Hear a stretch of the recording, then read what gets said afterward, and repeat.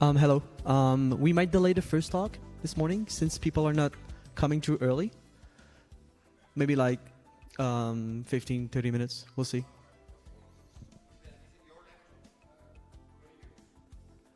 No, we're not going to use my laptop. I'm just the MC.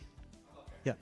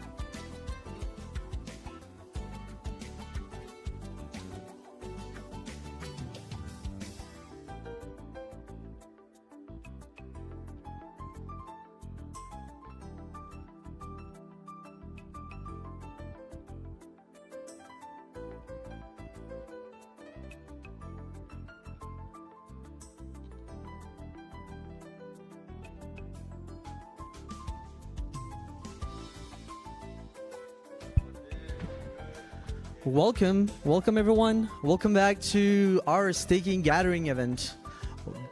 Woo! This is day 2. This is day 2 of our event. And again, I'd like to thank our sponsors. If you haven't checked them out, this event would not be possible without them. So make sure to check out their booth. We have incredible sponsors, and they have a bunch of merch for you. So if you need an additional T-shirt, make sure to check them out. I'd also like to thank the Ethereum Foundation. These guys are doing amazing work, and I don't know if you've seen our venue. Our venue is very nice, and all the work that they did for us, like this stage here, all the assembly and the setup that they did is wonderful. So our first speaker this morning was a little delayed, but we'll start right away. He's the head of growth at ssv.network. Please give a good round of applause for Madison Asher.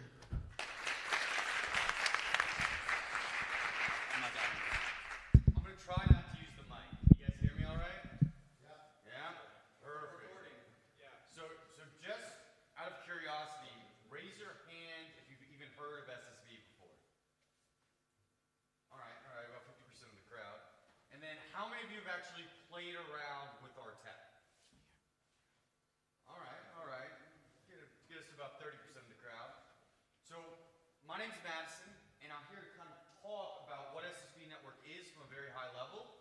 And then the crux of the presentation is going into what are some of the ideas that developers can utilize in order to build applications using SSV technology. So I'm just going to hop right into it. Awesome. So as everyone here knows by now, you wouldn't be at this conference if you didn't. You know, the biggest infrastructure shift to have happened in many, many years is blockchain technology. In my opinion, it was actually Ethereum being the preeminent smart contract platform. And Ethereum is obviously going through a very significant shift. It was supposed to be June. Now it's looking like fall, but sometime likely this year to proof of stake away from proof of work. Already, there's been 9.5 million Ether staked. There's a lot of people who believe that just like there's a risk-free rate set by central banks around the world, that with Ethereum becoming the preeminent network to support global economic activity, that staking on Ethereum, specifically that rate that you earn, will become the risk-free rate of the decentralized web. And then the ETH at stake post-merge is actually expected to double, especially as we get closer to the unlock period where ETH is naturally liquid versus as it is today, where it is naturally not, and it is locked until an undefined preset of time. So validators, as I'm sure you know, are charged with securing the Ethereum protocol, and there's a lot of issues with the current infrastructure, specifically between switching between client and client redundancy due to slashing and downtime risks. So one of the problems that I hear often, let's say there are various operators who are running servers in specific countries, and something happens within that specific country. Their servers are relatively concentrated within an area for DevOps cost reduction purposes. That can cause a sustained slashing event for all the stakers that are using that specific operator. And so this L0 concept, which is what really SSV is building on using, is used to decentralize and ensure stakeholders are secure and to protect the overall health of the Ethereum network. So allowing for further distribution of effectively the operator ecosystem, which ensures greater decentralization of staking on Ethereum. So there's a lot of, once again, this is just going over some of the concentration risks that exist today within the staking ecosystem, especially with the Prism client accounting for over 60% of L0 client deployments. There's not too many large staking services that are attracting significant amounts of ETH, and oftentimes validator keys are custodied online and are concentrated in the hands of third parties. There's a lot of issues with this. It's a honeypot for exploiters, and it leads to further centralization risk on the Ethereum network.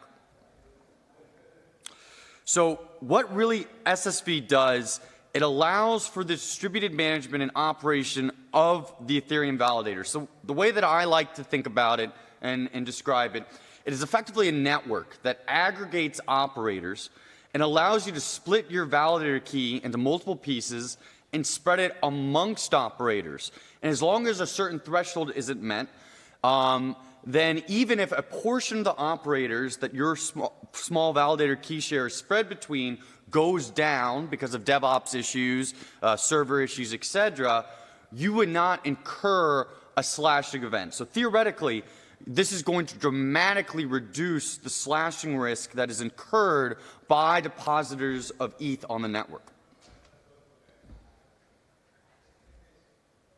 And so this is just briefly kind of breaking that concept that I just described into a diagram form. As you can see, the validator key is split into secure shares.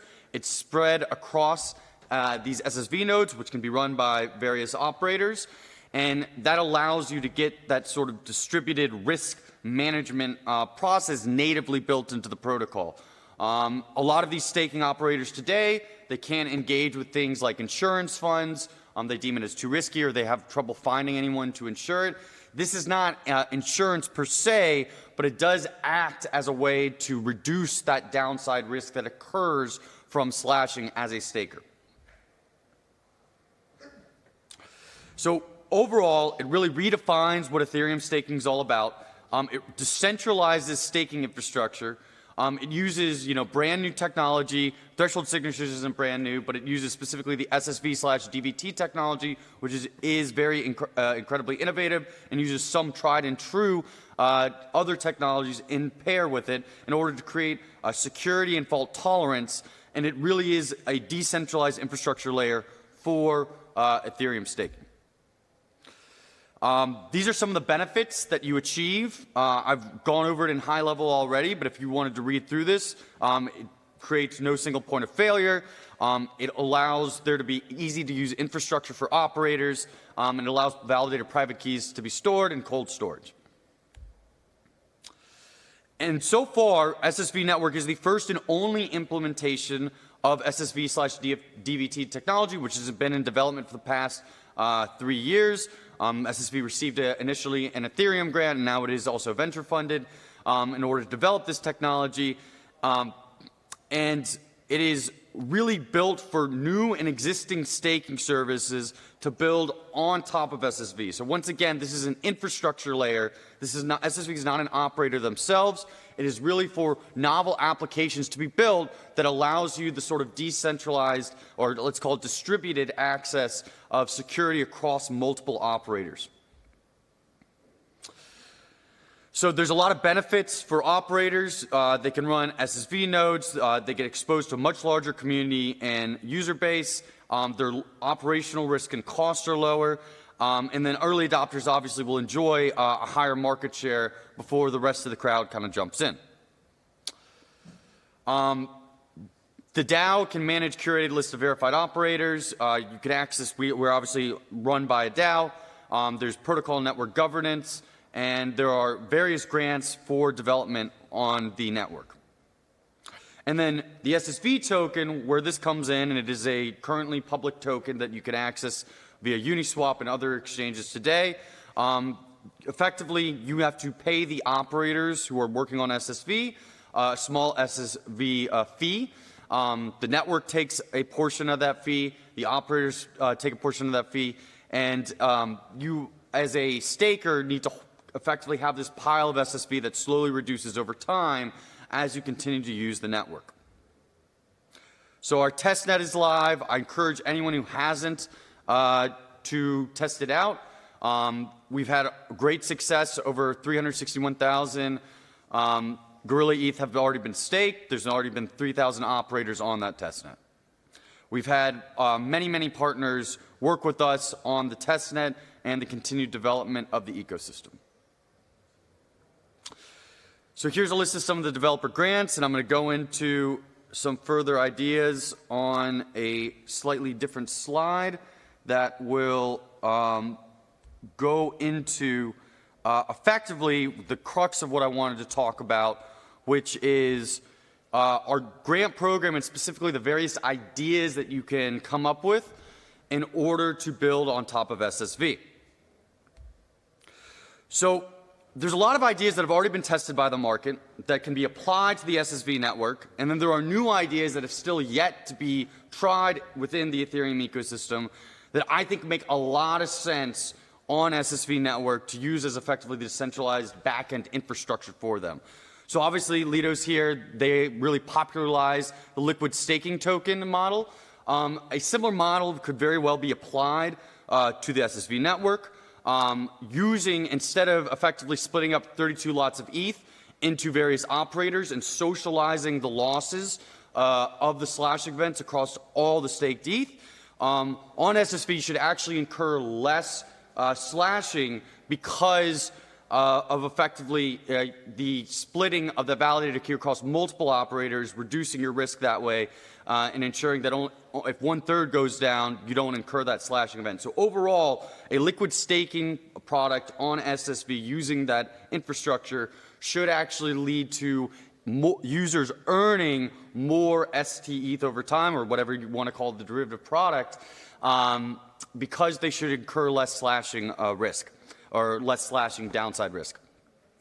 Another big idea that I find really interesting is, so let's take Polygon, for example, which has billions in TVL. There are many other layer 2s, or side chains, whatever you want to classify them as, out there. And a lot of those side chains, layer 2s, require you to bridge your assets over into them in order to access. And those bridged assets on the Ethereum side today are actually locked, which is, you know, I can't find the exact numbers, but I would imagine that at least $1 billion worth of Polygon's TVL is Ether that's just locked and sitting there on the Ethereum network. So in my opinion, why couldn't you just take that Ether that's locked, do something with it to earn very low risk sustainable yields, such as staking via SSV, effectively creating a solution for bridges to allow the ETH that is locked on them to be staked via SSV. That has not been introduced in the market yet, and that allows users to actually access a new form of yield in previously underutilized pools of ETH. Another feature that we think is going to be crucial is actually building a plug-and-play feature that any DeFi app can easily integrate with that enables staking in the front end. And there's a very distinct market reason for this. Right now, lending Ether on Compound or Aave, you're earning 20 basis points, which is 0.2% APY on lending of that Ether. Obviously, if you can access the APY that staking offers, I think it's today around 4.5%. I could be a little bit off there. But you will effectively achieve orders of magnitude larger yield for their users. And in an ideal world, I know SushiSwap and many others have talked about building staking features.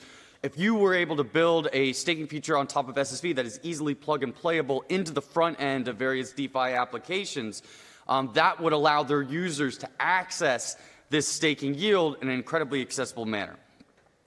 One of the ones that I'm very passionate about is staking treasury management solution for DAOs. DAOs currently manage a ton of ETH, or they have a lot in their native token and they need to diversify across ETH. There's many treasury service management providers out there today, like CoinShift or Parcel, and those treasury service management providers, or a new treasury management service provider specifically specializing in ETH staking, can be created to help those DAOs effectively stake on the network. Number one, that allows those DAOs, which are predominantly built on Ethereum, to prove that they believe in the long-term sustainability and security of Ethereum. I personally believe, even as a community signal, that it's very necessary for them to show their support of the chain that effectively made their application possible. It additionally allows them to access new forms of yield that they really should be thinking about, considering, you know, across all DAOs, I believe it's around 2 to 3 billion of assets they manage within those treasuries. Another aspect of SSV that's very interesting is that the network itself, at least in our initial UI, and I believe that others will also work on building it, can easily see various metrics on operators and compare and contrast those operators on metrics such as uptime, maybe on metrics in the future such as number slashing events that they have incurred. on things like the fees that the operators charge for the user. And so building out robust metrics to really examine and allow any staker, any institution that controls a large pool of ETH, better insight into how they select the operators is incredibly useful for educating the market and allowing you to get much deeper insight into effectively what are the best options for for an individual, for institutions, for whatever use case you're really looking for, or for whatever operator you're really looking to partner with. We're obviously always looking for innovative tokenomics models. Tokenomics is a constantly changing field.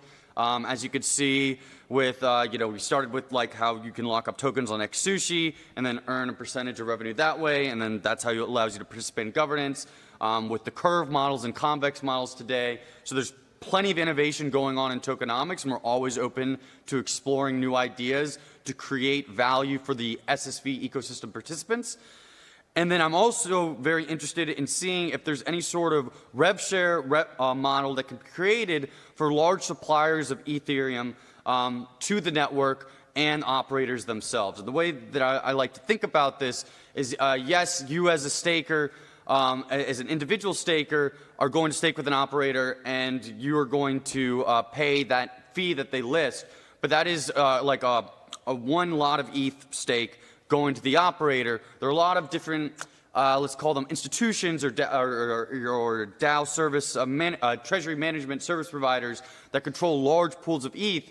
And if they are bringing those large pools of ETH to the network and are trying to decide which operators they are dropping that ETH to, theoretically, operators should actually be competing on fees for the lowest amount of fees, considering they're getting that large amount of flow from those specific large pools of ETH, or they should actually include those large pools of ETH in the revenue share that's generated from the APY on the large pools of ETH they're providing to those operators. So this is just going into some of these ideas that I discussed at a high level in more detail. Once again, the reason why I'm throwing out these ideas, I've been to many hackathons, I've been to many events. I think it's great to get into the depth of the technology and make sure people really understand it. But one of the things that I think is super important is, a lot of us here are looking for applications to build. Maybe we're existing operators on SSV or other networks, and we're looking to expand our business into a new field, such as building a staking-specific application. And so I think it's really important to kind of explore the untested waters, or the tested waters that precedents have already been set, of what can actually be built using this new infrastructure.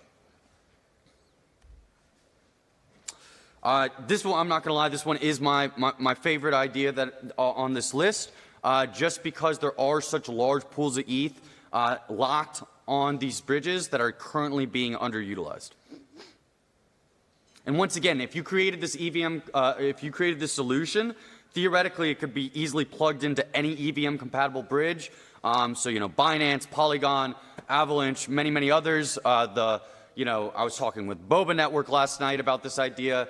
I've spoken to Polygon and many others about it. It is, if you created the solution for bridges specifically, there are many different bridges across the layer 2/sidechain ecosystem that could really utilize this sort of solution. Yep, this is just going over the exact same idea I mentioned earlier.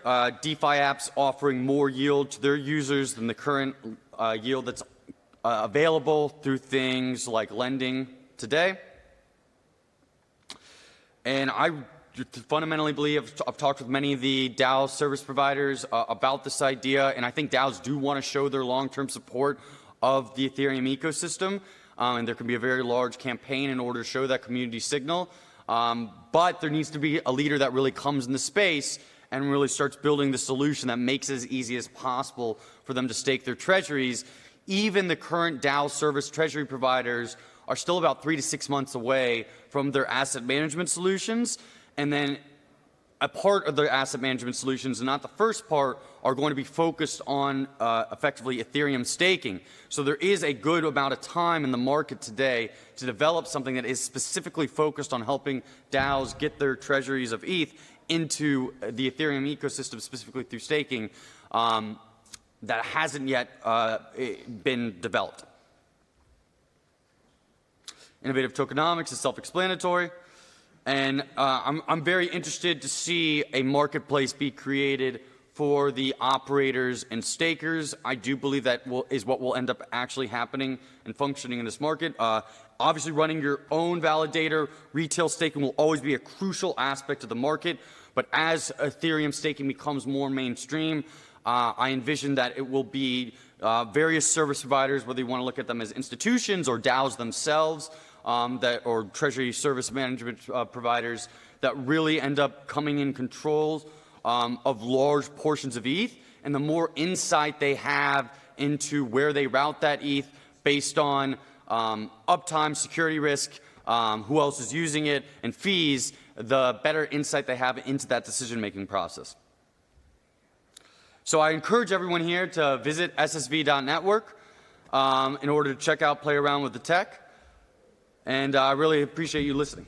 And I'm happy to answer any questions.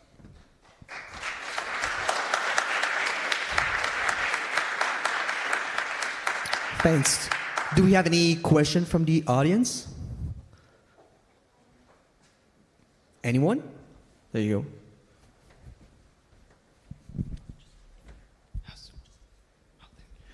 I have a question about the diversity of the client software in the SSV network. I mean, you've been mentioning that there is a problem with kind of diversity on the layer 1 currently in terms of client software. So where, like, as I understand it, if I understand it correctly, SSV does also use some clients to run this BFT consensus protocol, right? So it will, how can you comment on that? Yeah, so there is client diversity, though, on SSV as well. You could in the future select multiple different clients, and we believe that on SSV, you can have, users will actually spread across more clients than just the existing common one that they're going through today, which is Prism. Does that make sense? Yeah, and there will be like different languages that this SSV client software will be developed, right? Can you repeat the question one more time? I mean, there will be different technologies and languages which will be used to develop this SSV clients as well? So actually, you know, Alon's sitting in the audience right now. Alon, would you mind answering that question? Yeah. Let me come to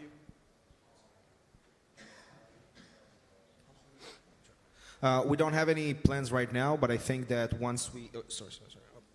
Be careful. Once we move along a bit further into the future, I think dedicating grants for additional implementation is important. It's important also to notice that we're working both internally but also with the Ethereum Foundation on public specs for SSV. And so you'll have a set of spec tests that you can then carry on between implementations. I think until that happens, you can't really go and implement another version of the same technology.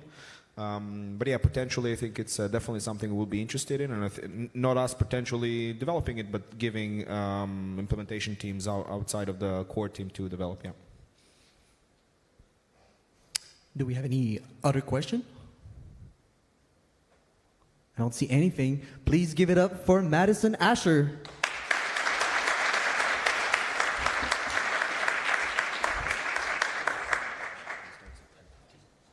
All right. I don't know if you've seen our new schedule. The next talk is going to start at 10:15, so in about a few minutes.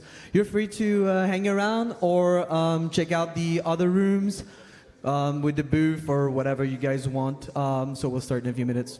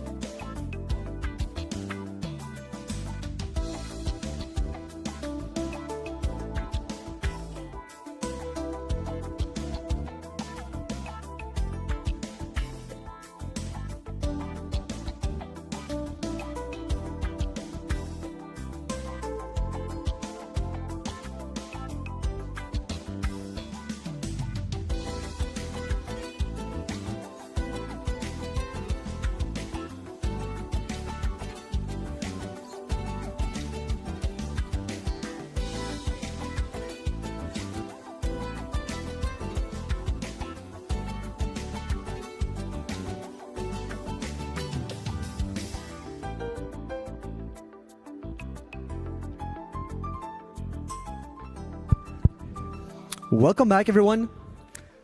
Welcome back.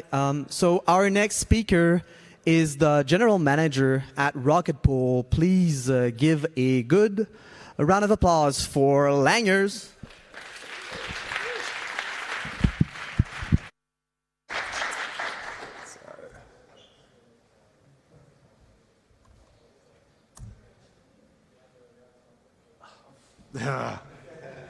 First technical issue. Hang on.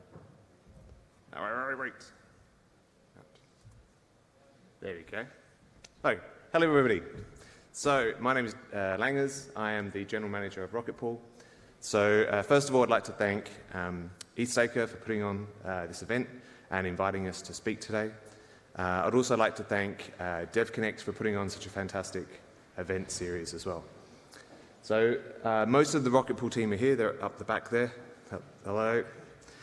So if you see us walking around, then say hi, ask questions. That's why we're here.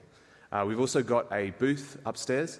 So we're running out of T-shirts, but we do have some stickers and merch up there for you as well.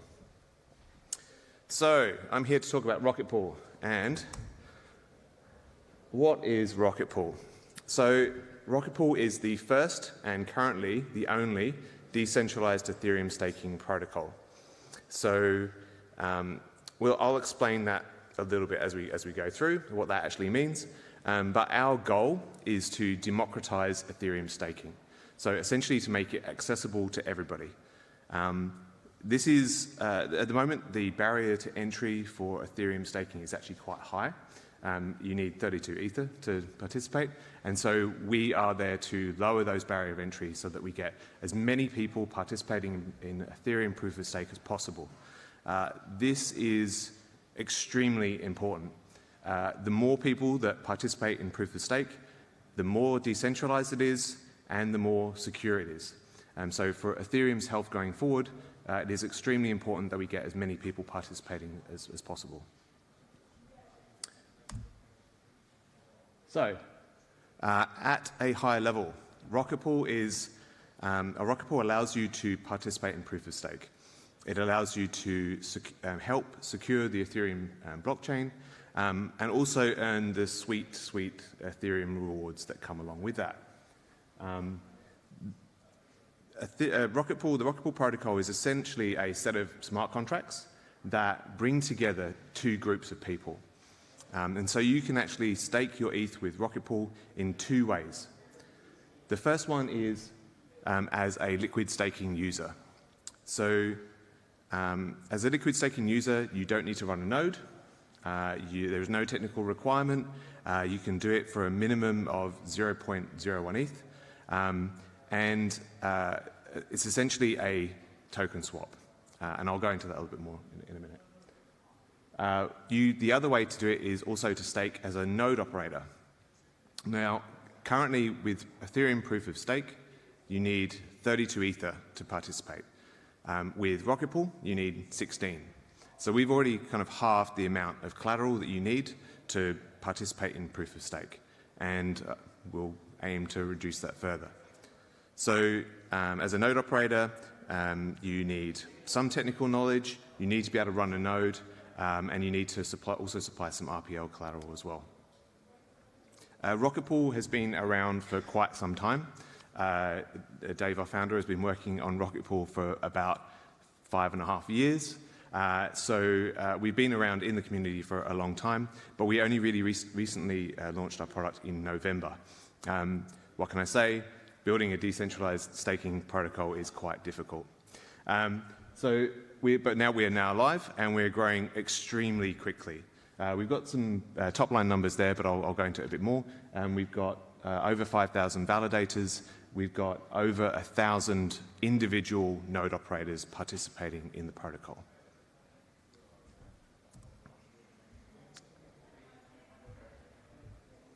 All right.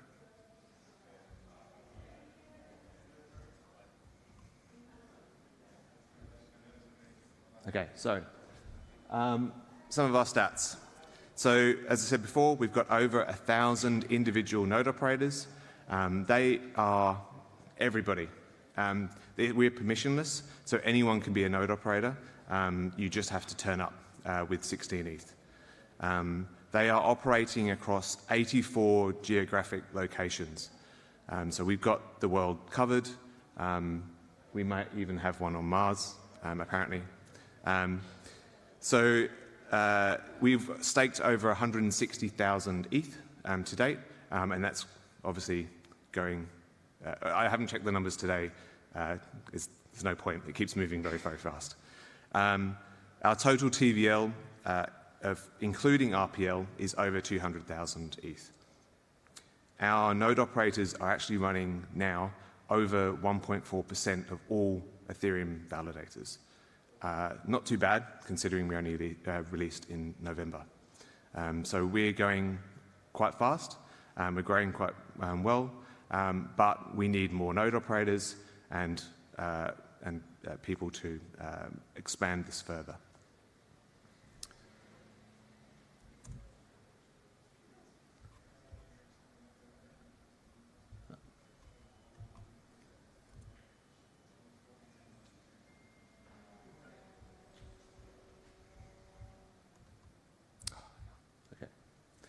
So how does Rocket Pool work?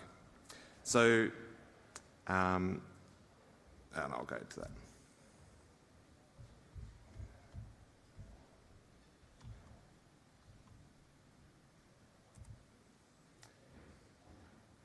So, liquid staking. So liquid staking is basically the simplest way that you can stake your ETH today. It is a token swap. That's all you need to do. There's no technical requirement. You can stake with a minimum of 0.01 ETH. All you do is you swap ETH for our ETH, which is our liquid staking token. You hold it for a period of time, and when you swap it back, you get more ETH than you paid. That's liquid staking. It's called liquid because at any point in time you can unstake your ETH. The way that works, I can go into it in a second, but essentially you can stake any time you want. We're also on DEXs, so not only can you use the Rocket Pool website to stake and unstake, but you can also buy our ETH on DEXs, on L1, and interestingly enough on L2 as well, which means that with L2 fees it becomes a lot cheaper to do it on L2.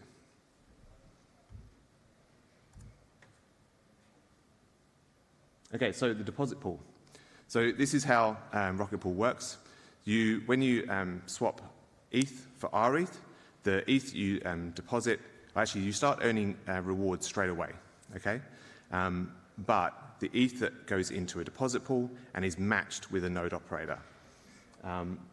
The node operator then deposits 16 ETH and all of that ETH goes to the beacon chain and generates rewards, and that's what actually generates the rewards for our ETH holders. The deposit pool is also a source of liquidity, so this is what kind of gives it its liquidity. At any point in time, you can swap back to ETH, and it comes from the deposit pool. If there's no liquidity in the deposit pool, then obviously there's DEXs that are being LP'd, liquidity provided, and so you can swap back to ETH then as well. Node operators. Node operators are the backbone of Rocket Pool. As I said before, with normal solo staking, you need 32 ETH to participate in proof of stake. With Rocket Pool, you only need 16. You need 16 ETH plus some RPL collateral, and then obviously the experience to run a node. But it's a lot easier than people think, and I'll get to that in a sec. So yeah, they're the backbone of our of Rocket Pool, and yeah. So we, as I said, one of the great things about being a node operator in Rocket Pool is that you actually earn more than solo staking. So with solo staking, you need 32 ETH. With Rocket Pool, you need 16. And so you can actually double the amount of validators that you're deploying by using Rocket Pool. That's significant because proposals, block proposals, are on a per validator basis. And so if you double the amount of validators, you double the amount of times that you can potentially propose, so you earn more that way. Plus, you also earn commission on the ETH that you're staking on behalf of Rocket Pool. So you earn the beacon chain rewards on your own ETH, but you also earn this commission on the ETH that you're supplying or you're staking on behalf of the pool. So that's at 15% at the moment, so it's reasonably significant. You also stake RPL. It's kind of like an insurance promise to the protocol, and the RPL inflates by 5% per year. And 70% of that goes to node operators. So it means that you essentially get rewarded for staking RPL, and so that's around 11% at the moment, 11% return on that. That's going down as more node operators come on, but it's a significant kind of earning channel as well.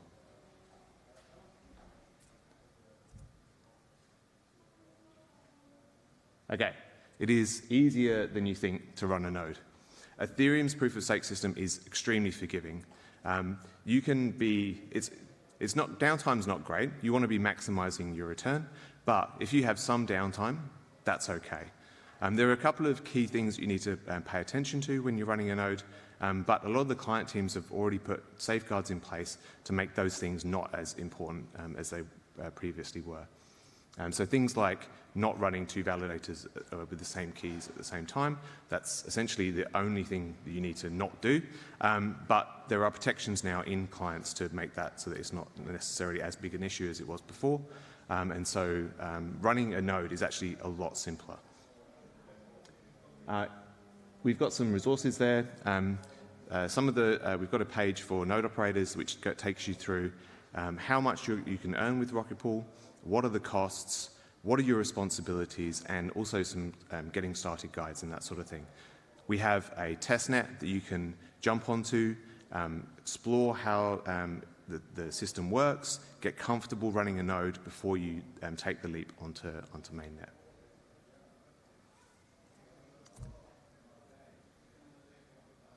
Okay, the merge. So if you've seen Tim's diagram of this, if you've been to his previous talks, this might look familiar, but this is a bit more Rocket Pool specific. But essentially, on the left-hand side, we have the pre-merge world. We have two chains. We have proof of work and proof of stake. On the proof of work chain is being operated by miners, and they are getting block rewards, and they are executing transactions. And so they're getting those block rewards and transaction fees. At the bottom, we've got the proof of work chain, proof of stake chain, which is not executing transactions. Essentially, it's just doing like a self-check and proposing blocks and doing the consensus. But it's not actually executing transactions. But proof of stake validators are getting essentially rewards for doing that, and that's going on at the moment. The validation rewards are split in the Rocket Pool world between node operators and RETH holders. Okay? On the right-hand side is the post-merge world, and this is what we're extremely excited about. So proof of work goes away, yay, and proof of stake is now executing transactions. So not only are we getting the proof of stake rewards, but proof of stake validators are now getting transaction fees and potentially MEV as well. I won't talk about MEV, but potentially MEV as well. So it means that, and also in this world, as I said, that is being split between node operators and RETH holders. So the TLDR of all of that is that returns for node operators and RETH holders will go up considerably.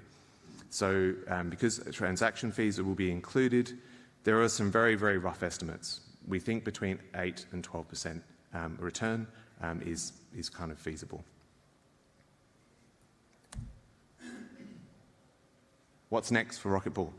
So the merge is obviously quite big for us. We have a few changes that we're pushing out in terms of to incorporate the merge. So that's mainly around capturing those transaction fees and doing the split between node operators and RETH holders. So that's quite key for us. It's going really well. We've been testing on Kiln, and we are preparing for audits. We're also introducing some node operator improvements. These are kind of quality of life things for node operators, basically to make it more profitable for node operators, to have a better, it's already a very good offering, but we want to kind of streamline that and make it even better. So we've revamped our RPL reward system, and so now it's significantly cheaper to claim RPL rewards, so that'll make it more profitable for node operators. We've also got some quality of life things as well, and we're also developing a GUI that essentially, we've already got like a terminal GUI which takes people through step by step how to spin up a node. We've got a smart node stack which makes it super simple to spin up a node. We even helped someone today at the conference spin up a node in a few minutes. But we're also working on this GUI which will make it even easier. So we're constantly going through and trying to streamline the staking experience, as I said, so that everyone can be a node operator. We are developing a smoothing pool. So transaction fees and MEV can be very, very variable. And so you get very lucky people and very unlucky people.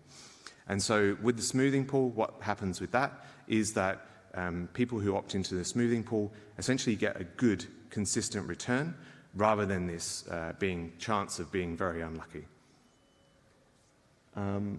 We've got the beacon chain withdrawals. So when the Shanghai hard fork happens, roughly 6 months after the merge, roughly, when that happens, we'll need some withdrawals are pretty much implemented within the Rocket Pool smart contracts, but we might need to adjust it slightly to incorporate withdrawals as well. So that will be a new another deployment for us. We've got 2 research topics that we've kind of started, but we'll go into full gear after the merge, and that is DVT and Layer 2. So Layer 2 we're looking at in terms of leveraging Layer 2 to reduce some of the costs with working with our smart contracts, particularly as most of our smart contracts are on L1. So we're looking at how we can leverage some of that. That will probably include RPL claiming on L2, so that we can even reduce that even further. So that's some of that work. DVT is exciting, but it's definitely an ongoing research topic. We want to be able to reduce the collateral that is needed to spin up a node or a validator in a very safe way, obviously. So we want to try and bring that down so that we can bring Ethereum staking to everybody.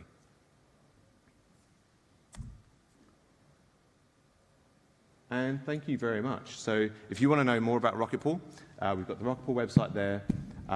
We have probably the most engaged, huge Discord community that you've ever seen. If you go on there and you ask a question, within about 90 seconds, you'll have somebody answering your question. They're extremely passionate. They have coached hundreds of node operators from zero to deploying on mainnet. They are essentially they are a massive part of what makes Rocket Pool special. So definitely check out Discord. We're on Twitter and Reddit as well, so that you can keep up to date with everything that's going on in Rocket Pool. But Discord is definitely the place to be because you'll get all those questions answered, and they'll kind of they're very passionate, so they'll bring you along for the journey. And thanks for the slides, Dave. Cheers. That's me. Thank you.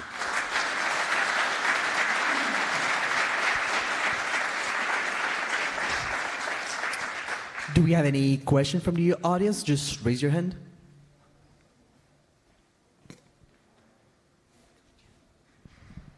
Nice talk, but I wanted to ask a question about this RPL.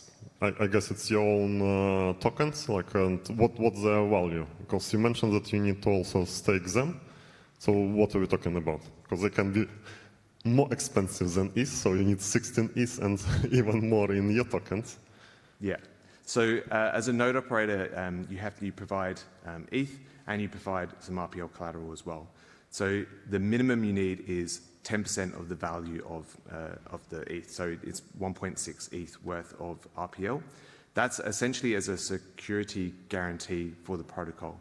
So if you really, it's only used in a very bad situation, and that is if you're an absolutely terrible node operator and leak all of your 16 ETH, the RPL is used to make the protocol whole. So you need 10% as a minimum, but people actually have been, the average collateralization is around 80%, and the reason for that is because it's a productive asset. You're staking it and you're actually getting part of the RPL inflation.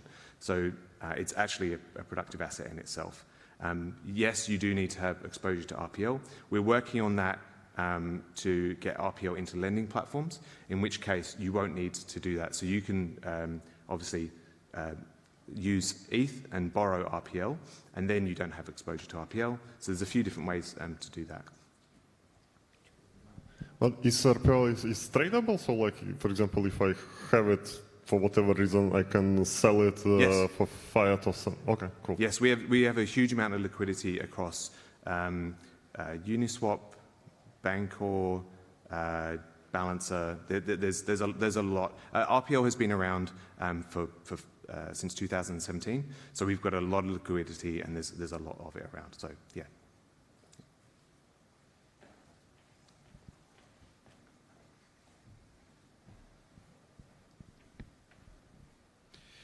Do you have numbers for number of node operators versus the number of people that actually just want to stake with less than 16 ETH? Like, do I have to wait for other people? If I want to be a node operator, do I have to wait for other people to deposit another 16 ETH combined for me to be able to join the net? So are you talking from a node operator perspective? Or yeah. Okay, yeah. So from a node operator perspective, our deposit pool is currently at about 2,000 ETH. And so the instant that you deposit, your mini pool is created. That demand for RETH is outstripping supply of node operators. So it'll always, pretty much as soon as you deposit your 16 ETH as a node operator, it'll get matched with the deposit pool. Because there's always ETH in it.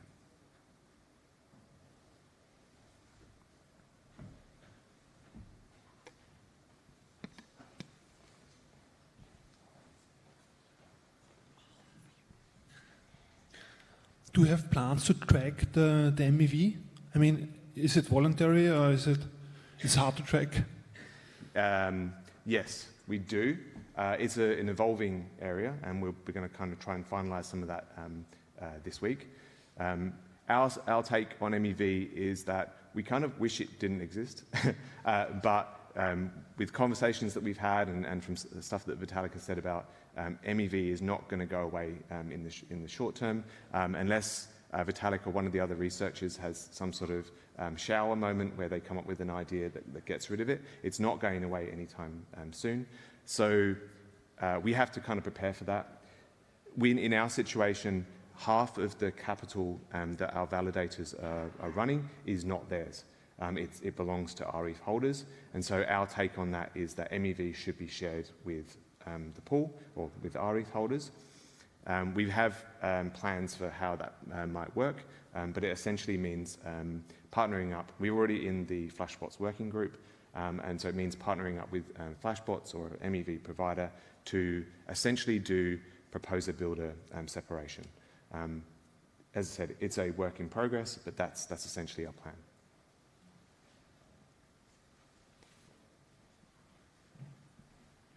If the demand is higher of RETH in relation to running your node or validate in proof-of-stake Ethereum, is it possible in the future that the number of 16 ETH can go lower to one validator? Yeah, so in its current form, we don't want to reduce the minimum because at the moment, RETH is rock solid and there's no chance that RETH will ever be affected. We want to explore, there's a few different ways that we could do it, and we're certainly engaging we'll certainly be engaging the core devs. There's a few ways that we could do it where the protocol could give us a hand with it. But worst case scenario, we're looking at DVT in terms of being able to reduce the collateral that's required. So it means that you'd essentially have multiple people making up the 16, but you'd have multiple node operators making up the 16. So you can actually reduce it down considerably. It's just we need to figure out how that works from a crypto economic perspective.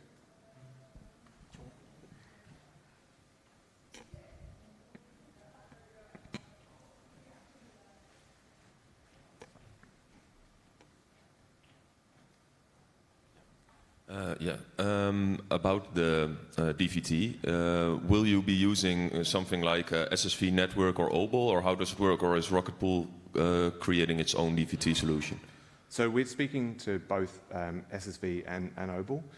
We've got really great relationships with both of them. Where it's going to come down to is we will do the research to figure out what characteristics we need and what whether we need any new crypto economic mechanisms.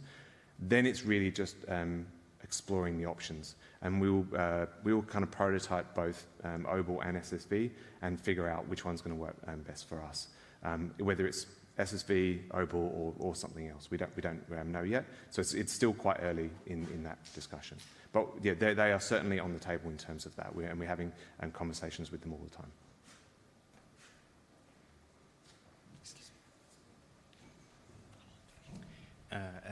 From a node operator perspective, how are the requirements in terms of system resources? Are you actually running a beacon node locally? Yeah, that's a good question, because being a proof of stake validator, I guess hardware costs are extremely low, well, relatively speaking, particularly compared to proof of work. So we've actually had people running validators on a Raspberry Pi, which is kind of like I would say the very, very minimum spec. I personally wouldn't run it on a Raspberry Pi, but there are a few people in our community that are. Personally, something like a NUC, where it's like an i3, is absolutely solid.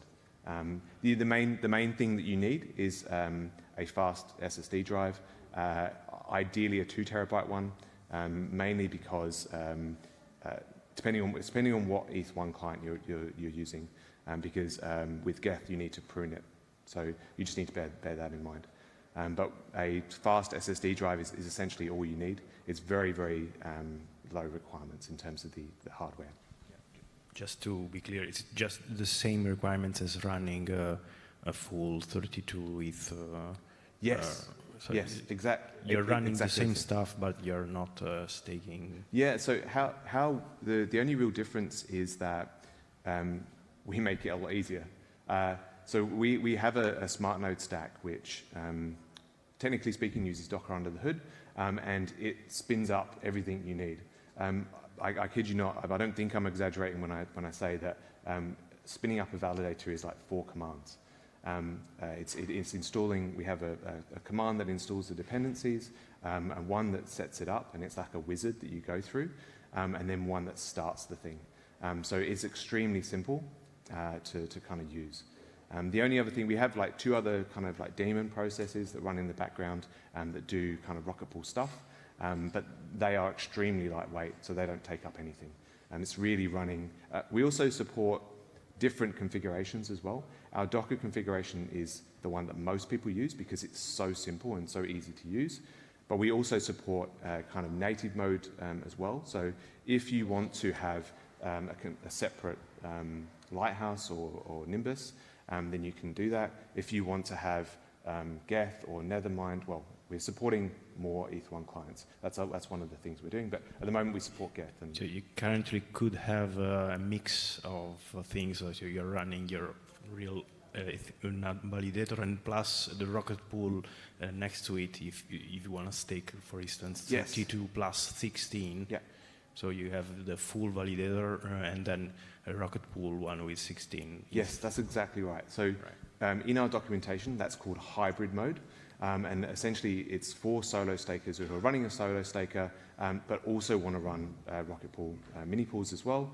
And so you can run them pretty much side by side, and have that set up. So in the documentation, that's called hybrid mode, and that the documentation takes you through how that works.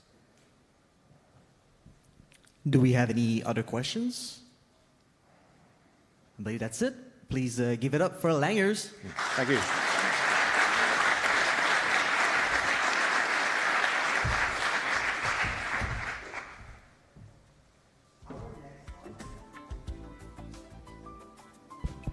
Our next talk here is going to start in about 15 minutes at 11.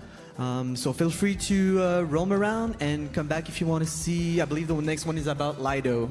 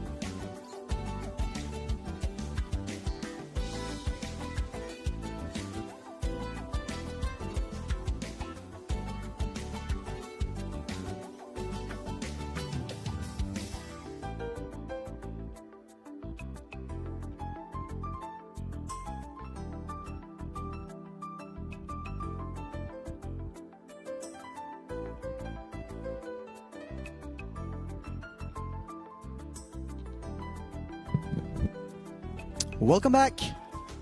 Welcome back, everyone. Our next speaker is the master of validators at Lido. Please give a good applaud for Izzy.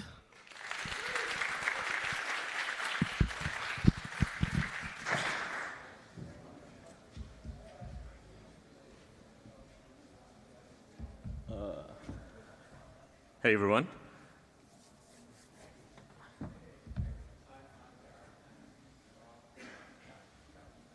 Looks like a little bit of technical difficulties.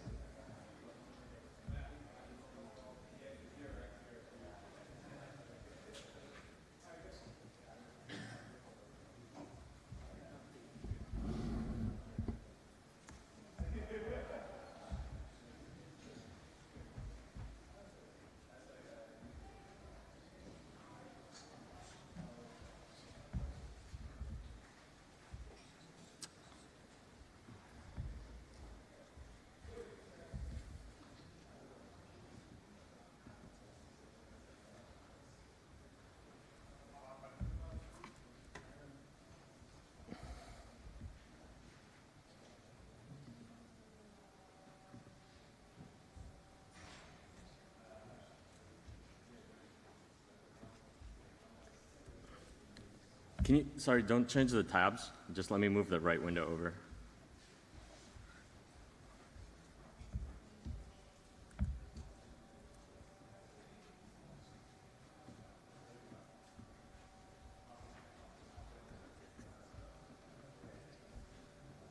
Thank you. Okay, now that that's over with. As Remy graciously introduced me, I'm Izzy. I'm the master of validators at Lido. And today, I'd like to tell you about Lido's decentralized endgame and how we get there. So the reason everybody calls me Izzy is because my real name is actually Siloros, and that's way too difficult for everybody to pronounce. So yeah, call me Izzy. What's our agenda for today? Our agenda for today is to basically talk about what is Lido and why Lido is Lido. Basically why we made the choices that we made and why we think we're in the position that we are in the market right now. What makes a good liquid staking protocol, how we can decentralize validator sets effectively and scale at the same time over time, what a governance minimized future for liquid staking protocols looks like, especially in the face of concerns around centralization, cartelization, and potential attacks to underlying networks. And something that we haven't shown until today, and we will be releasing way more information on in the coming days, is basically a scorecard that we're developing and looking at internally with regards to how do we rate ourselves against our promises and prospects and objectives with regards to decentralization. And we're going to be looking for community input, not only in terms of defining the attributes that we're going to be looking at for scoring ourselves, but also how do we measure our success against them. Okay, so why is Lido Lido? Maybe before we dive into that, I'll start with a really quick, what is Lido? Actually, in the previous presentation from Rocket Pool, Langers graciously described what is liquid staking really quickly, so I'm not going to jump into that, but we are a liquid staking protocol that allows anyone with ETH to participate in the Ethereum staking ecosystem. Obviously, we are also present on other ecosystems, such as Terra, Polygon, Kusama, Solana, and more protocols coming. But for this talk, we'll focus on Ethereum since we're at Devconnect. So you participate in the Ethereum staking ecosystem, you receive a liquid staking token that basically represents a share of staked Ethereum and rewards on the beacon chain. But this token is fungible, it is liquid, and it can be used in DeFi. So we're one of the fastest growing DeFi protocols out there.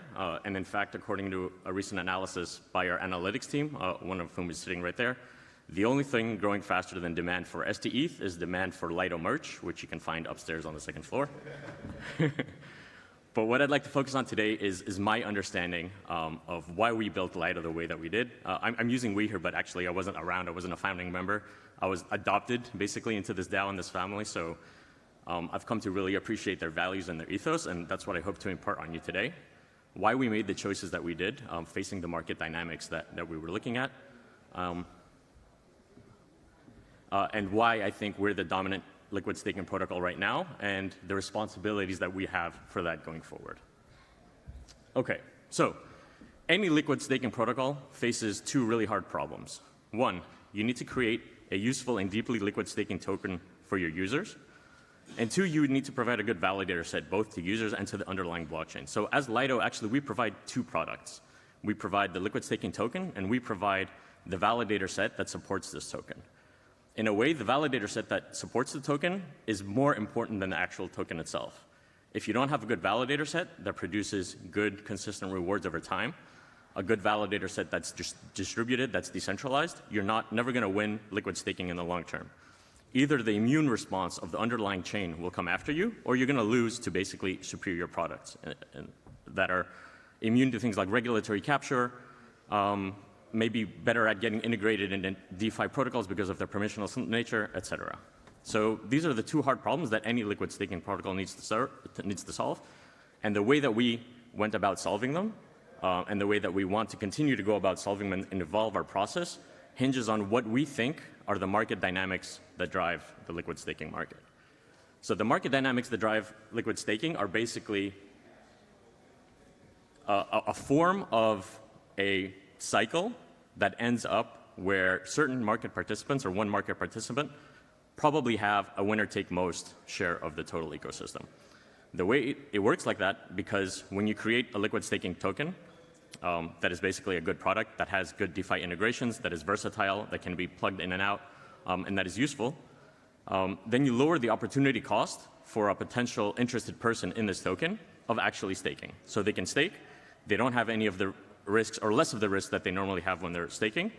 And then that drives adoption for this token. As you drive adoption for this token, it means you have more actual underlying ETH staked, and you have more people willing to provide liquidity against this token. As you deepen the liquidity for the token, you deepen its use case, and you reduce its opportunity cost.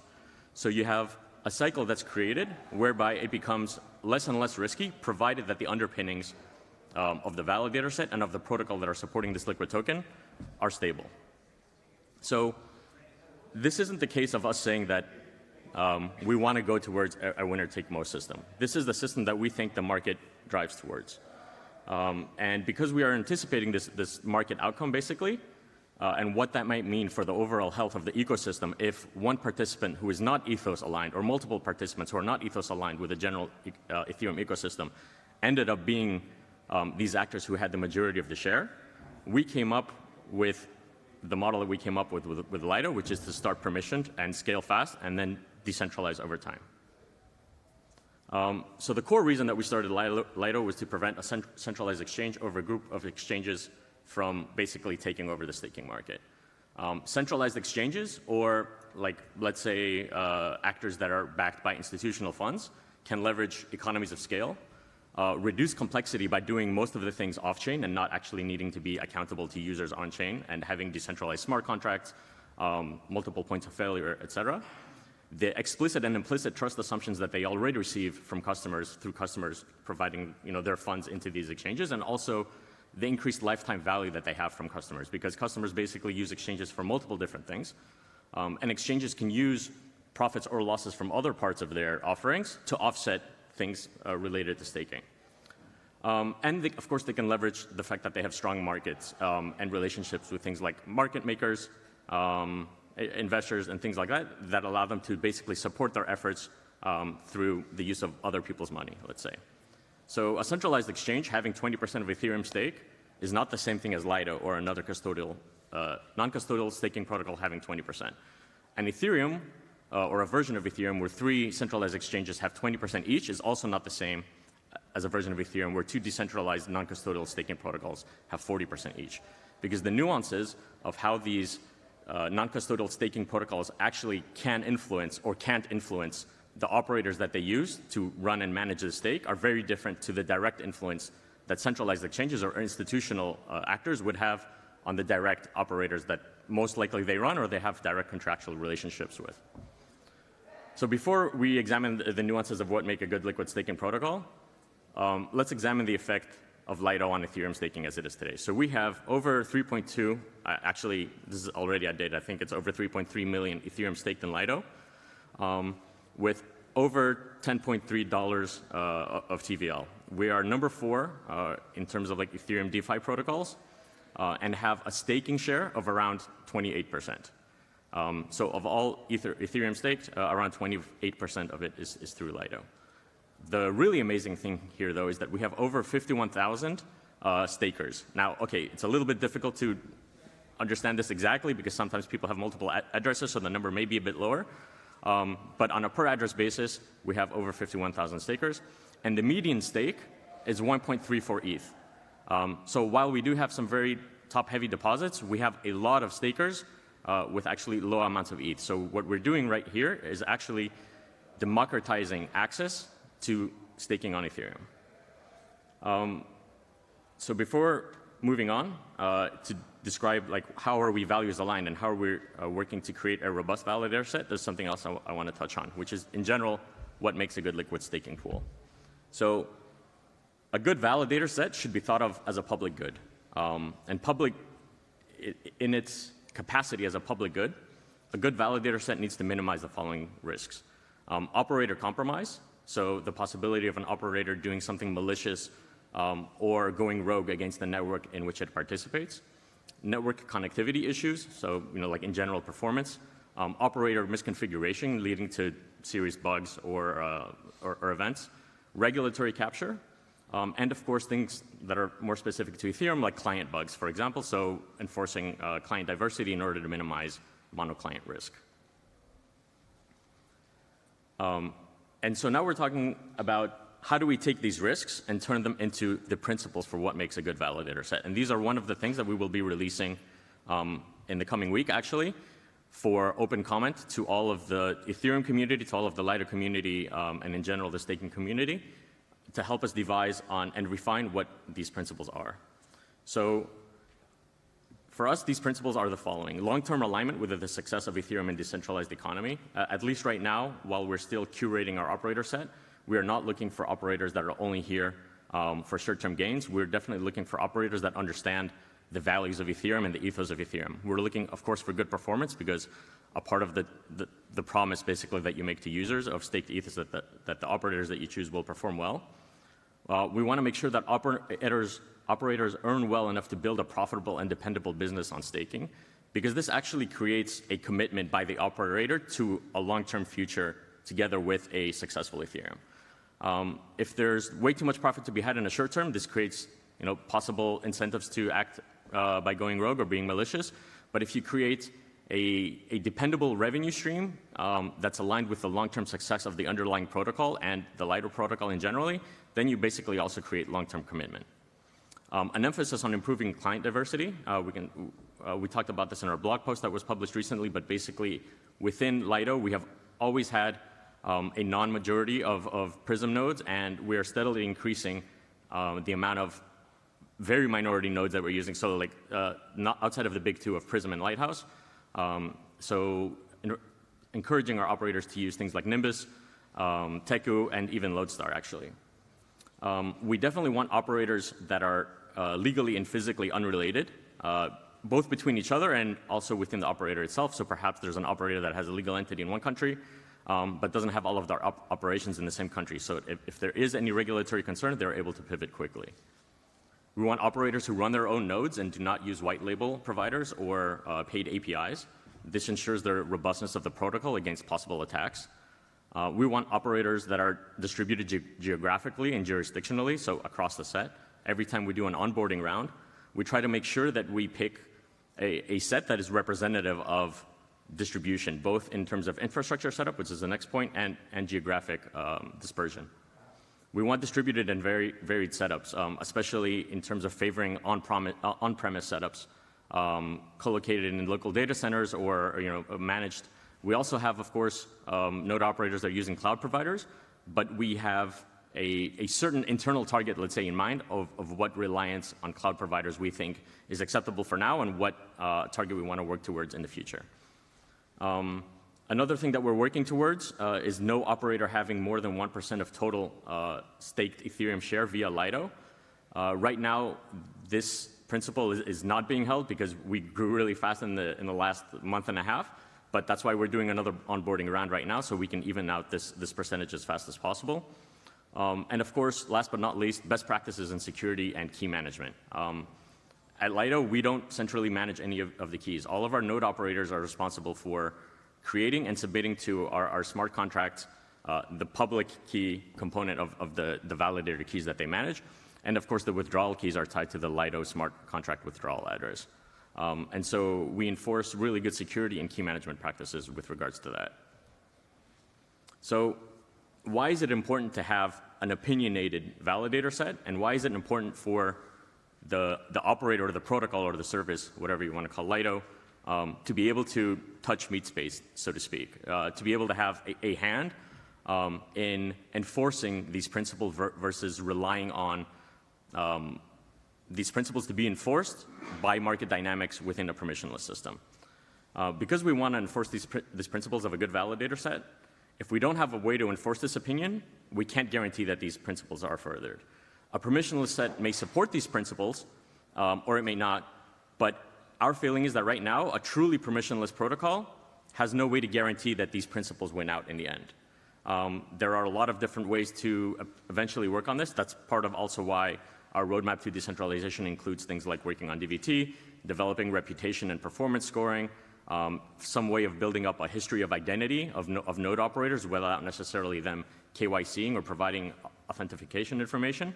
But right now, the truth is that the context in which we're operating, the state of the Ethereum protocol, which doesn't have withdrawals or the ability to trigger exits for node operators, the fact that DVT isn't quite ready for the limelight, et cetera, basically means that we need to be opinionated, and the only way to do that is by being able to touch meat space.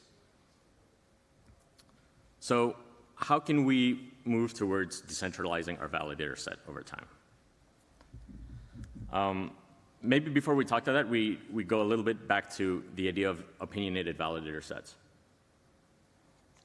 So in order for something to be opinionated and then also work well long term, it needs to rely on a sustainable business model. If all liquid staking protocols are only competing on rewards and margin, eventually all of the positive externalities that can accrue to a protocol that has like a winning edge will be forlorn so that we can push rewards instead. And the truth of the matter is that decentralized protocols will never be able to win on like a cost for cost basis or on a dollar rewards basis against centralized competitors. The economies of scale, the ability to do things off-chain always mean that centralized actors will have an edge here that decentralized protocols don't.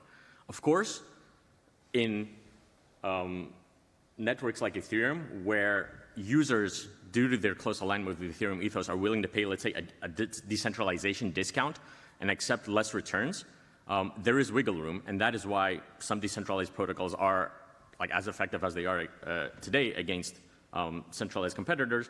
But the question is, what happens if you hamper or you handicap these decentralized protocols as they are winning the market, let's say right now, in order to try to create a more competitive environment? Does that actually end up helping the overall environment, or does it end up hurting the overall environment in the long term? So what we need to think about here is like, where does the demand actually come from? It's our opinion that demand for staked ether is largely exogenous. Like Lido being successful doesn't create most of this demand. Maybe it creates a little bit of it because you can do things like leveraged ETH staking. But eventually, most liquid staking protocols, if they have enough liquidity, will also be able to do that. It's not something specific to Lido. There is no special sauce. Our code is open source. Anybody, if they want to, can take it, fork it, and do it over again. The demand is largely exogenous. So given that the demand is there, which other solutions currently have the capacity to accept most of this demand and are willing to be open and candid about the fact that we are aligned with the Ethereum ethos and we are making commitments to work against it? If we weren't around, at least my estimation is that most of this demand would go to centralized exchanges or single operator solutions. When we look at the pie, of stake share, and we'll get to this at the end of the presentation as well, there's a large pie that says other or unknown. Other or unknown doesn't mean solo stakers. It means the people who are running these validators aren't public about their information. So a little bit more about that later. Okay, so how do we select operators now? We select them by selecting those who self-select. They apply to us. We make the process really simple on purpose. We have like a questionnaire that is 2 pages long. And if you fill it out by doing the minimum, there's no way that you would ever get in a Lido. it's a bit of a game here. Like a lot of people ask us, why do you not give us the list of requirements to become a node operator? Because if we gave it to them, they would either copy paste it and not put any effort into it. Maybe they would actually try to conform or change their responses or change their setups to meet what we think the right setup is, and we create correlated risk across all of our operator set, which leads to central points of failure. Or they wouldn't put in the work. It's almost like being on a dating app and not putting any effort into your bio. A lot of operators kind of get mad at us, like, don't you know who we are? Don't you know how great we are? Well, if you're not going to try to put in the effort to explain to me that you understand the concerns that we have, that you understand how to scale while being secure, that you understand the risk that the protocol engenders by us basically giving this privilege to you, then I don't see how we can work together. So this is the approach that we're using. However, it's also not sustainable in the long term, right? We know that we're going to run out of good candidates pretty soon, probably like within the next 12 to 15 months. There's little incentive for an operator, once they're in the set, to improve. Right now in Ethereum, obviously we don't have withdrawals, we don't have triggerable exits. We can't really kick operators out, so we have to be really careful about who we let in.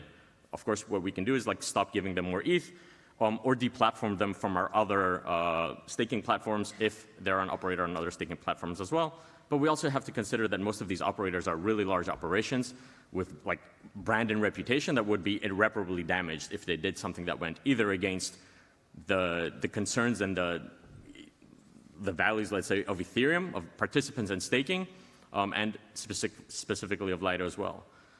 Right now, there's no way to start small and build up for new operators inside Lido. Like the only way for this to do it is for us to explicitly trust you, even if you haven't done this before, and then give you a chance. We're looking into ways to do this sooner rather than later, but eventually we want an on-chain mechanism, a reputable mechanism that anybody can participate in, so that anybody would be able to join the node operator set and build up within Lido without us needing to explicitly trust you. And of course, this is like the big concern that's been on Twitter for the last couple days, is that curation solely by peer review will lead to centralization in the long term, which harms both the staking protocol and the underlying chain. And we know this. Like when we receive applications for node operators in our operator sets, one of the discussions we always have is this operator too young or too small or too like immature in terms of experience in staking for us to let in, given the responsibilities that they're going to have. Experienced operators will probably also always tend to be more cautious or say, yeah, you know what, like they haven't proven themselves. On the other hand, if we don't give them the chance to prove themselves, it's not always easy to do that. So there are certain protocols where operators can prove themselves more easily than they can in Ethereum. Well, protocols where there's no slashing right now, or where the penalties for downtime are much less egregious than they are in Ethereum, or where we can redelegate stake in a much easier manner. So we're using a lot of those protocols as a proving ground to find and develop smaller operators who might eventually also be able to join the Ethereum operator set. Okay, so since we covered like all the problems with the non-sustainable solution we have currently, what does a good operator set look like long term? In the future, the validator set will be made up of a balance between permissioned and permissionless participants who work together to validate the network. Permissionless participants will be able to build reputation and transition into the permission set over time. So this will basically prevent a current cartel from enforcing itself and its friends over nobody else joining the cartel. This system will basically be introduced by us over time as the context and the infrastructure which is growing around us during this time allows us it to be. So like that infrastructure is things like DVT, SSV, et cetera. And as changes to the core Ethereum protocol layer also enable us to have sticks with which to control the operator dynamic versus just carrots, which is mostly what we have now. So one such example, like I mentioned, is the gradual adoption of distributed validator technology, so DVT. So DVT will allow us to group validators into independent committees that propose and attest blocks together, greatly reducing the risk of an individual validator underperforming or misbehaving, and also reducing the risk of potential collusion between specific sets of these operators. As an example, this would allow us to onboard permissionless node operators by pairing them with a majority of permission node operators, and likely even be able to enforce permissionless participation in committee consensus. So there's a an opinion basically that says that if you have a majority of permissioned operators within a DVT set, then the permissionless operators don't matter. They're not actually involved or active in validating the network. That's not true. So first of all, they're 100% involved, like as long as they don't disagree with the majority. And if they disagree with the majority, there is a way to form the majority where you can require at least one person in that majority to be a part of the permissionless or the untrusted set within the DVT committee. And from what we know, there's at least one way to do it, and there's probably multiple ways to do it. So what we're working on right now is researching mechanisms to do this, not only with our partners like ssv.network and OBOL, but also teams that are looking at developing DVT infrastructure or technologies within their own companies, or looking at researching DVT and consensus mechanisms in general. And then the other thing to account for is, even in the worst case scenario where we say that the majority of the DVT key share is controlled by permissioned operators, there is a lot of reduced risk that you get by DVT, both in terms of like performance and reliability. So if one validator goes down, then obviously, if one piece of one committee member goes down or doesn't sign, then obviously the whole validator doesn't go down. But it's also important because it increases the security, robustness, and anti-fragility of the overall set.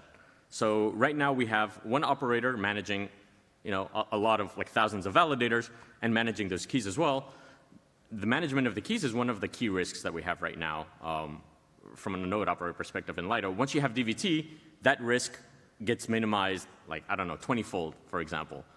So saying that DVT doesn't do anything is really not the case here. Okay, so the second part of this is, how can participants or node operators basically that want to join the Lido operator set starting from untrusted or permissionless eventually transition into becoming part of the permissioned set or bucket of operators? There's a couple ways to do this, and we're still researching. There's no like technical specification that we're able to give you tomorrow and say that this will happen in 2 years. I mean, we saw Ethereum try to do that in 2016, and the roadmap has had more changes to it than my presentation did in the last 2 days. So what we want to do is try to come up with a score that makes sense, is sustainable, and blends all the different parameters and metrics that are useful in determining things like Sybil attack resistance, collateralization, incentivization, and disincentivization mechanisms for misperforming operators. So there's multiple metrics that can feed this score. These metrics might include historic performance, some sort of way of verifying identity, bonding, collateral, or insurance mechanisms, maybe even social verification or vouching, depending on how complex of a schema you want to use. And we are looking at using things like ZK for operators to be able to prove their identity. Sorry, zero knowledge proofs for operators to be able to prove their identity without necessarily KYCing themselves to us explicitly. And there's a lot of interesting work that's being done by other protocols, not related to staking directly, but may have impact on how we end up creating the score and developing the score. And eventually the score will be used for us to not only transition operators from untrusted to trusted, or from permissionless to permissioned, but also to allocate stake between them according to the principles that we outlined earlier. So if we want a validator set that's geographically distributed, we will be able to reallocate stake in order to achieve this geographic distribution and take that attribute into account as we're delegating stake, and not just whether somebody is a permissioned operator or a non-permissioned operator or has good performance. So the other kind of risk that Lido poses here in general is the idea of a governance attack vector through Lido on staking. So the best way to combat this risk is actually to minimize governance in the future, and that's always been our plan from the start. So the main risk Lido poses for Ethereum is selecting a bad validator set, and there's two ways that this can happen, either suddenly or gradually. A sudden coup is, as the protocol is right now and as Ethereum is right now, basically impossible. We do not have significant leverage to coerce operators that are already participating to do something they don't want to do that isn't in the long-term interests of the network, because it would actively harm basically their future revenue streams. It would kill their brand and reputation, and they're active in multiple chains and not just Ethereum. And the question is, what real motivation do operators who potentially control thousands of validators actually have to do something malicious on the network? Let's say that these operators collude and they run a different set of clients and they lead to a hard fork. Who is going to follow the hard fork? The social consensus, like bedrock of Ethereum in terms of like the canonical chain is actually the biggest driver here of enforcing good behavior. We saw it happen with mining pools, and we're going to see it happen with liquid staking pools as well. And so what does that leave with? It leaves us with gradual governance capture. A gradual coup basically means that somebody captures Lido governance over time. So there are defense measures that we can put in place to do this. First of all, we can remove like what governance actually does, which is, for example, right now, choosing validators. There's a committee that evaluates node operators, but we propose these node operators to the DAO, and the DAO actually chooses them. The DAO can decide to disagree with our suggestions. They can tell us to reconsider them, or they can tell us to scrap them and redo the process. Eventually, once we are able to have a truly a system that blends both permissioned and permissionless operators, it might not be necessary to use LDO to curate the node operators anymore. And there's all the other measures that we can put in place. We can put in time locks, an additional veto mechanism. So for example, maybe ST-ETH holders could veto Lido governance proposals that they don't agree with. Since Lido is non-custodial and permissionless, ST-ETH holders can basically abandon the protocol at any time voluntarily. We have one of the largest, like deepest liquidities right now, I think, in DeFi, which is testament to that, and the amount of liquidity mining rewards that we're spending every day in order to make sure that that's possible is also testament to that. And we make it easy for Ethereum basically to fork Lido. Whether they fork it in or out, that's a question that they can answer, but that's the last resort. If they basically end up neutering Lido governance, then everybody will just leave from the protocol. And it was made easy on purpose. Our contracts are quite simple. The way our governance and our node operator registry works is also simple. And so the way to get away from it is also simple. OK, so earlier I mentioned our Ethereum scorecard. And basically, I'm going to go through a couple of slides really quick to talk about what we think we're doing well on, what we think we need to improve in the immediate future, and what things we know based on the things that we also discussed in our blog and also in this presentation we need to improve in the medium term, like 6 to 18 months from now. We're going to publish this list of attributes on our site and also on our forums, and we welcome any and all discussion on this. So you guys actually get a first look at this. So where are we already succeeding, at least in our opinion? With regards to our validator set, it's legally and physically unrelated. We're doing pretty well. Everybody's running their own nodes. It's performing quite well. If you look at sites like Rated.network, as far as actual liquid staking pools go, and not single operators, I think we're the most performant pool out there on Ethereum right now. We're making sure that operators are earning enough to build profitable, dependable businesses and actually grow their teams. A hostile takeover via a governance hard fork, like I mentioned earlier, is possible. And last and most importantly, like we can't change our validator set at will. The way that withdrawals work right now, or that they don't work, and the fact that we don't have triggerable exits currently basically means that the power that we have over operators is soft power.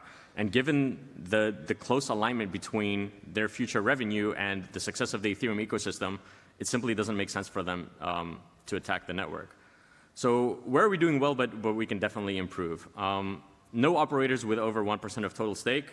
Within the last few months, we were managing this, but then staking on Aave happened, and so a few operators have a little bit greater than 1% and less than 2%. So that's definitely something that we'll be fixing immediately with regards to future onboarding rounds and in the longer term as well by figuring out how we can create permissionless or blended operators, basically validators within Lido. Geographic and jurisdictional, or let's say regulatory distribution. We have a bit of an over-reliance on Europe and the USA, although that kind of makes sense if you consider like where the best data centers in the world are, and when you consider things like latency on the Ethereum network. Distributed variation in terms of infrastructure, so like on-premise versus cloud. We have more of a reliance on cloud operators right now than we'd like, so we're definitely promoting or like welcoming node operators who do things on-prem and heavily suggesting to our existing node operators who do not have on-prem operations to start doing so. Best practices in security and key management with regards to like actual validators. Obviously, the fact that we're still using private keys and node operators are managing those private keys is not ideal. We all want to move to DVT or at least some sort of threshold-based validation as soon as possible. Good client diversity. So we have greater than 58% right now minority client usage, but there's more to do. We have a heavy reliance on both Prism and Lighthouse. I think they're both between 38 to 40%. So we're really pushing smaller clients with our new node operators, and we actually have some node operators who are like in the 4,000 key range who recently moved all of their keys over from Lighthouse to Nimbus. So we're encouraging things like that and working with the client teams to make that happen. From a smart contract perspective, obviously, like I think we have 3 audits per contract or something like that. We even audit minor updates, but we don't have things like formal verification or symbolic execution-based tests. And those are definitely things that we want to integrate in the near future. In terms of where our next priorities lie, so we need to tighten up everything with regards to governance, which was mentioned earlier. So introducing more significant time locks into our governance, having a more robust set of delegates that are representative not only of, like, let's say, the Lido and the staking community, but the greater Ethereum community as well. That delegation is actually enabled in Lido on-chain governance. So currently we do governance through Snapshot and through Aragon. Delegation on Aragon is currently not available. And very importantly, this is like what I spent most of the presentation talking about, a way for new operators to join the set and prove themselves. Basically, the only way for this to happen right now is through explicit trust. And lastly, that there's a way to reduce stake to operators who do not conform to Lido standards. And by Lido standards, I basically mean the principles that we looked at earlier. So maybe before we end, let's try to close the loop in like what a world without Lido looks like. Let's imagine the staking landscape if we removed Lido and we distributed the Lido share based on like this really rough allocation, which is 50% to centralized exchanges, 25% to other or unknown, and 25% to other non-custodial staking solutions.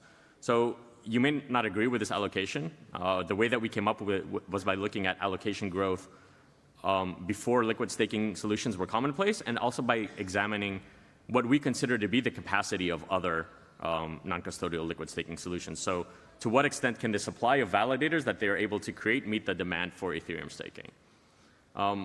At least from our perspective, it looks like having an actor that is closer aligned to the values of Ethereum and who is making promises and being candid and open about our data, our infrastructure, our makeup, and all of the things that we want to do to improve the ecosystem that we live in is better than having, I don't know, like 2 centralized exchanges with 20% each or something like that. And of course, the great gray unknown, where there's likely centralized exchanges there as well, institutional funds, and large operators who are receiving delegations from, well, let's say, like whales who do not report their numbers.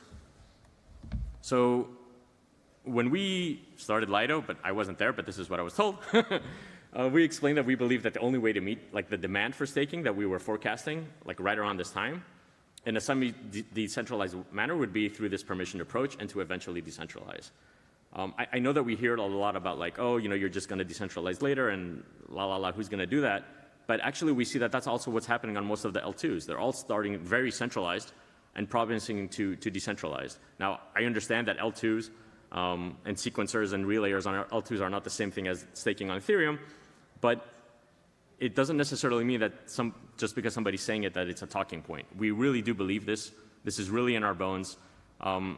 I come from a non-crypto background and always like really believed in decentralization and only joined Lido so that I could basically like participate in this effort to try to make Lido's validator set as decentralized as possible.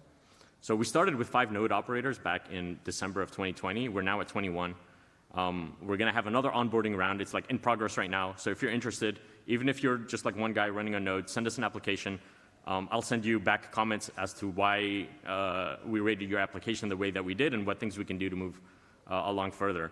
We're supporting data transparency efforts, both on our own and through grants, which have led to like a publicly available Ethereum 2 data set made available on BigQuery by us for anybody to use, supporting community efforts like Rated Network and Ethereum Pools.info by giving them access to all of our data and also giving them no strings attached grants to basically launch for the first 3 months.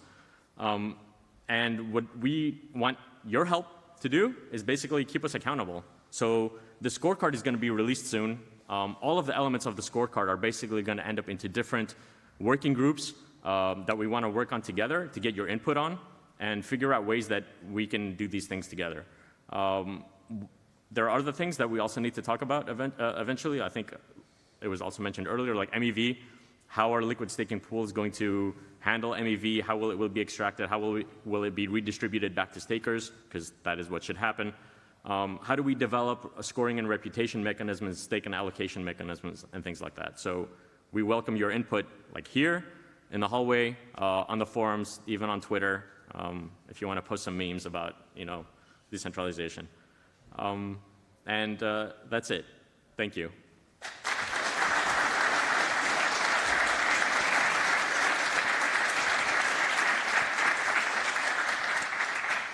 And I believe we already have the questions, but if you guys have any question, think about it, and I'll come back to you.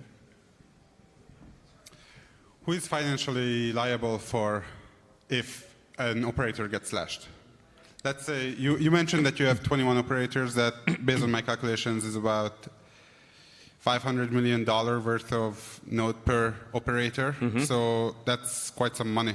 If they get slashed for their part of the stake, then is Lido liable for that, or is the operator itself? It's a good question. So in general, the way that STETH works is that the token is completely fungible, right? So all rewards and all penalties are socialized across all STETH holders.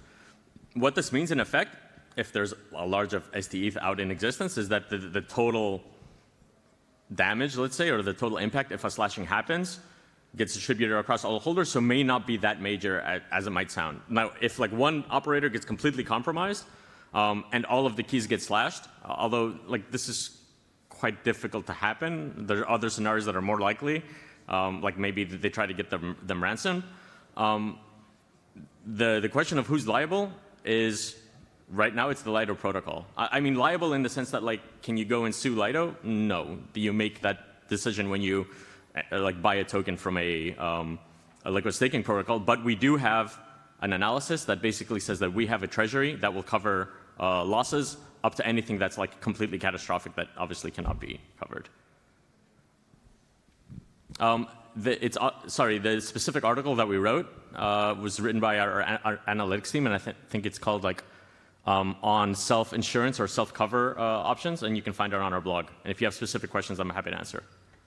Thank you. And so if I would apply to become an operator, just a guy in the basement running 1,000 nodes, I have no liability, basically. Well, that's kind of the point of us running a permission set right now, is that we don't want to allow one guy to run 1,000 nodes in his basement, right? There are other protocols where you can do that if you have enough money for the bond, or if you find like a way to get that money, even if it's not yours. But that's why the set is permissioned right now. And we also have to bear in mind that some of these node operators have their own insurance schemes, which means that if they get slashed, maybe they pay us back. Other operators may pay us back out of goodwill to show like, participation in the network. So it's a mixed bag. I know you won't have that money in your basement, but some operators might. Any other question? Thanks for the clarity and commitment in the presentation. Good presentation. Question regarding your scorecard. The good, the okay, those make sense. Do you have any bad? So initially, our needs improvement was bad. I wanted to leave it at that. So I think the fact that we don't have those yet is bad. I think the reason that I ended up changing it to needs improvement is because a lot of it is dependent on, like, it's what I was calling the context, but the reality of our environment right now. Some of this stuff is immediately doable, and we need to be faster about doing it, and that means reprioritizing, which we're doing. Some of the stuff is basically not possible because the core Ethereum protocol doesn't allow us to do it right now. So what we're doing, and what we want everybody's help to do, is to push for those things to happen faster.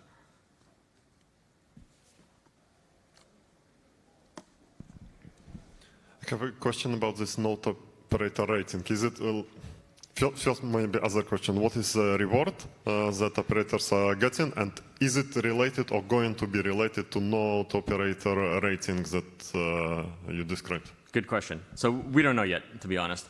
The reward that operators get right now is basically 5% of all Ethereum that goes through them. But again, rewards are socialized, and so are penalties. So if some operators are doing a little bit better than you are, then actually you're going to get a bit better of a reward. The reward is paid in the stETH token, so the same tokens that users get, node operators get, and it's paid daily, like it is paid for users. So node operators have exposure to stETH, but they also have the rewards immediately available, versus a lot of other liquid staking protocols where some of the rewards, especially those that are like you getting a portion of Ethereum and the staking rewards attributed to the validators that you run, only being available once withdrawals are possible. Excuse me. I'll hold the feature. Morning, Izzy. I'm just thinking about like globally distributing, where the validators are, and you said most of them are Europe and the US, but you also said that they need to be able to pivot if, I guess, regulatory regimes change. I'm just thinking like in the long term, eventually we might see validators preferring to be in places where there's like good tax regimes, or it's just really clear for them how they need to run their business. Can you maybe just talk about the risks, the way you think about like the regulatory side in terms of risk? So a part of the issue with talking about the regulatory side is the widespread unclarity, which is obviously the same issue that node operators face, right, in trying to determine where it's good to be based out of. Right now, I think it's actually not probably that scary to go and set up shop, legally speaking, in places that are commonly preferred for like business infrastructure, like Germany, Austria, France, UK, things like that. I think that eventually we'll see that the governments and regulatory bodies start to better comprehend what's going on right now, and maybe not be as knee-jerky, I guess, with the proposed legislation. Going and setting up shop in somewhere really remote in the Cayman, and then saying you run your operations out of somewhere else, creates other kinds of regulatory issues. So there's no right way. We try to balance out all the different possibilities within our set. I don't know if that answered your question or not. Can you maybe also talk about the ability to pivot, once a validator has set up somewhere? So the most important thing is to be able to pivot infrastructurally speaking. If all of your validators are running in a certain data center, how fast can you shut down those validators and run them in another data center that may need to be in another country? And that almost boils down to operations rather than it does down to a regulatory thing. But it's very important. It's important if you're hyper-local and on-premise, if your data center catches fire, and it's important also, if there's a sudden change in regulation, which also doesn't happen that often, to be honest, and then you need to pivot to reflect that. Was there any other question?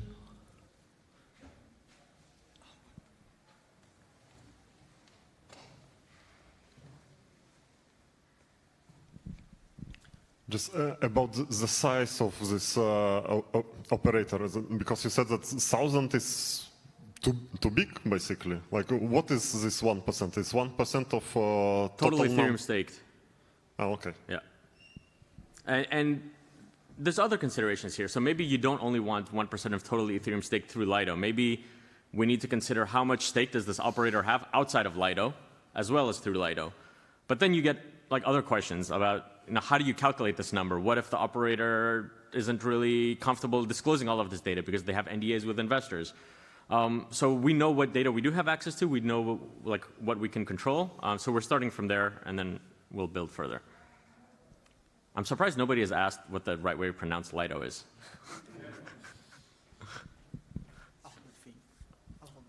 Okay.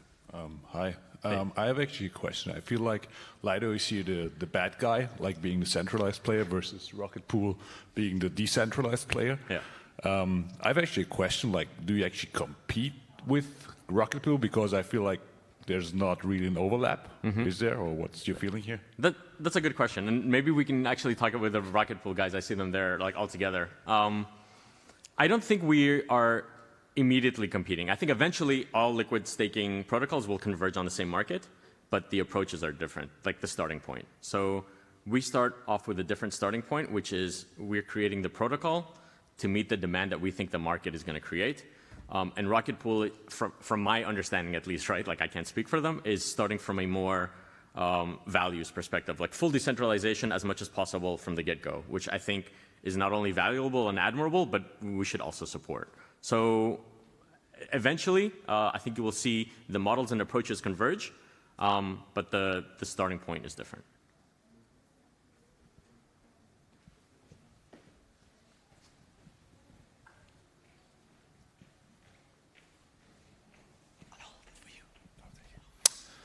What's the right way to pronounce Lido?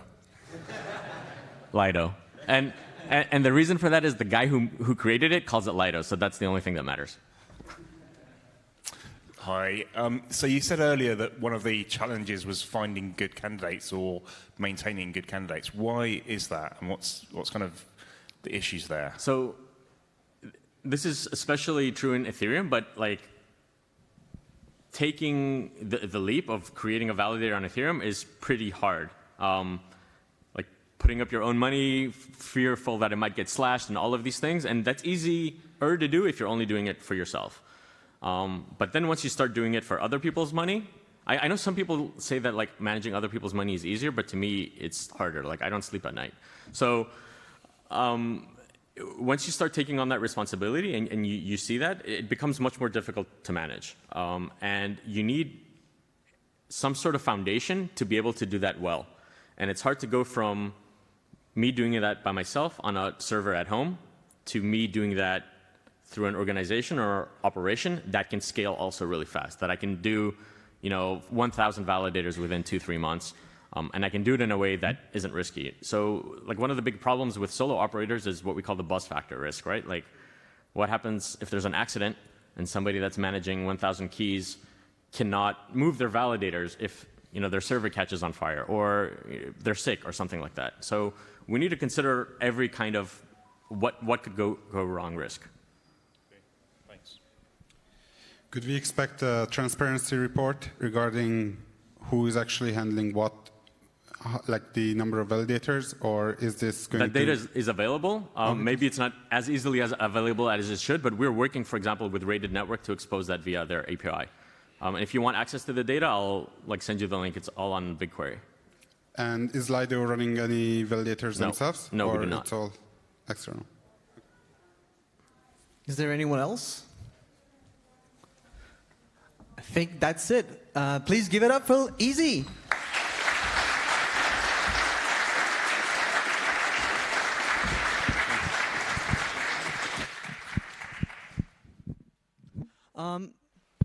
Before you guys go, I have 2 things to tell you. The first one, I just want to remind you guys that we have this awesome hackathon tomorrow. So if you guys have any project idea, it doesn't need to be a new project. It can simply be like a feature on a new project that's related to staking. And you should definitely join us tomorrow. We'll have great prizes. We have tables, rooms, whiteboards. We'll have everything for you guys to work and create a nice demonstrable futures in a single day. The second thing is this morning session is over. We will restart at 1 p.m. If you guys need food, if you guys want snacks, we have plenty of those at the 5th floor next to the sponsor booth and at the 8th floor. So I'll see you guys around.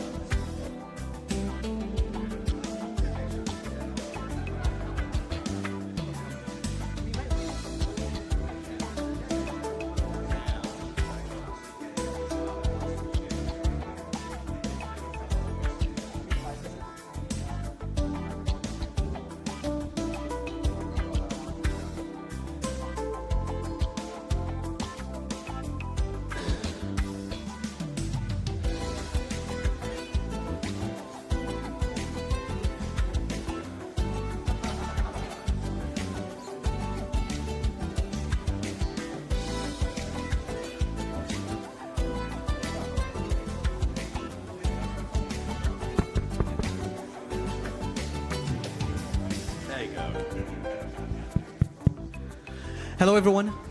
We might wait just a few minutes, trying to get people that are eating their lunch come in here. So maybe like in 3-5 minutes, we'll start.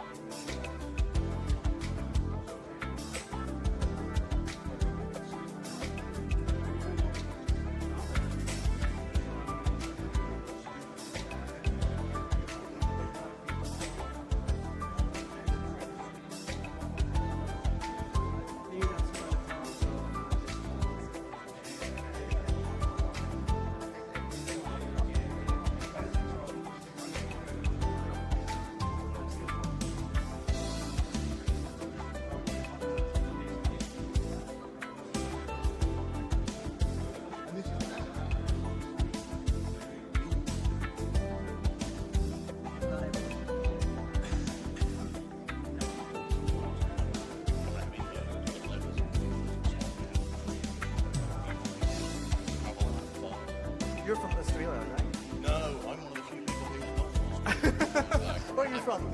Oh, so you guys, it was pretty easy, I guess, coming here.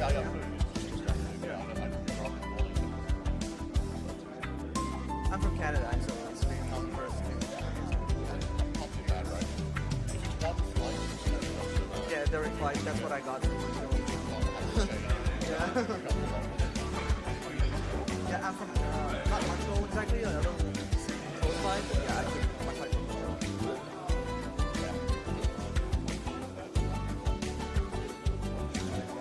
Nice place. one of my original pals lived down there.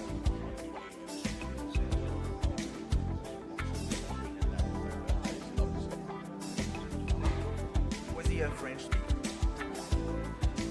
Just like I am. Otherwise, you don't get to have any fun. Yeah, well, Montreal is like quite half French, half English. Like, there's a bunch of people that.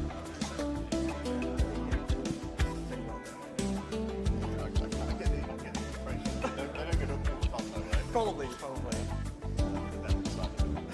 All right, if you're ready, I'll just. Welcome back, everyone. Welcome back to our afternoon session. I believe this afternoon here in the concert hall is gonna have the most interesting talk. So you guys are at the right spot. Let me introduce you to my next speaker. We will be having the CTO from Attestant. So please give a good round of applause for Jim McDonald.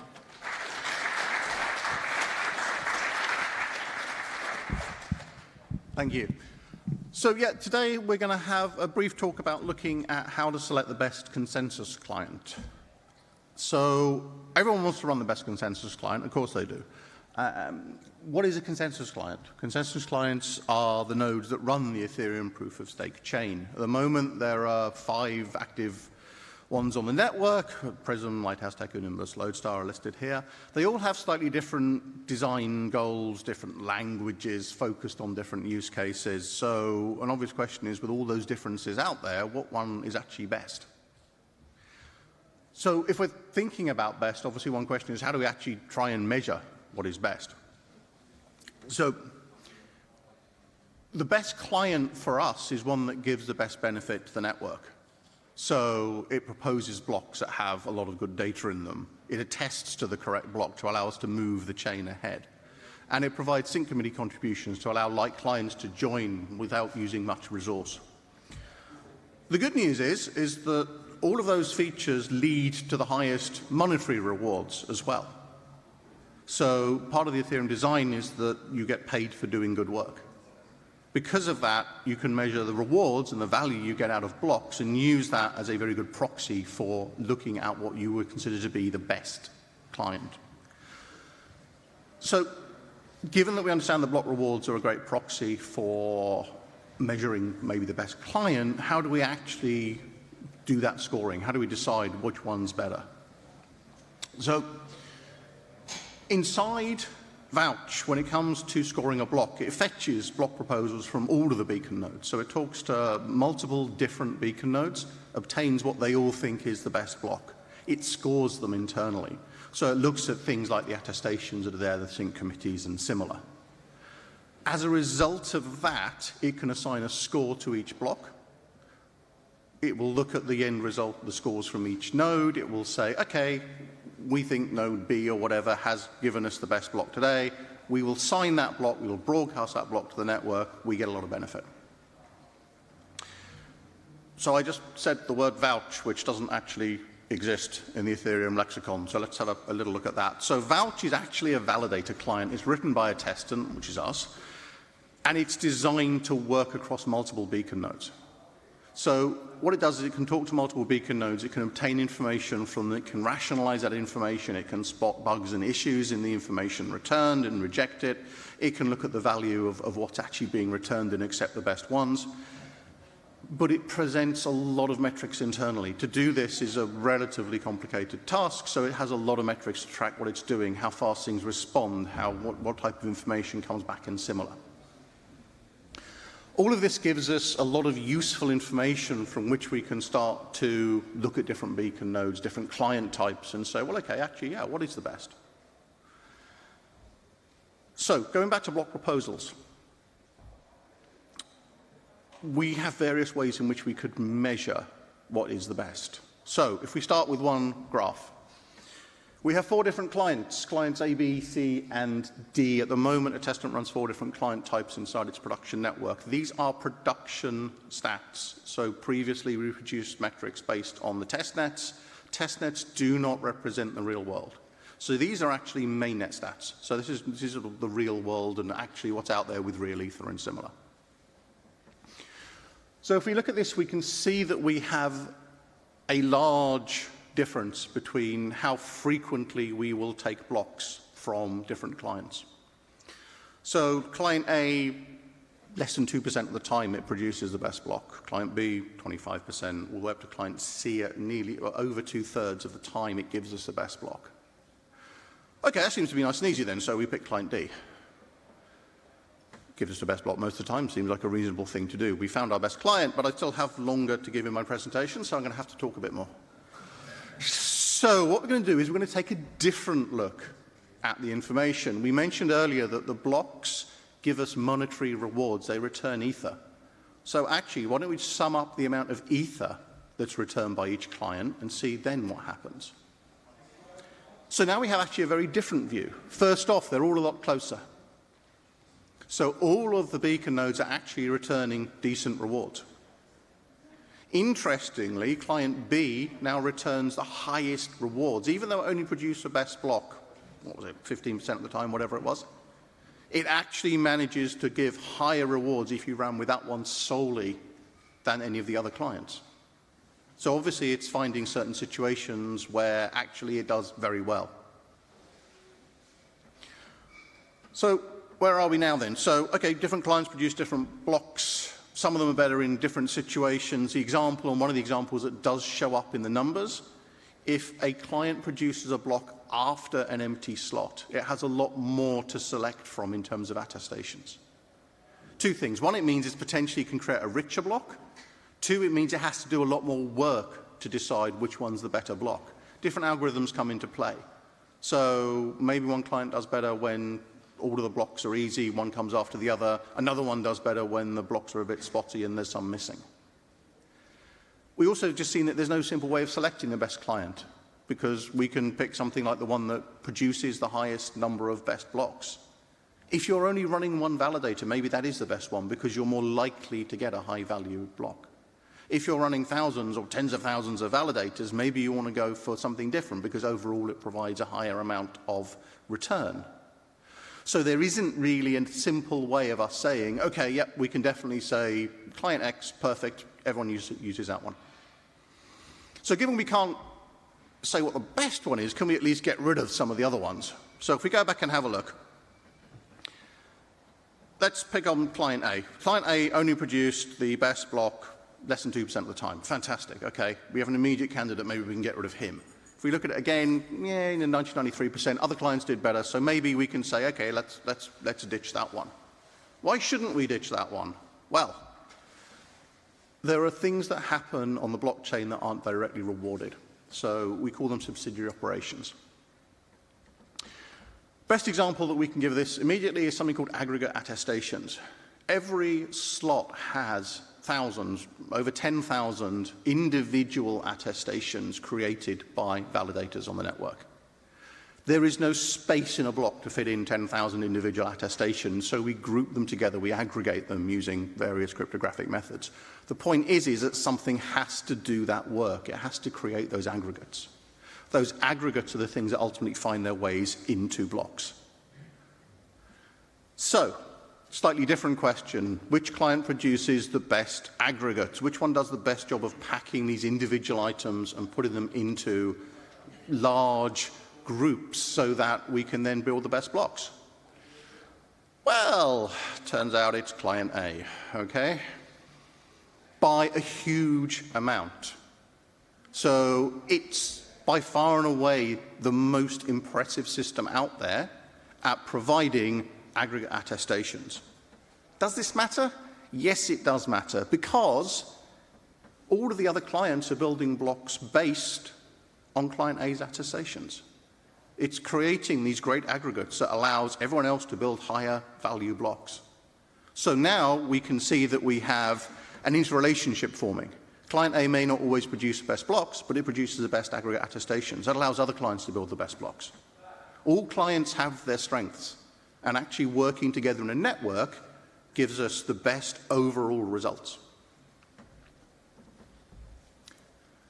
So let's look at another area, what we call the long tail of operations.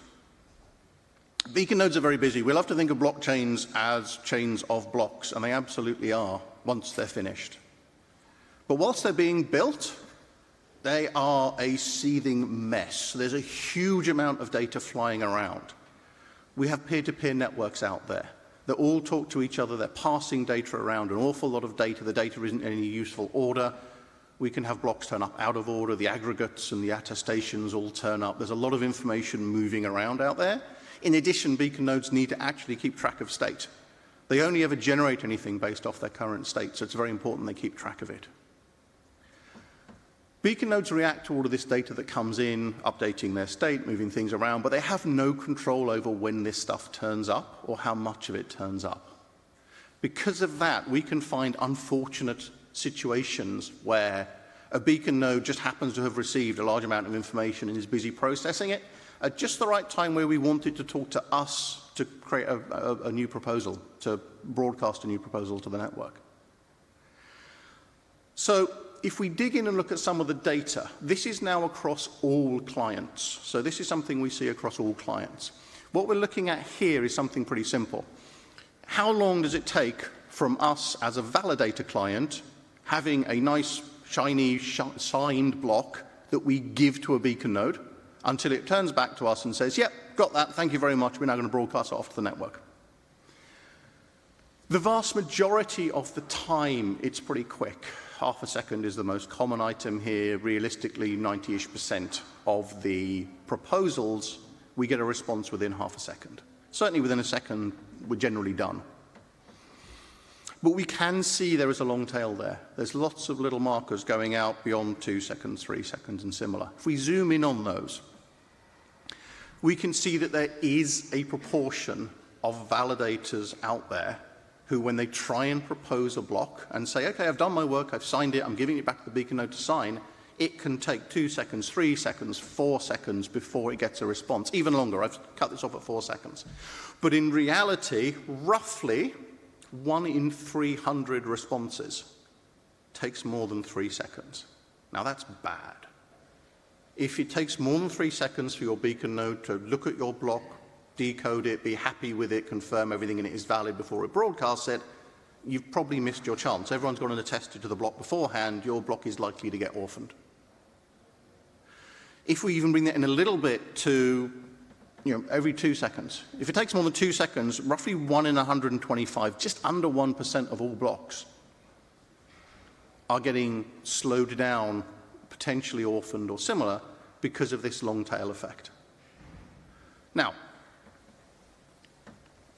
we know that from beacon metrics at the moment, we are seeing a rate probably, I think last time I looked, it was around 98-ish%. No, sorry, try that again. 99% of all potential slots are filled with blocks. So we are seeing something that's happening where some are missing. Some are never produced, some do turn up late and are orphaned and similar. But what we're seeing here again is that we have this long tail issue. So and again, this is across every client. These numbers are aggregated across every client. Some clients are better than others. Some of them don't have quite as long a long tail, or they're much better at moving on the fast case. But everyone shows that occasionally, for some reason, and we don't necessarily know what it is, but likely the beacon node is busy, we end up with this situation where it takes too long to broadcast a block, and as a result, it can be orphaned. So again, what does this mean? Operations will sometimes take a long time to complete on your beacon node, and it is, say, here rarely. We're looking at, like we said, 1 in 300 or something like that. Okay? This isn't common. If you consider how often you propose a block as a single validator, the fact that 1 in 300 of them might go missing is probably something that takes you over a period of, a decade. So, okay, 1 in a decade, is that a problem? For you individually, no. For the network as a whole, yeah. If everyone's in that same situation, we're losing performance on the network, we're opening up attack opportunities, there's all sorts of problems as a result. Going back to Vouch, we mentioned that Vouch talks to multiple beacon nodes. It also broadcasts to multiple beacon nodes. So again, if you need to, you can talk to all 4 beacon nodes, you can send your block proposal in. If one of them takes 3 seconds to respond, you don't care, because the other one responded 2 seconds before that, and you moved on. As long as something broadcasts it to the network, then you're good. So again, you can start to protect against long tail. Have a little bit of think about the future as well, where we're going with this. This is a very simple diagram of what a blockchain looks like. Underneath we have the blocks. The blocks have data in them. Those blocks then inform the piece above, which is the state. The state then allows us to inform the next block, and similar. We can have a chain of blocks. They create state in between them. That gives us our basic idea of a blockchain. As we move into the merge, this becomes a little bit more complicated. So, for starters, we have 2 chains. So we still have only 1 block. The block kind of sits in the middle, but now it's a consensus block, but it also has execution data in it, what traditionally sat underneath 1 block. We have consensus state, which was exactly the same as before, but now we have execution state as well, which is the old ETH1 blocks. So what we end up with is a world where actually we have an awful lot more data moving around. A lot of the problems that we've seen in the past can be exacerbated by much, much larger blocks. It can be exacerbated by the fact that our consensus node needs to talk to our execution node to make sure everything's in order before it broadcasts data.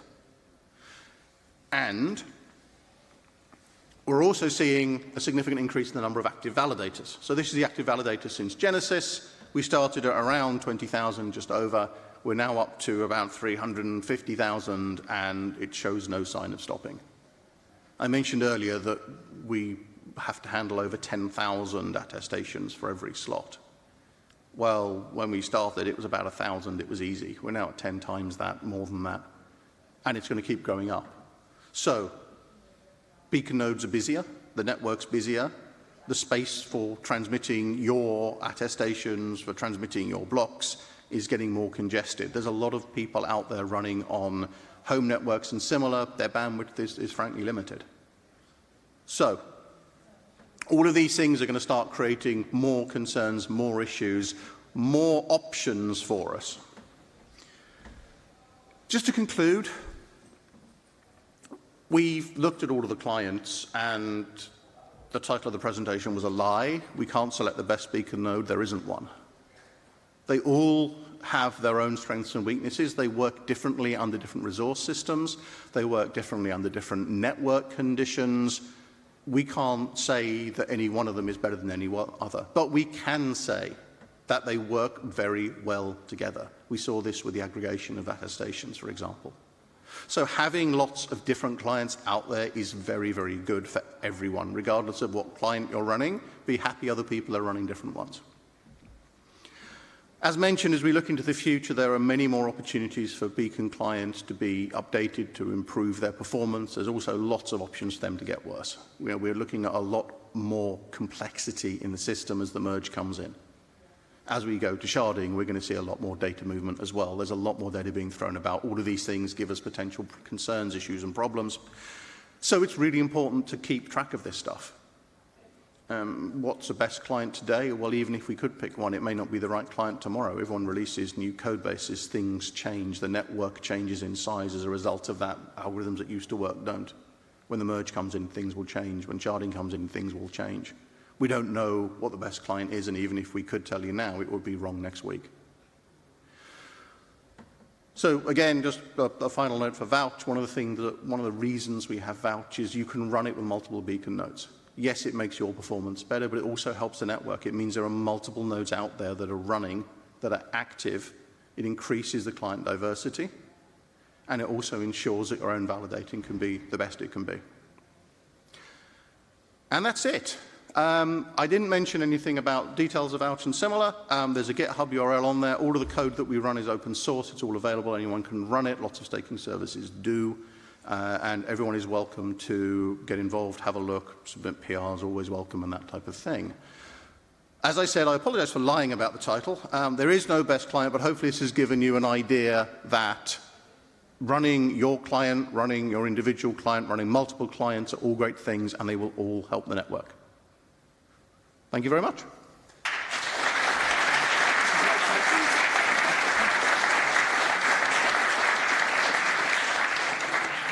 All right. Do we have any questions from the audience? Anyone? Just raise your hand.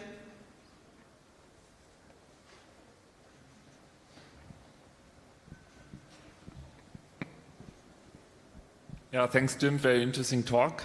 Would you recommend running Vouch for a small solo staker in a home setup with 2 beacon nodes? Or is it only useful for bigger setups? So, yes. I wouldn't recommend it. The reason why I wouldn't recommend it is because it is an additional layer of software. So it does add complexity to the system. It adds the potential for failure. It's another thing you need to keep updated and similar. It does bring benefits as a home staker. As a home staker, you will do better if you run Vouch as a validator client than an individual beacon node over enough time, over enough distance. If that is worth it to you as an individual, as we said, with the downsides of having more software to run, having additional things to keep track of, that's a little bit harder. There are people who are home stakers who are running Vouch. So, yes.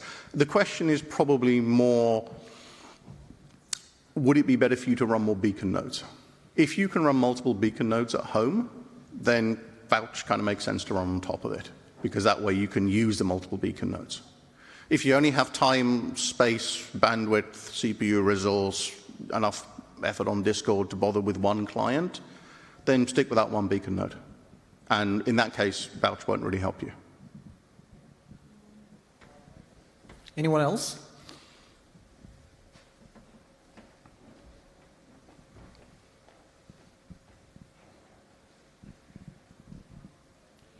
Could I run the same client, but like 2 prisms, or well, not prisms, but 2 lighthouses, for example? Absolutely, yes. You can run 2 prisms too, it's okay. Everyone's like, ooh. You can run multiple instances of the same node, and actually it can be very, very useful. So one example of that might be that you have 2 instances of the same client, but they're in different physical locations. You could theoretically use the whole Infura backup system as a vouch node as well. It has been tested, it does work. Not sure it gives you that much benefit because of the time taken to respond to requests. Generally speaking, as a validator, you really want things to be quite snappy. You want information to come back to you as soon as possible. But you know, if you want to, an example, again, although Vouch does lots of stuff around looking at the best one, it also carries out for failover. So if, for example, you're running a single node and you want to shut it down and move it, for example, then potentially you could set up Vouch to point at the local node and a remote node. When the local node goes down, it'll fall back to the remote node. When the local node comes back, it will take it as preference because it's closer. So you can certainly do that type of thing as well if you want. But yes, the other thing, one of the things the numbers didn't show is that actually, so again, in our infrastructure, we run beacon nodes in multiple geographic locations. And actually, you can see 2 instances of the same client actually perform quite differently in different physical locations. So again, although these numbers, these are blended numbers, those beacon, the block proposal numbers covered roughly 100,000 block proposals. So it's a pretty large number, but again, we see local variation. We could spin up 2 instances of the same beacon node, put one in one location, one in another, and they could actually give us very different results. And often that comes down then to the number of peers that are connected, the quality of the peers that are connected, how busy the rest of the network is, and similar. So even when we look at a single client type, we see variation in it depending on the deployment. So actually, yes, if you wanted to say, pick 2 Teku, for example, you could run them in different locations. That would actually do you better than just having one in terms of your results, because there's more chances of the nodes picking up better information, building a better block. So although obviously we talked about different clients here, you can run it with the same client type and multiple instances of that as well, and you will see benefits from that.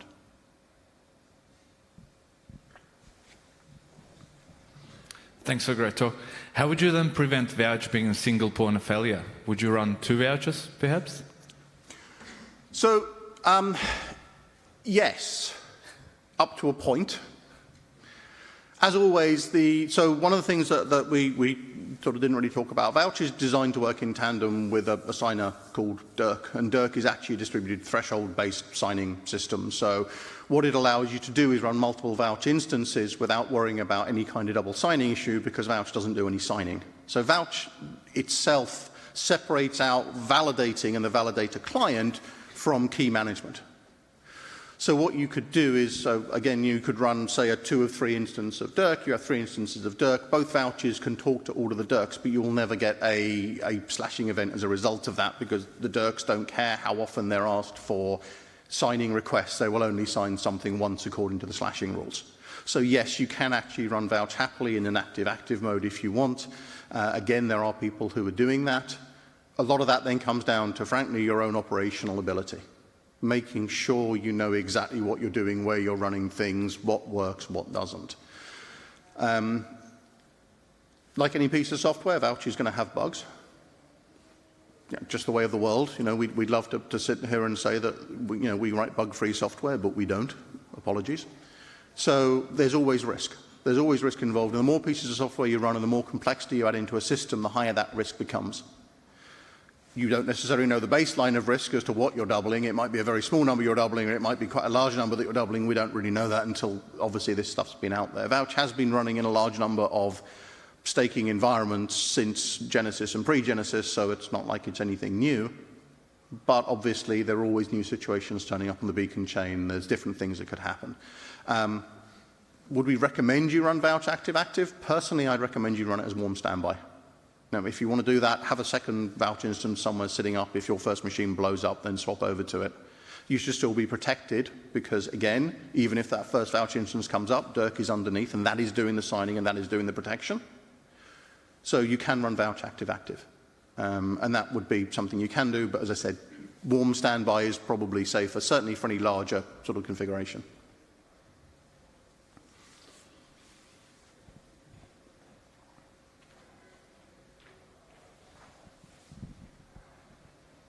Hi. So Vouch allows you in the settings to basically run different strategies for different tasks, right? So for blocks, attestations, and all of that. Have you actually tried out how much efficiency you gain for selecting a certain client for a certain task rather than just running, give me the best of all clients I'm running? Have you tried that out? And is there some real benefit to that? So I'm going to cheat and go back to my slides slowly. It's amazing how PowerPoint loves going forward, but it just hates going backwards. We'll get there, maybe.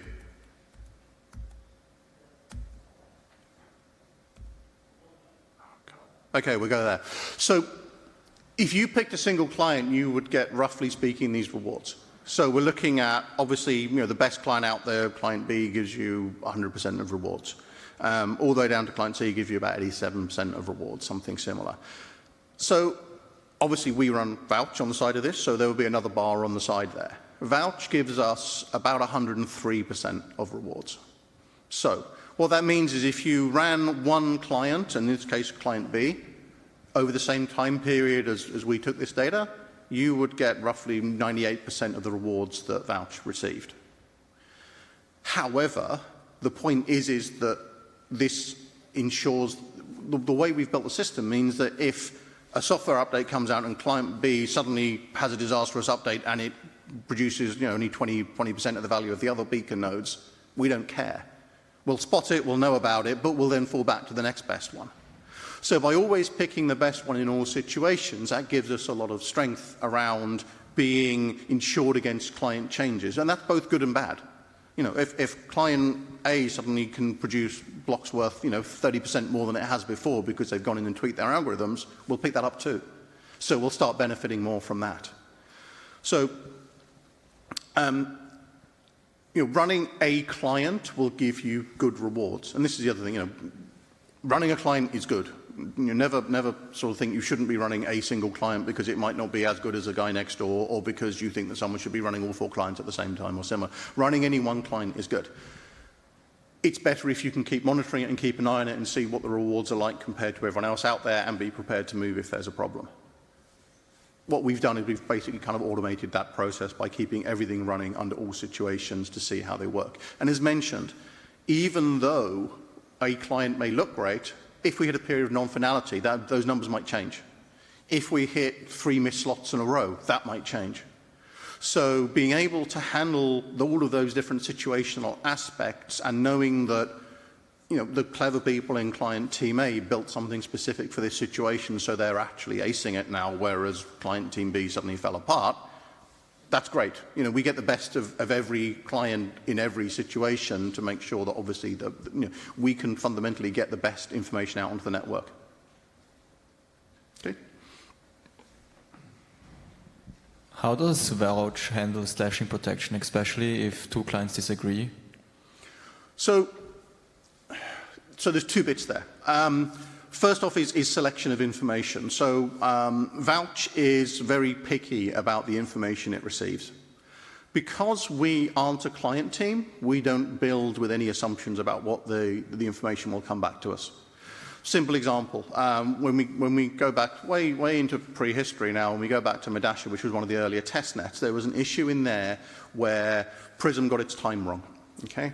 So what happened was basically the validator client said, okay, give me block 7.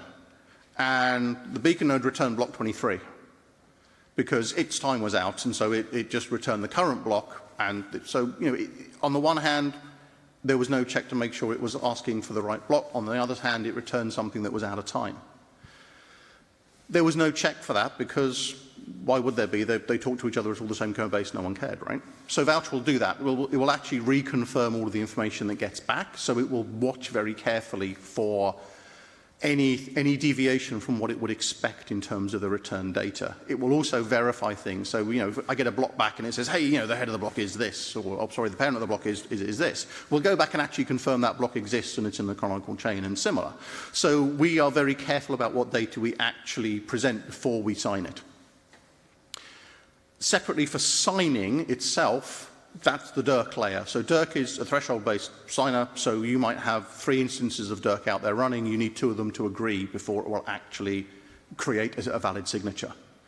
Because they all have their internal slashing databases and their own internal rules, it means that you'd have to have a majority of them fail to actually be in a situation where you could create a slashable event. So you need a multi-layered failure. Now, the bad news, of course, in multi-layered failures are the things that normally bite people.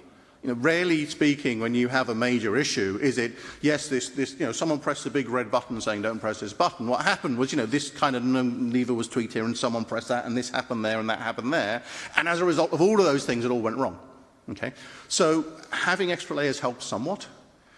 One of the other things, and this kind of veers off a bit into Dirk, but Dirk uses the simplest form of slashing rules it can and prioritizes safety above everything else. Is it foolproof? Again, no. Again, software. Again, bugs. But it has, the highest level of protection that we can kind of build into it. And again, it's very strongly based around safety over everything else. One last thing worth mentioning.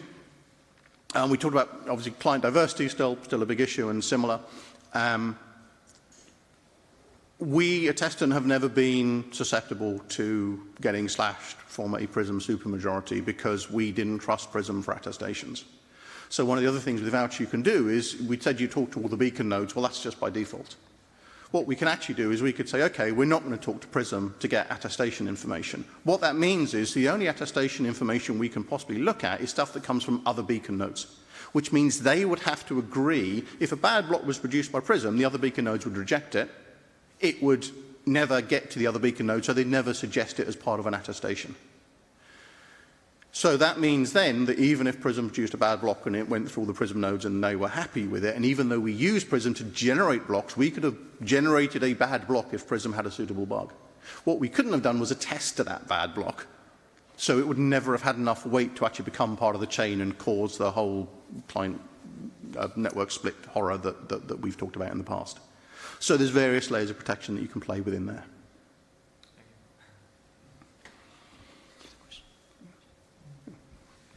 Did you also test different settings for the different beacon chain clients? For example, any number of peers or something, and general recommendations there? Yes, we tested lots of things. No, I'm not going to give you a recommendation. Sorry.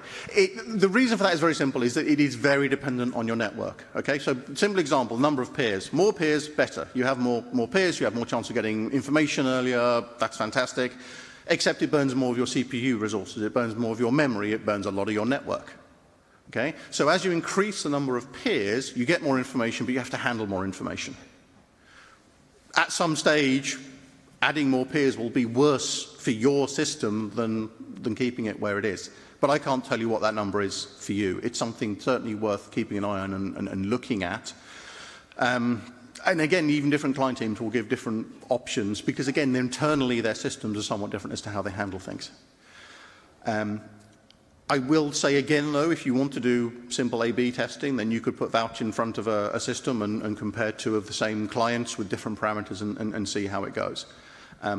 Beacon node tuning and sort of general tuning in that is a huge area. There are certainly things you can do that will make things a lot better, and there are equally things you can do that will make things a lot worse. Unfortunately, generally speaking, like I said, there's no real rule of thumb for this. There's no, yeah, you should try this or try that. Mostly speaking, the defaults are pretty good. Unless you're finding you're having issues, I would normally recommend you stick to them. Again, unless you're a large staker. If you're running thousands of validators, there are certain things that you should probably tweak because it makes your life easier and similar. The obvious one is subscribing to all subnets because you don't have to worry about subscriptions and finding, you just do it once and it's all there. Potentially, if you're running thousands of validators, you want to have more nodes. You want to have better peer connections. But then that means you need a bigger CPU and you need more network bandwidth and. There's no point, having all these great nodes if you run out, you hit your bandwidth allocation, 3 weeks into the month and suddenly you have no bandwidth. That would be bad.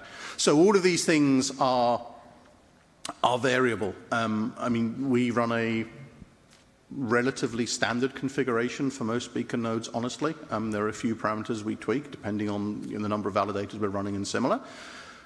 But generally speaking, they're pretty good, and most of the flags should probably be not to be messed with, rather than, hey, here's a number to play with.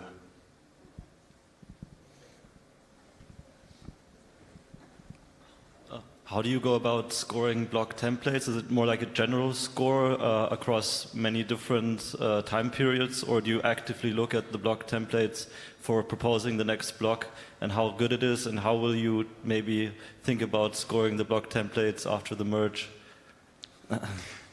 Great question on the last bit. So to begin with, yeah. So when we receive a block proposal, then there are three main things we care about. The first one is making sure it's got the correct parentage. So is it mapping to, when you get a block, it says this is the block I'm coming from, this is my parent block.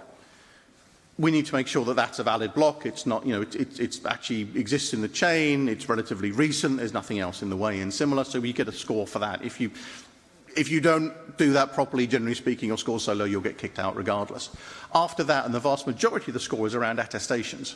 So attestations are very much the meat of any consensus data. It's all of the votes from all of the validators saying what they think the state of the chain looks like. And there's all sorts of rules around them as to how much they are worth. So as mentioned, they're aggregate, so you can have 120 odd votes in a single block. You might have one vote in a single block. The one with 128 is obviously worth more because it's got 128 votes compared to the one. Unless that one with 128 votes has got all the data wrong, which does happen. So you have to look at each individual attestation and say, okay, are you right? How right are you as far as we can tell given the current chain information? Because again, it can change. How right are you? We give you a score based on that, and we'll go through every single attestation in there and generate a score. There'll also be a score for things like sync committees. Aggregate attestations, by the way, also, because of the way they work, is often you'll have the same one or very similar one show up over multiple blocks in the chain. So you have to go back over time and actually say, well, this looks like it's worth lots, but if it's already been included in the block, it's actually not worth anything. So if you go back and look in the chain and say, well, actually, three blocks ago, we saw exactly this attestation included, this is now not worth anything, so you have to score it back to 0. So there's various bits and pieces that run on there. If you're so inclined, again, it's all open source, it's all there in Vouch, you can go and have a look and see how it all works. You can retrospectively go back and look at blocks and see how much they're worth and why they're worth that and that kind of thing too. Post-merge is an entirely different beast. There are two arguments internally about this. One is we should do exactly what we're doing at the moment because actually what we're trying to do is make the consensus chain the strongest it can be. And actually the transactions, the execution layer stuff, it's not really what we're here for. The other argument is, yeah, but we get paid for that, so we really should pay attention to it. So we're not quite sure exactly how that plays out yet. Should we take a block that doesn't do as well in advancing the security of the chain, but pays us a little bit more? Kind of a hard argument, so we're not entirely sure yet. The other question is just practicality. Again, how do you score the execution payload? Well, it can be done, it's not impossible to do, it'll give us an idea. But like we say, we're now measuring on two different scales. One is usefulness to the chain, and one is rewards to the validator. Until now, they've always been the same thing. With the execution payload, it becomes potentially different, and that's something that we need to decide how best to handle. No problems. You said that you have data on running the same client in different locations, right? I'm guessing this data is not public, but would you consider publishing it? Yes, I mean, one of the reasons a lot of this stuff isn't public is because it's just massive. We gather lots and lots of data. We also throw a lot of data out, so a lot of this isn't available permanently. But generally speaking, if people want data about the chain, we gather an awful lot of information. Like we said, it's not public purely because otherwise I'd spend my entire life being a data scientist rather than a CTO. And you know, I don't want to be a data scientist, sorry. But if anyone has particular things they're interested in on the chain, you can find me generally, GitHub, Twitter, I'm on Discord somewhere. You know, I'm around, right? Anything like that that people will find interesting, then that would be great. And we're already seeing some people use that. So one of the pieces of software we wrote was ChainD, which takes all the information out of the consensus chain, makes it more available and easier to process. We're seeing that being used for people like Rated when they're starting to show validator effectiveness and similar. So we're seeing metrics like that be published. Certainly anything beyond that, yeah, you know, we're happy to provide if feasible. Any other questions? What sort of latency, like overhead, does Vouch add on top of the system if you're doing all this analysis? So the biggest latency as it stands, you'll like this, is actually the transfer back and forth of the JSON. So that's actually our biggest bottleneck. So processing the data is actually pretty fast. Once we have it in a binary format and we can you know, have internal structures with it, it's pretty quick. Of the order of 100-ish milliseconds, something around that time to process all the blocks once we get them in. Certainly it's by no means the biggest issue that we face. Like we said, the size of the JSON payloads and when we request a block proposal and decoding that is probably the largest thing. Again, that's going to become significantly larger when we get to the merge and potentially we have, well, if we ever have blocks with actual execution payloads rather than just the headers, that's something that will take a chunk of time. It is something we're actively considering, and the obvious thing for us to do is to move to SSZ inside the API, but that requires raising PRs and stuff, and it's just, we'll get there, we'll get there. But yeah, I mean, it's a great thing. Vouch certainly adds latency, there's no doubt about it. Yeah, it puts itself in the path of validating and slows things down a bit. Just putting it out there, you can get SSZ blocks from Teku if you're interested. On the proposal API? Teku one. Oh, not the block. No, we can get it once they've been signed. We can get them once they've been signed. Yeah, we can't get them in the proposal, and we can't post them as a proposal either. Okay. On the list. On the list. It's now public, so you know it has to get done, right? Yeah. Go and ask another. Go on. Thanks, Jim. Do you have a list of versions of Beacon client that you support at the moment? Because I've seen in your previous changelog that you have a list of supported versions. Do you plan to provide that list on an ongoing basis, and how do you test them? Do you have an automated test on every build or every version release? Sure. So what we generally go for is a minimum version. At some stage, we have conformance tests for the API that we use to talk to each Beacon node. We have conformance tests, and that's when they pass them, then we'll add it to the list for support. Obviously, that changes when we have new API endpoints. So the obvious example of that is the merge. The merge has added extra information into Beacon blocks, for example, and some of the current APIs do not support the data in the correct format. So we will always try and provide a minimum version for mainnet. As we move away from mainnet, so for example, if we look at Kiln, for example, there are some clients out there, some Beacon nodes that won't actually operate with Vouch at the moment because they send data back in the wrong format or whatever it may be.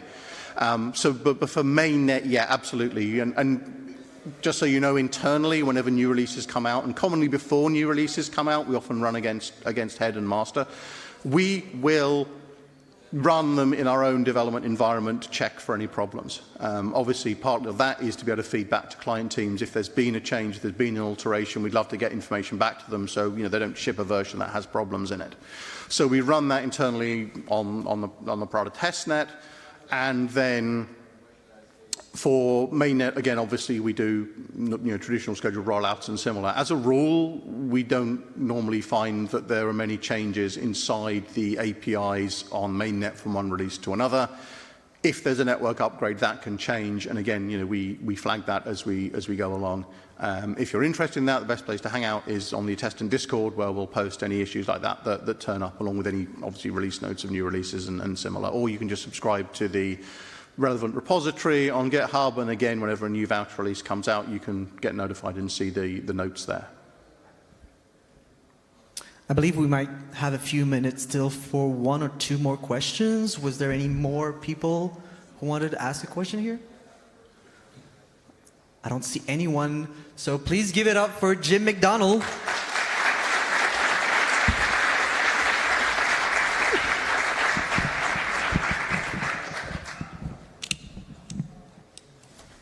So our next talk is going to be in about 10 minutes. So if you want to hang around, it'll be soon.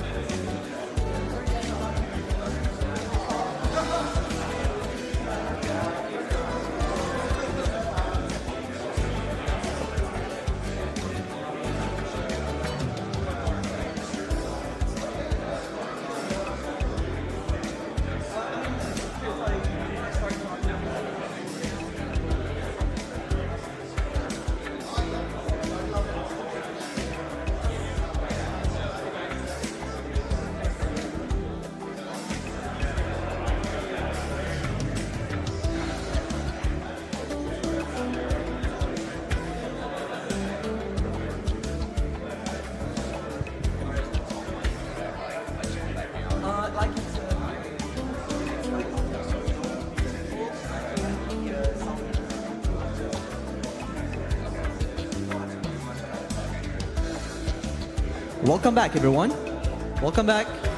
So, we have this great next speaker here, the host of the Daily Gway.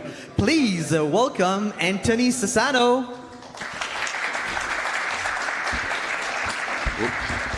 Just get that down. Hello? Yep, awesome. Hey, everyone.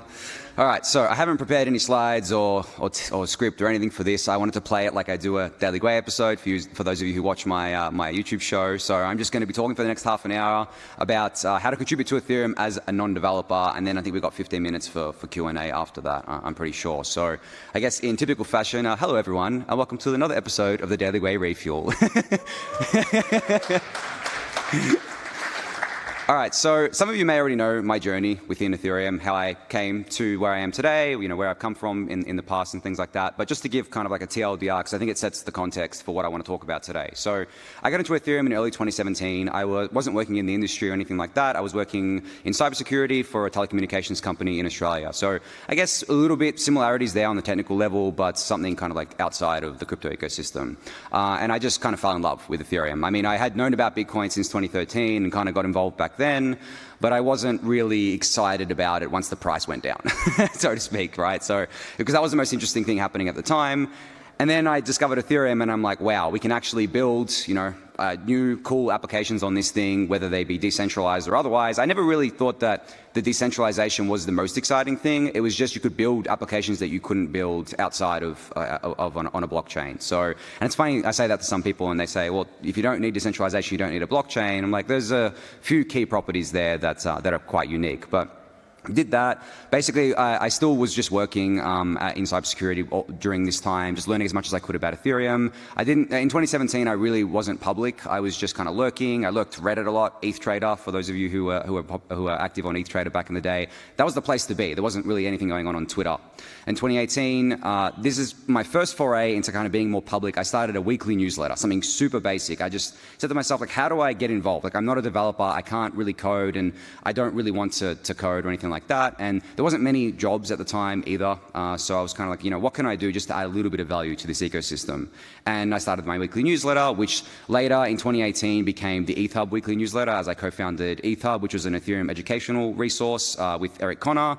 And we co-founded that because the ethereum.org website hadn't been updated since like 2015 and was really, really outdated. And we're like, okay, well, there's not really any good basic Ethereum information, like even just the basic stuff out there. And it was obviously 2018 was not a great year for Ethereum. The price of ETH went down a lot, and the Bitcoin maximalists said Ethereum was dead, and everyone was like, Ethereum must be dead. And I was like, no, it's not dead, it's just sleeping. it's just recovering. So from there into 2019, I think I started being much more active on Twitter, especially because of ETHUB. We used ETHUB as kind of like a way to link, I guess, like have a page where we would like debunk some kind of FUD or like have some educational resources on there, and we'd link that to people on Twitter. And we'd kind of, like myself, like Eric Connor, and a few others that you would know, like Ryan Sean Adams, David Hoffman, DC Investor, basically the OG Ethereum crew. And that became my squad actually through the bear market, and that's another key kind of like aspect of how I came to be where I am today. Having a good squad is always very important.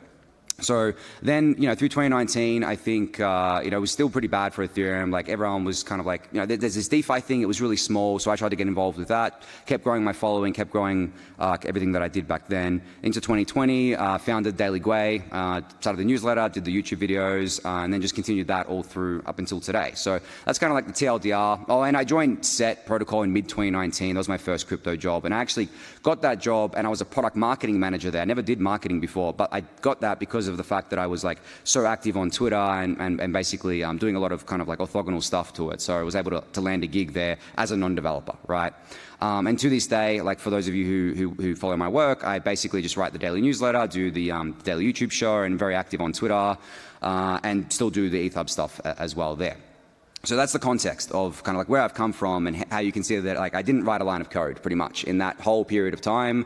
I basically just did a lot of education, you know, marketing for Ethereum, like unofficially. I wasn't paid to do it or anything like that. And the way I did that was basically consistency. That's always what I tell new people into this ecosystem. They're like, how do I get to your level, or how do I grow myself? How do I, get to a point where my work actually has a lot of impact? And I'm like, well, you have to be consistent. Like, my first newsletter that I did had 50 subscribers for a few months, but I kept publishing it every single week. I didn't let that get me down. I was like, I believe that what I'm doing is adding value. Even if it's only 50 people that are getting value out of it, it's still, meant something. And that actually helped me grow my Twitter a lot in the meantime, because it kept me going. I kept being consistent with Twitter. And then, it kind of like snowballs from there. And obviously within crypto, the price movement matters a lot. So when the market's really bullish, a lot more people flood into the ecosystem. And I kind of had planned for that. I was like, what, if I keep being consistent, if I keep doing this, like, I believe that we're going to have like a flood of new people coming in because this technology is just so interesting. And then that's when I'm going to basically, like, my work is actually going to have the most impact. I'm going to already be there. I'll have already this backlog of stuff that I've done, not backlog, sorry, all this previous work that I've done, and that will kind of like add value to people. So that's kind of like the first piece of advice I give to people, is just you got to be consistent no matter what you do. If you want to do a newsletter, or if you want to do like a podcast, or if you want to kind of like be a Discord community manager, or do a bunch of those things, or work in marketing or business development, like all the non-developer roles, you have to be very consistent in what you do. And it's actually like, it's funny because like these days it's quite a lot easier to get a job within crypto, I think, as a developer or otherwise, just because there's so much money flowing around, flowing into teams, and they're just hiring like crazy. But still, there's a difference between kind of like getting hired for just like any role and getting hired for the role you want. And the role you want is typically something that everyone wants. So there is still competition there. So to make yourself stand out from the pack as a non-developer, the way I did it was I just grew myself, grew my following, grew my presence, and kind of like added a lot of value for free. Like I worked for free for most of the last few years. And then from there, I kind of, I got the job with Set and everything like that. So I think that is critically important, because if you don't do that, you don't really stand out from the pack. Like there's kind of like there's a few people that I'm kind of like noticing on Twitter these days that are doing a lot of really cool stuff, and they're growing their following, and they're doing exactly what I did, and it's working for them really, really well. And I'm looking at that, and then I'm looking at the people who aren't doing that, and I'm like, okay, well, here's like, just if I was starting a company, I would hire these people straight away, just because they are putting in the effort, they're being consistent, they're really passionate about it, and they're doing it all for free, which I think is a really key thing as well. It's like if someone is doing something consistently and a lot of work for free, for literally nothing, then that means they're truly passionate about it. And that's obviously someone that you want to work within your team, within kind of like your organization and things like that. So, and that's what I've seen, like the best teams in this ecosystem, they do tend to hire those kinds of people and want those kinds of people in their team. So that's really, really important there. I think, as I mentioned earlier, another important thing is finding your squad. Because what really helped me kind of like get through those sloggy periods where I felt like, I was being consistent, but I felt like I wasn't getting anywhere. And like I was passionate about it, I still believed in it, but having a squad and like just a group of friends that are all aligned with you, all kind of like in the same position as you is really important. Like, for example, like I say to people, it's like, okay, well, you can have me in your squad, but like I'm not in the same position as you. Like I'm like up here, not to kind of like inflate my ego here. I'm like up here and you're starting down here. So, we're not kind of like in the same squad. So you've got to find people who can help you from where you are in your pack. And I've seen people kind of like form these squads, these packs, so to speak, over the last couple of years. And it's been really, really cool to see them all come up together, because that's what you want. You want a group of people that you can relate to, that can be, that you can kind of like speak to, that can kind of like share in your success, because it just feels a lot better than just doing it on your own, I think. And my squad, as I mentioned, were those people from earlier. We all kind of like came up together, and I still talk to those people to this day. They are my best friends within Ethereum. And some of them aren't as active as they used to be, but I can still go to them and talk to them, and they still feel like family, so to speak. So that's really important as well, because especially during like bear markets and when the price isn't doing much, like there's so much FUD, there's so much kind of like depression posting on Twitter, right? Like everyone's like, oh, the world's ending, whatever. But if you're actually in it for the tech and you want to keep kind of like writing things like educational threads, educational pieces, getting involved with communities and making sure that you can kind of like add value there, then yeah, I think you need a squad there.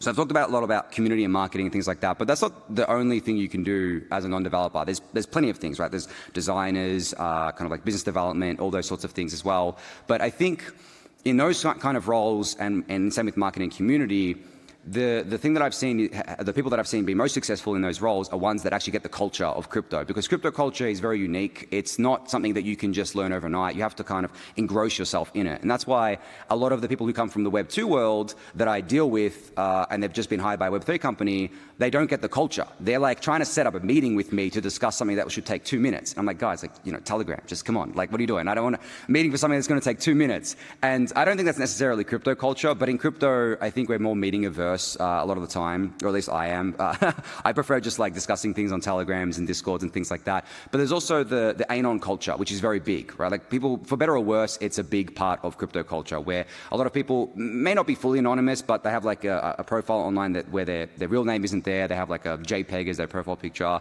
And that's kind of like part of crypto culture, and they want to kind of like shitpost and things like that.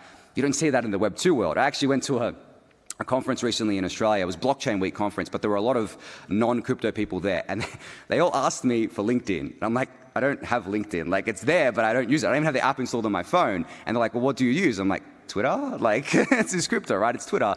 And they're like, oh, I don't have Twitter. And we ended up just connecting via email. So I was like, okay, well, this is a bit awkward. So, you know what I mean? Like, those kinds of people, like, they can learn the culture. They can get engrossed within it. They can get up to speed with it.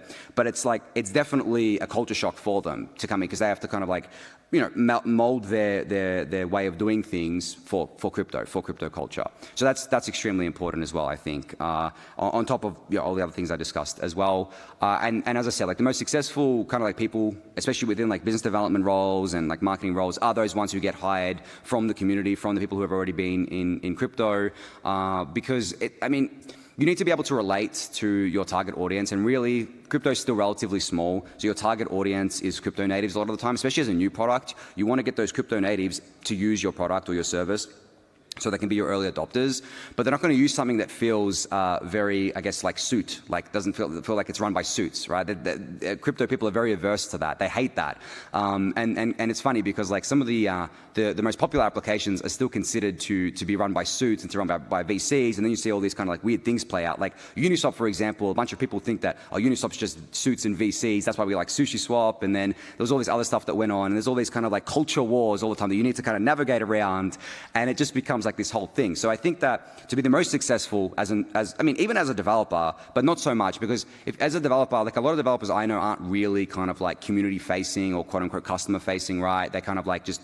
you know, they develop the things because that's what they need to focus on. That's where all their time goes. Being a developer is not an easy job, but they kind of rely on their community managers, their marketing people to kind of go out there and spread the message and do all that sorts of things. So I think in order to be successful there, yeah, hiring from the community is much better, like as a founder, as someone running a crypto company, than trying to hire outside of it. Not to say it can't work, not to say that people outside of it can't become crypto natives, but from my experience dealing with all sorts of people and at different companies and things like that, the kind of like crypto culture is critically important. And I think that's true for maybe the early stage kind of projects more than the late stage ones. I think, you know, if you're trying to bootstrap a new project, you could do it in a few different ways, but you definitely want to appeal to the existing set of users, because that's the fastest way you're going to get capital in. For example, like they already know how to use things like MetaMask, they already know how to put money into like a yield farm, for example. If you're doing that, they already know kind of like the crypto lingo, whereas if you're targeting people outside of it, it becomes much more difficult as an early stage project. And then maybe later on you don't have to worry about it as much there. So that's kind of like, I guess, contributing as all those kind of like roles there.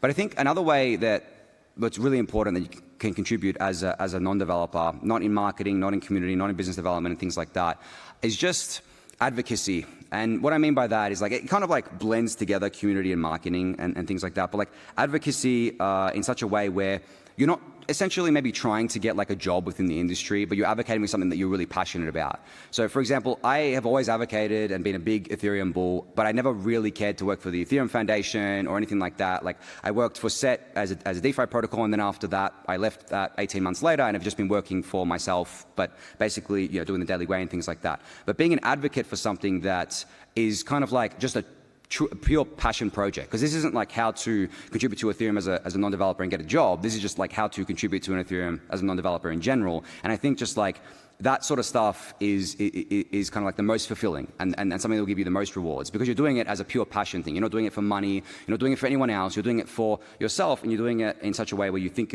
or you want to add value to something. So the thing that I'm most proud of is all the value I add to Ethereum as a network. As I said, I've never worked for the Ethereum Foundation. They don't pay me or anything like that. No one in kind of like the Ethereum core or even the layer 2 stuff pays me to do that, but I do it out of pure passion, and that's what I guess kind of like keeps me going and allows me to do like a daily newsletter and daily show like every single weekday and kind of like talk as much as I do about it.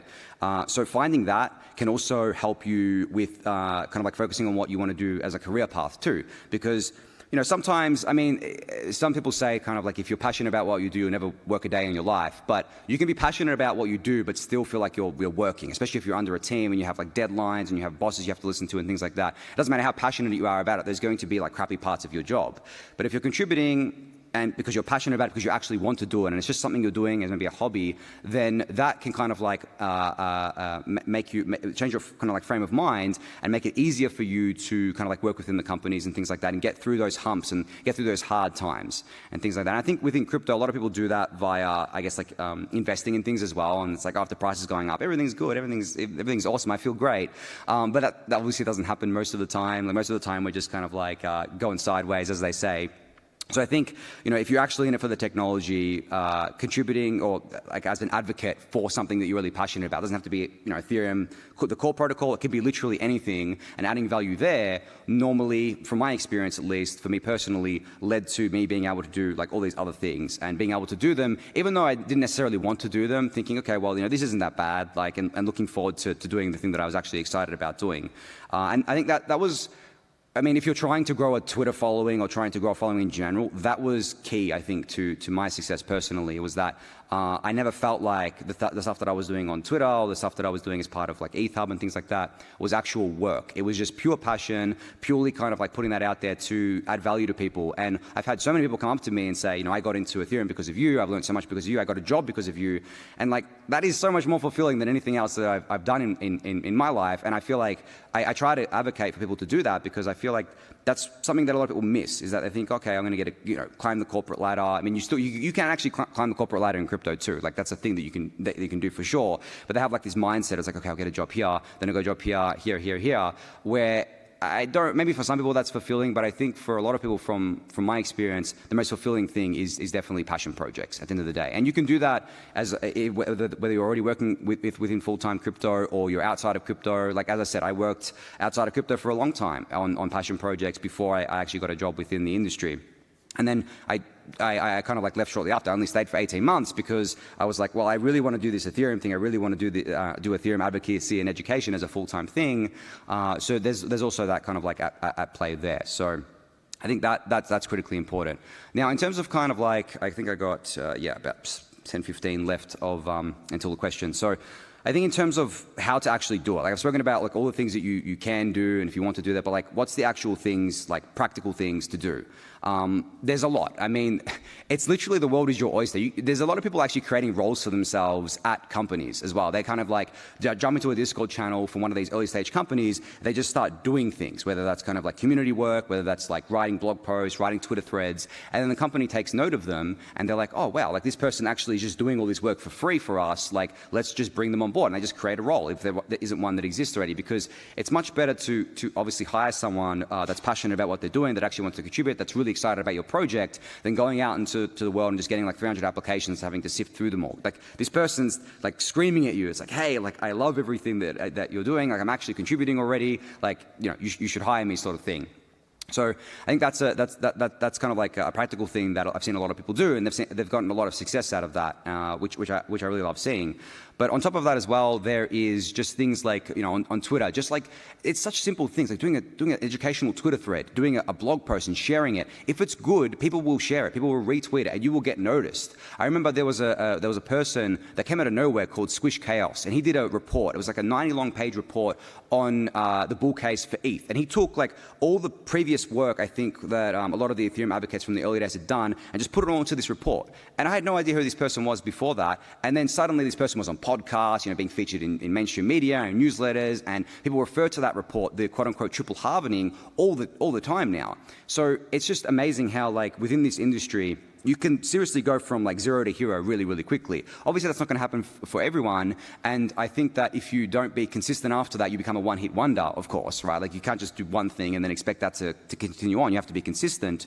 But just simple, I mean, obviously it took him a lot of time to put that report together, but just things like that can go very far, especially because Twitter, with retweets and things like that, if I retweet something, all these people are going to see it. If other people retweet it that have big followings, all these other people are going to see it. It's very easy to get your kind of like a content disseminated. And that's really going to happen for good content. Like I personally like to, whenever I see like just really good Twitter threads, I love to just retweet them and just put attention on them.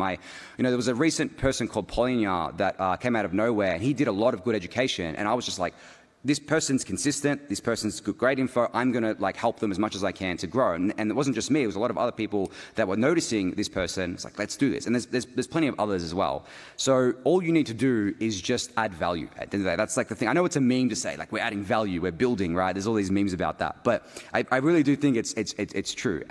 But the thing is, you have to be consistent. Like I know I've repeated that a lot, but I just want to drill that into people's heads. Is that like if you just do one thing and then expect that to carry you through, like to like the next couple of years after that, it's not going to work because people will forget. You'll be actually crowded out by the people who are consistent. It's all an attention game, right? Especially on social media, and you'll just be kind of like a has-been, right? And I actually put a tweet out about this recently where I said my greatest fear is becoming like a has-been, right? Or just like that old boomer dude who just like did Ethereum once upon a time. I didn't want to become that, and that drives me to be consistent as well, on top of other things. But I think that I've seen some people kind of like burn out as well. They've been consistent, but like they burn out before kind of like getting to the point where it kind of like works out for them, which is just the way it's going to happen. There's no guarantee that just being consistent is going to get you anywhere.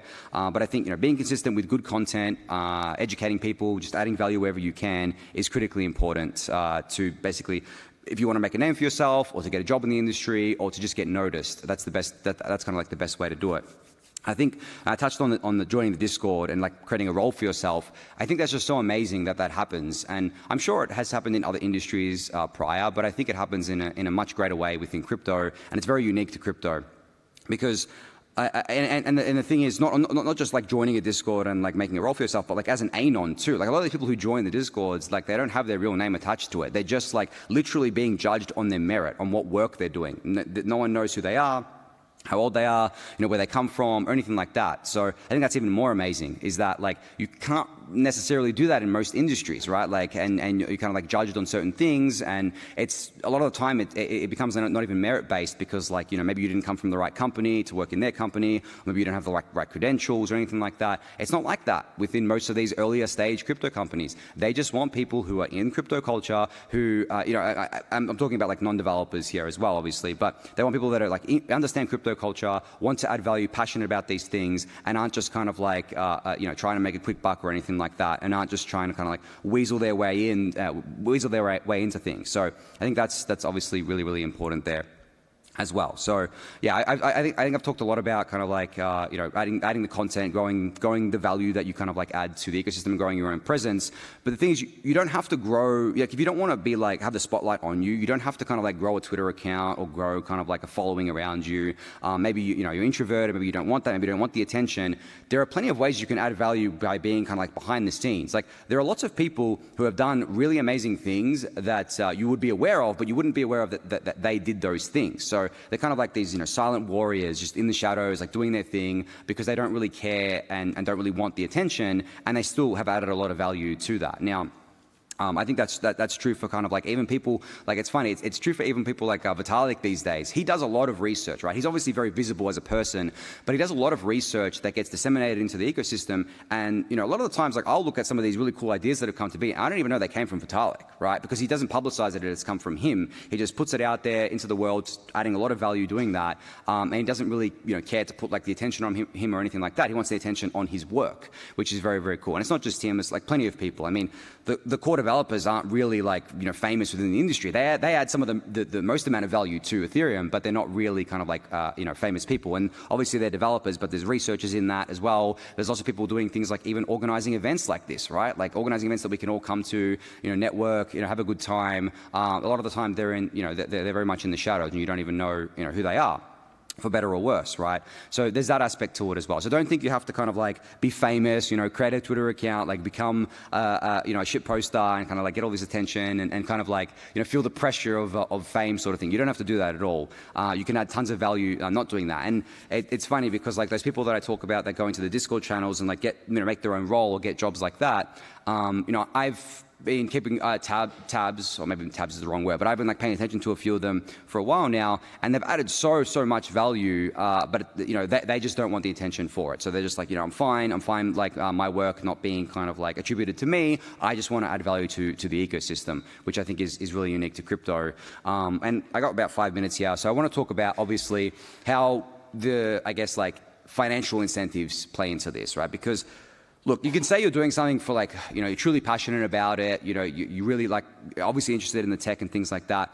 But for me personally, like I held ETH and I kept buying ETH through all of it, right? So for me, like obviously adding value to Ethereum, I had the thought that if I add value to Ethereum, it's going to be really good for Ethereum as a network, which in turn will be good for ETH. And people kind of look at this and they're like, well, isn't that just doing something to like pump your bags, so to speak? And I'm like, no, it's not, because like financial incentives can be good or bad, right? Obviously, there's a lot of bad that goes on within crypto. There's a lot of pump and dumps. There's a lot of scams and things like that. But it can be good where you get to basically have a share of the value that you're kind of like generating to the network, and also kind of like the value that you're generating for the network gets shared across all the people holding, you know, an asset or something like that, and that leads to a better and stronger and healthier community, I believe. Now, obviously, it can go pear-shaped and it can go down. It leads to a toxic community, and we've seen that plenty of times.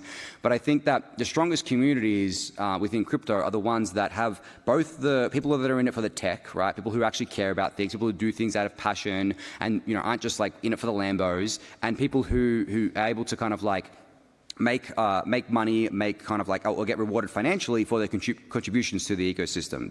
They play like basically equal parts to me. But I think that people sometimes think that, oh, if you're making money from it, you're just a greedy kind of person who just wants to go buy a supercar and ride off into the sunset. I don't think that's true at all. I think that is a really naive way to view kind of like how financial incentives play into everything, and kind of like how you can still kind of like be passionate about something and add value of it. Just because you're making money from it doesn't take away from that passion and value there. So I think that's basically what I wanted to end on, because I've seen just too many people talk about this and too many people think that financial incentives are a bad thing. So yeah, that's my talk. Thanks, everyone.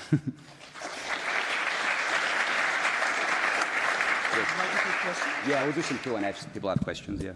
All right, so we will do some Q&A. If you have a question, just raise your hand and I'll get to you. Hello. Great talk, by the way. I'm definitely one of those people who are kind of going the path of not necessarily being a developer, but more so doing like, I just want to add value and take opportunities when I can. And one of the questions I really wanted to ask was, whenever you're making your show, what allows you to keep going? What allows you to think of new things to talk about? What are you looking at to be able to really keep going? Yeah, so for those of you who don't follow my show, it's basically a half-an-hour recap of Ethereum every single weekday. So the last 24 hours, I just recap what happened, I highlight a few different things, and I talk about it unscripted. Like there's literally no script. I literally go into it blind, so to speak.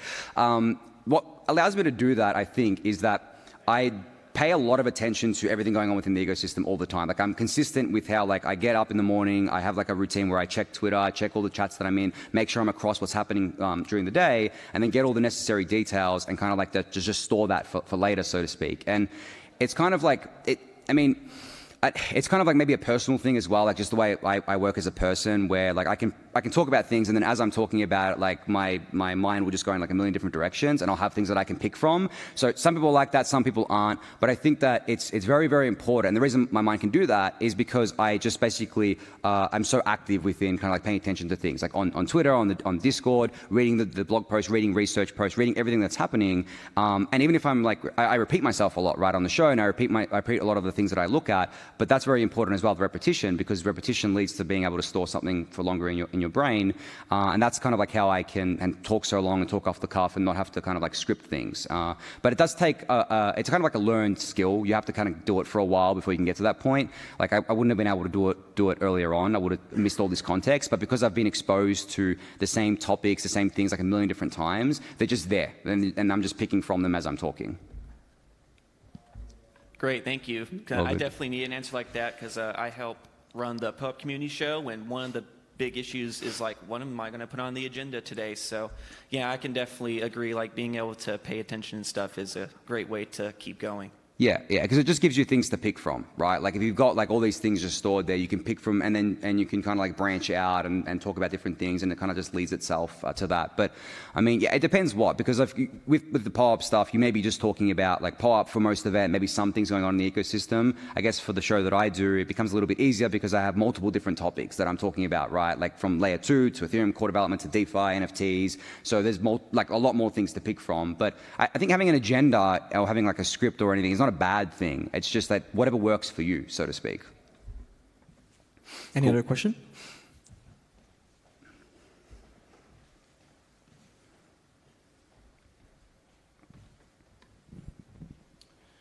I'm a long-time listener, first-time caller. Curious on especially the frequency that you produce content for those looking to enter into the field that you're in. How do you mitigate burnout? You don't. So I may seem like I don't get burnt out, but I get burnt out all the time. But the way I kind of mitigate it is that it's like short bursts of kind of like, wow, I've just like taken in so much information. My brain is kind of like trying to process it, and I'll just take I take a break, so to speak. But like I think managing it on like a longer kind of like time frame, you got to take those kind of like longer breaks. I think for me, because I don't do it on the weekend, it kind of works. Like I only do it on the weekdays. Like I would love to do it on the weekend, but I don't think my brain could handle that. But I take a break over the weekend. I do, sort of different things that are what I do during the week. I still kind of like pay attention to the same sort of stuff, but like I try to like go out of the house sometimes. I try to like do something different around the house. But unfortunately, I think my passion is so strong that I actually just like sometimes work through the burnout, like when I shouldn't, and then I'm like taking on a debt that I'm just going to pay back later. So I think that I don't have a great answer to that, because it definitely depends on the individual. Like I know some of my friends, they need to really just like meditate or like get completely away from everything, or else they can't just they literally can't function.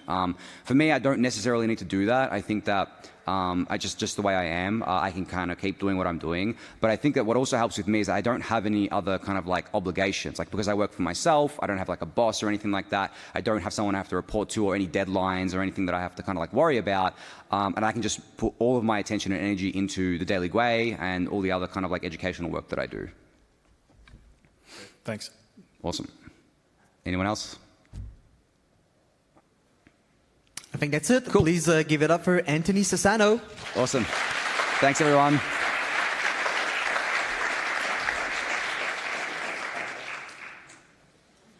Our next talk is going to be at 3 p.m. So you still have like 30 minutes to maybe go and check out the booths of our sponsors. They're the main reason why we can do this event. And I just want to remind you guys, we have a great hackathon tomorrow too. So if you want to look at that, that'd be great.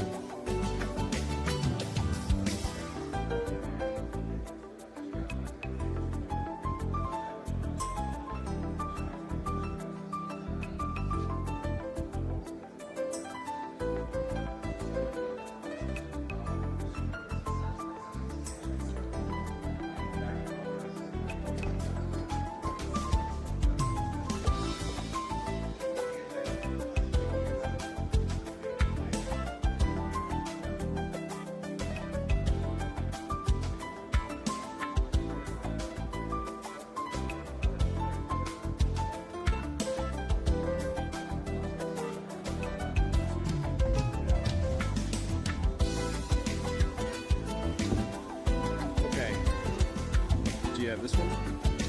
Yeah, no, but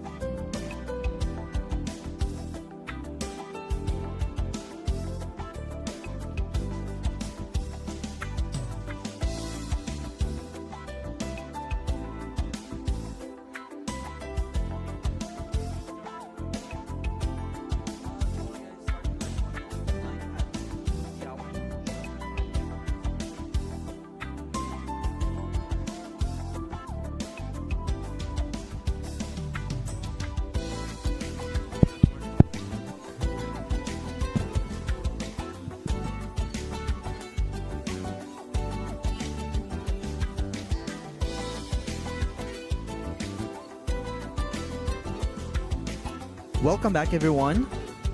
Welcome back.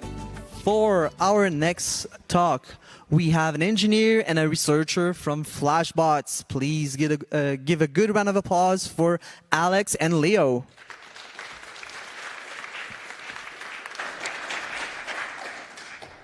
All right, welcome everybody. Thanks for being here. Thanks for your interest. Thanks for your time. My name is Leo. I'm engineering coordinator at Flashbots, and here with me. I'm Alex, a researcher at Flashbots. Okay, and in this talk we will explore a little about what can we do to incentivize diversity, and in particular geographic diversity is what I care the most about, and play with different ways to distribute MEV. So let's start now, and people can continue joining. We will have a discussion session at the end, and ideally we just speak for some minutes, and then we open the room, we explore together. But the first thing, in case you are not too much experienced on the MEV space, this is a definition from the Ethereum documentation, that maximal extractable value is the value that can be extracted from block production by including, excluding, and changing the order of transactions in a block. So on the most simple case, think of a protocol that rewards whoever finds a value, and then all the participants are searching for this value. One of them finds it and sends it to the public mempool. And at this point, the miners have the power to replace the recipient of that reward and steal the value. And this gets more complicated by front-running transactions, by back-running transactions, sandwiching them, or more sophisticated ways of price manipulation and transaction reordering. The thing here is that the miners have a lot of power. And that's what we found at Flashbots, where our primary focus is to enable permissionless, transparent, and a fair ecosystem for MEV extraction. So this is the situation before Flashbots. There's MEV to be extracted, and the miners have full control of getting it in the way that they see convenient. And as I said, this is a lot of power to the miners. This can rebalance the economic incentives of the network and end up breaking it. So for us, MEV is an existential risk to keep Ethereum alive and going. So what we did at Flashbots was to patch this with a solution that's not the best, but enabled us to continue researching and continue the functioning of the network. So what we did was to introduce a mediator. This is a trusted centralized party that's controlled by Flashbots. We call it the Flashbots relay. And this mediates between the searchers, the one looking for the opportunities in the blockchain, and the miners. And it's good enough to keep the relation balanced, but it's not the ideal of the decentralization, trustlessness that we search. So this is how it's working right now in proof of stake. The MEV is split between searchers and miners, most of it going to miners, but enabling some nicer relation between both of them. Now, with this opportunity of proof of stake, we want to make sure that this thing that was not designed on the proof of work protocol is now exposed, is now visible, and that we study all the actresses, all the parties involved in this MEV extraction. So we're calling this project MEV Boost, and we're adding a new layer, the builders. So one thing that you will notice is that the order is reversed. Now the validators are the ones that request a block. MEV Boost is in the middle, asking for the block to the builders. The builders will return a full block that the validators will get into the blockchain. And then MEV is split between these three parties. This is again, not the ideal where we want to get, but what we are doing at Flashbots is to enable experimentation, enabling research, trying to find the values that can get us to this ideal that we're looking for. We will talk later about MEV Boost. For now, I would like to call my friend Alex. He has been doing research on different values that are involved in the proof of stake system. So would you like to start? Yes. Would you like to stay there or come here? I'll come here. All right. So before we talk more about MEV Boost, that's relevant to all of you, most of you who are staking, I assume, since this is an ETH taker event. Let's talk about like the context for why we conceived MEV Boost and why it makes sense. All right. So the punchline is that MEV revenue today is about 5% of a miner's revenue, and for validator rewards, it would be about 53% at the current number of validators at 312,000.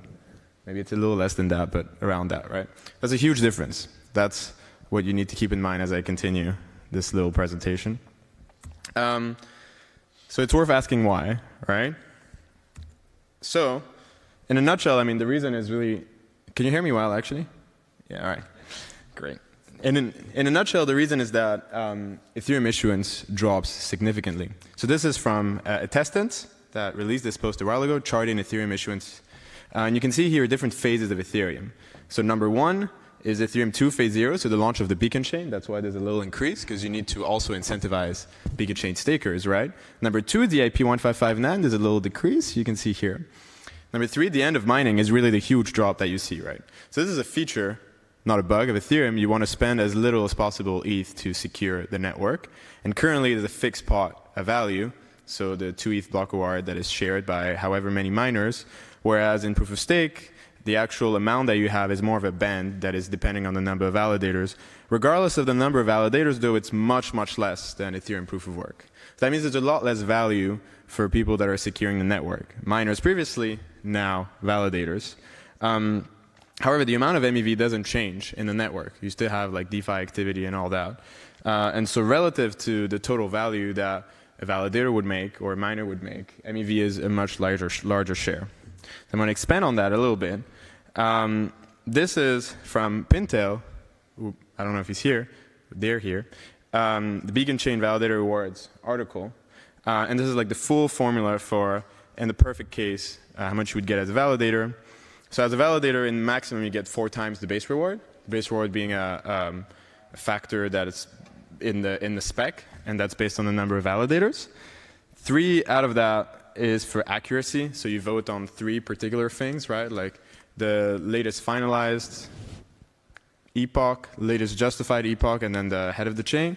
And then the last one, which is here, the 7/8 and 1/8, is for inclusion, and a tiny bit of that is for the block reward.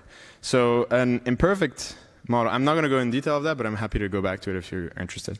So if you would compare, it's not a very helpful comparison, and you're going to criticize me for it, but if you compare the block reward in proof of stake versus proof of work, if we put in the numbers, so 1/8, by taking that 1/8, times the base reward, and then we put in the number of validators today, so 310,000, you would get to propose a block about 642 GUI versus 2 ETH in proof of work, right? As the block reward, it's a huge, huge difference. However, it's not a fair comparison because, as we can see here, most of the rewards you get as a validator is continuous. It's the quality of your attestations, how fast you submit them to the network, and so the comparison is not super helpful, but it still gets people going. More helpful, though, and is what we did the research on, was adding MEV revenue to validator rewards. In particular, again, we used Pintail's model from that same article that I mentioned before, and we wrote a little article on it that you can see at the bottom, and we also have a repo and Python workbooks that you can play with. And as you can see here, in this little graph, again, this is the perfect case, so 100% uptime, 100% participation rate. But even then, the ideal annual rewards without MEV, as you can see here, is this blue line, and then with MEV is this orange line. The MEV numbers we're using are actual numbers from Flashbots, so what miners are getting today as their rewards, which is representative of like what's actually happening in the network rather than some gross approximation. It's still an approximation, but you know, based on actual data. So you might rejoice as stakers or as validators because you know you're making more money. Sounds great. However, there's some issues, and that's why we surfaced in that research. There's two main worries that I want to talk about. The first one is the inequality from who has access to MEV. So imagine if this access to additional revenue is only available if you can run very expensive software and hardware, for example, to reorder transactions and find all the possible permutations of particular Ethereum transactions to find the most profitable permutation out of all of them. That won't be available to a solo staker, right? And so as a large validator, you might be able to make a lot more money than someone who doesn't have access to this infrastructure. So over time, what it means is that a large validator could accrue stake and then, you know, reinvest. I mean, first accrue money and then reinvest that money to spin up more validators. And over time, there's a centralization of validators. The second thing beyond that, even if they don't reinvest to, you know, own more of the network, these large validators who might have access to this hypothetical software and hardware that they need to extract MEV. There's also just the incentive for pooling to happen, right? So if you as a solo validator can't run the software, you might be like, oh, I'll join a pool who runs the software for me. And so that's also worrying to some degree, depending on the pool you join and all that stuff. So our solution for that, oh, and might I note, in the current system of Flashbot, not all miners have access to the Flashbot software and MEV revenue. So given the current trust assumptions of the Flashbots model, and Leo talked about it briefly, not all miners can have access to it because of the security risk that would imply. And we want to change that. And our solution to that is MEV Boost, right? With MEV Boost, and Leo is going to talk about it more, all validators of all sizes have access to MEV revenue on an equal footing with these larger players. So we hopefully avoid this like new vector of centralization that might have come without it. And to us that means a lot, and you know it's important for the decentralization of Ethereum is to achieve consensus in a decentralized way, somewhat. There's a second worry though, even if everyone has access to MEV revenue. MEV itself is unevenly distributed in blocks. So imagine there are times of market volatility where, for example, the price of ETH drops and there's a ton of liquidations. So the block that has all these liquidations has a ton of MEV in it because these are like ordering sensitive opportunities, right? And so you as a validator might propose one block with 500 ETH of MEV and the next validator, well, probably not the next, right? Because the market volatility is not a one block long, but maybe like, I don't know, 3 hours later, they're going to propose a block with 10 ETH of MEV. That's a little bit worrying. And so the graph you see below is from our own data, where the y-axis is the count of blocks, and the x-axis is the average ETH profit per block. The x-axis is not super useful, but you just want to see that, like, you know, very fat-tailed distribution. That's a little bit worrying, and it's harder to model, but it's still problematic. So as a solo validator, you're not going to propose many blocks per year. At the current level, I think maybe 3, right? And maybe less as we have even more validators coming on board. And so, again, as a large validator, you have more chances of proposing a block that you know, is the jackpot. So that's a worry for us, and we don't. What's the solution for that? We don't really have one yet. There is something that's been proposed called MEV smoothing by a researcher at the Ethereum Foundation called Francesco. I can talk about that more if you'd like. We could burn it, right? Burning is a redistribution mechanism. EIP 1559 does that, redistributes the value to all Ethereum holders by exerting deflationary pressure on the Ether supply. We could have more fancy models for redistribution and a bunch of other stuff. But that's another problem that's worrying. It's worrying for the same reasons than the first worry, right? Where there's rich get richer dynamics and maybe centralization vectors where there's like pooling forces to happen. Why we don't really want these pooling forces, I'm sure you're all aware, right? But like one of the hope with proof of stake is that we could get rid of these pools that we have in proof of work as well, where to smooth out the block reward, which is like 2 ETH that you would get very infrequently if you're a solo miner, you want to join forces in these pools. That's problematic because they have a lot of control over consensus. Ultimately, if there's a hard fork, they're the ones who vote where they want to direct their hash rate, regardless of what people say. And if they don't vote for like, whatever legitimate chain, that chain has like lower security from the hash rate that has been diverted from it. So ideally we want to get rid of that, and if we have similar dynamics in proof of stake that emerge again from MEV, that would probably be problematic, so we want to try to avoid that as much as possible. All right, I will pass it back to Leo to talk about MEV Boost and to talk about that first worry again. There's a lot still that's going on there, and it's not a done deal. And it's also, I think, what's most relevant to you as stakers. All right. Thank you, Alex. You're amazing. Before we dig a little into MEV Boost, are there any questions about MEV or the status quo or these numbers that Alex presented? So it seems that with MEV Boost, it introduces a new actor into the system, which is the block builder. So who do you think, or who do you see is best positioned to move into that role? So from a purely, like, if you start from trying to understand what the requirements would be, it kind of goes in what I mentioned before, where as a block builder, you try to construct the most profitable block, right? And the most profitable block would be the block with the best ordering of transactions, but also packed the best way. There's a somewhat similar thing that happens with consensus clients, where you try to pack a lot of attestations in a beacon block, because if they land in the next slot, you make less money than in the current slot and that type of stuff. So it would be like a similar work here, but it would have like additional levels of complexity. So I assume it would be a more sophisticated actor that has like access to compute power, and also that has access to some optimization strategies for how to do this. So I think it can't be necessarily done by anyone. And then within that, I think then the space is quite wide for the number of actors. There's something worrying around that, which is the existence of exclusive order flow. So the possibility of a builder to own order flow that they don't share with the rest of the network. And in that case, they can construct more valuable blocks than other people. That's what we spend a lot of time worrying about currently. And how to solve that is a little bit of a trickier question.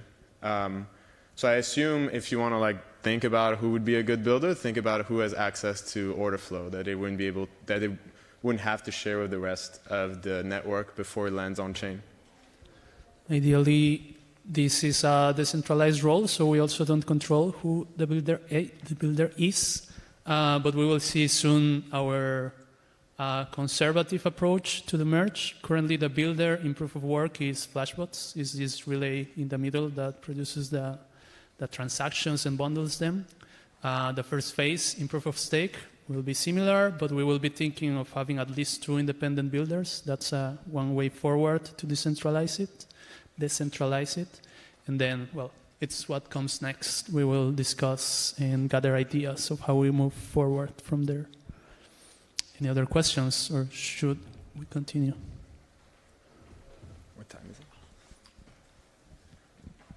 Hey, so in POS, we know the block producers beforehand, right? So multi-block MEV, do you see that as a centralization force that the individuals with more validators will be able to extract way more MEV than smaller?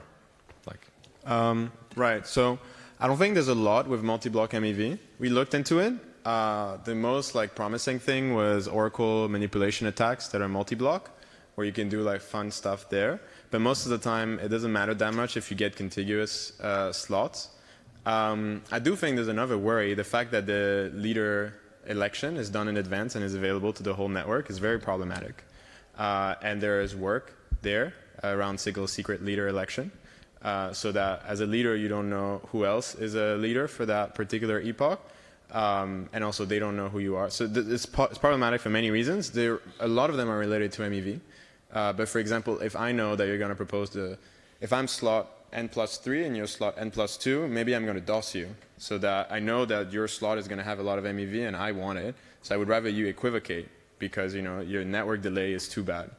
So there's a lot of things like this. So the multi-block MEV, I don't think is a worry. At least I'm yet to see something convincing there. Oracle manipulation attacks are a worry, but you can mitigate against them pretty easily by making plans for that to happen. The manipulation attack would be you manipulate the oracle at the end of the first slot you control, do a bunch of stuff at the beginning of the next slot you control, and then the oracle would then correct or whatever. Yeah, I'm more worried about knowing the leaders in advance, but I'm very happy that there's a lot of work done on this. There's teams that have been funded by the Ethereum Foundation who are deploying different solutions there, OBOL and Blocks and a few others, and solid research work that has been done by Dan Bonnet and Justin Drake and a few others. Right, let's continue. So we have plenty of time at the end to discuss. Thank you, Alex. All right, so MEV Boost is our next iteration of this idea towards decentralization. In particular, you will see that the architecture we are proposing, it's light, but it's enabling a lot of different research and experiments in here. So the model we are following is a sidecar to what we know about Ethereum proof of stake. So the consensus client will have the option to talk to the execution client directly.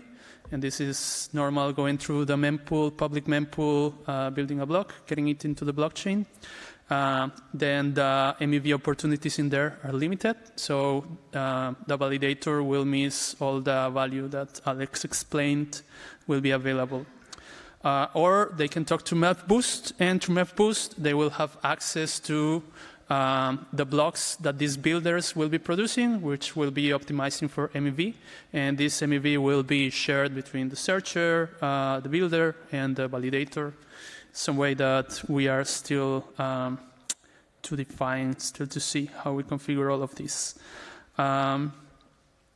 So a few things with this diagram. Now you see that the role of Flashbots is not at the center of the network, which we think is super important. It's very risky for us to be at the center, and we don't want that trust, and we don't want to continue working on that model. Now the role of Flashbots is a little more to the edge, still not where we want it to be, but a way forward. Then we don't want to delay the merge, and we don't want to break Ethereum. So this model allows us that if anything goes wrong with the MEV Boost sidecar, then the consensus client still has the option to go to the execution client directly and still produce their block. Here, MEV Boost and Flashbots and whatever we decide to play with in this sidecar is not critical to the functioning of the network. And then also with this separation of consensus validators and block builders, then the consensus of the blockchain doesn't depend on this part that it's a little more uncertain and not so well defined and modeled. So also the blockchain keeps healthy while we are exploring this. MEV Boost is a thin layer. It's almost ready to test. We will see next how it works. So this is a diagram of the flow of messages. Might be a little small, but it's not so important. I'll go through this quickly. Then the consensus client notifies MEV Boost about who will receive the reward, the MEV, on the block it produces, and then it just waits for having a slot allocation. When the consensus client is ready to build a block, it will request a header to MEV Boost, which will forward this request to the relay, to the builders. This part in the center, MEV Boost, is almost ready. This part on the right, the relays, we have a basic implementation, but more work needs to happen there. So the relay, or this part, returns a bunch of possible blocks. And then it's interesting because the builders can follow different strategies to build their blocks. And the MEV Boost will choose the one that optimizes, the one that gives more value, and sends this header to the consensus client. So this is a commit reveal process. The commit is I have a header, but I don't have the content, the payload of that transaction. then the consensus client accepts this header and requests for the payload, for the reveal part of the process, which they get, and then they get the block in the chain. So a few things here. This is, as I said, a conservative approach, and some trust is still involved. The consensus client is trusting the relay that they will not produce an invalid block and that it will reveal the content of the block. This is an initial implementation. As I said, moving forward one step ahead of what we currently have, but we need to be careful on who is MEV-boost and who is the relay and who is the builder, which for now will be Flashbots, but the idea here is to open the research and open the experimentation, so together come with better solutions of how to solve this. So this is the plan for MEV-boost, conservative release that doesn't delay or break the merge, super important, and then decentralization, right? With care, right? We care about Ethereum, we care about the network, and if we go too fast, maybe we do something that we don't really understand, and this gives a lot of power to one of the parties involved. And the risk here is that if one of the parties involved get a lot of power, this power will be increasing, and that party can take over the network. So we explore decentralization together in an open research, careful, slow, following this model that enables us to play a little more. Explore decentralizing the builders. As I said, if we design with 2 builders in mind, maybe one is run by Flashbots, maybe the other is run by another trusted party that's independent, and we are better than before. And from there, maybe we can completely decentralize the builders. But how? Maybe we add reputation to the builders, and then the validators can choose if they trust the builders and they know the risks that they take, maybe the history of the rewards they give and the history of how many times they fail. It's the decision of the validators to do that. But it's hard to build a reputation system. Still, we can try that, and if it fails, we have the backup of going directly to the execution client. Maybe we go the unconditional payments way. So in here, think about the builder giving some guarantee, putting some bond, and then the validator trusts the builder, and if the builder fails, they will be rewarded anyway. They will receive the payment not from the MEV in the block, but from the guarantee that the builder puts. But many questions here again. Then there will be 2 different stakes, and this might unbalance the forces, and we need to understand all the repercussions, all the values involved on this before going forward with one of these options. Or what about SGX? Then if we have a trusted environment where the computation of the block can be executed without exposing the contents of the block, then we know that the value that the builder claims is accurate, and there's a proof of that, and then we can easily decentralize that. With many other questions, SGX brings other potential risks, and we involve another party, the SGX provider, which is a little weird space, and still work to do there. We would need an EVM that executes on SGX, which is a fun project to do, but still not there. And then we have 2 separate auctions. The validator is putting their block space for auctioning, and the builders want that block space. But the builders also want to get access to the order flow, to the transactions that they will put in the block. And these are 2 separate auctions that are related. If you get the transactions, but you don't get the block, it's not useful. And if you get the block but not the transactions, it's not useful either. So how do we design an auction with 2 phases that's reasonable? At Flashbots, we are making research on all of these, and we are giving grants for the things that we cannot do internally to the team, and we are contributing to all the other teams researching topics related to this. And then, I don't know, magic, we do work, we do something, and boom, the result we want for this is to have this design that takes into account MEV to be part of the Ethereum protocol. It will take some time to get there, but this thing that we are doing with MEV Boost is our trial. It's what we can do to experiment, take different approaches, understand the numbers of them without a lot of risk, and the best solution we find, then that will turn into something that can be part of the protocol. So in here, I would like to invite you, because this is complicated. We don't have answers for a lot of these questions. We are setting up the infrastructure to be able to experiment. And if you have something to say, if you want to play with us, join the MEV Boost repository. Take a look at the issues, and there's where we are discussing the next steps. All right. But this is still not enough. We are doing our best to move forward slowly, not break anything, but also not be super conservative without breaking things. We want to play, we want to experiment.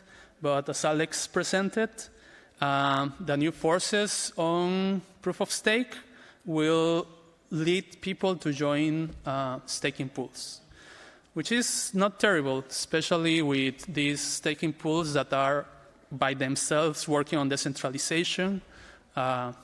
It's not a bad thing. Maybe it's the best we can achieve, but we would like to go further. What I'm interested in is geographic decentralization, geographic diversity on the network. A lot of people running their validators in their living room. And we have many questions here of how to do that, how to get there.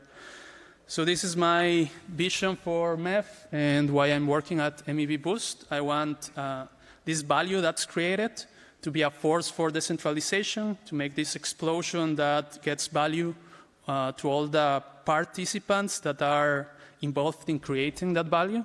The users, searchers, pools, platforms like Uniswap, exchanges, the builders, the validators, and Flashbots, or any other organization working on this space.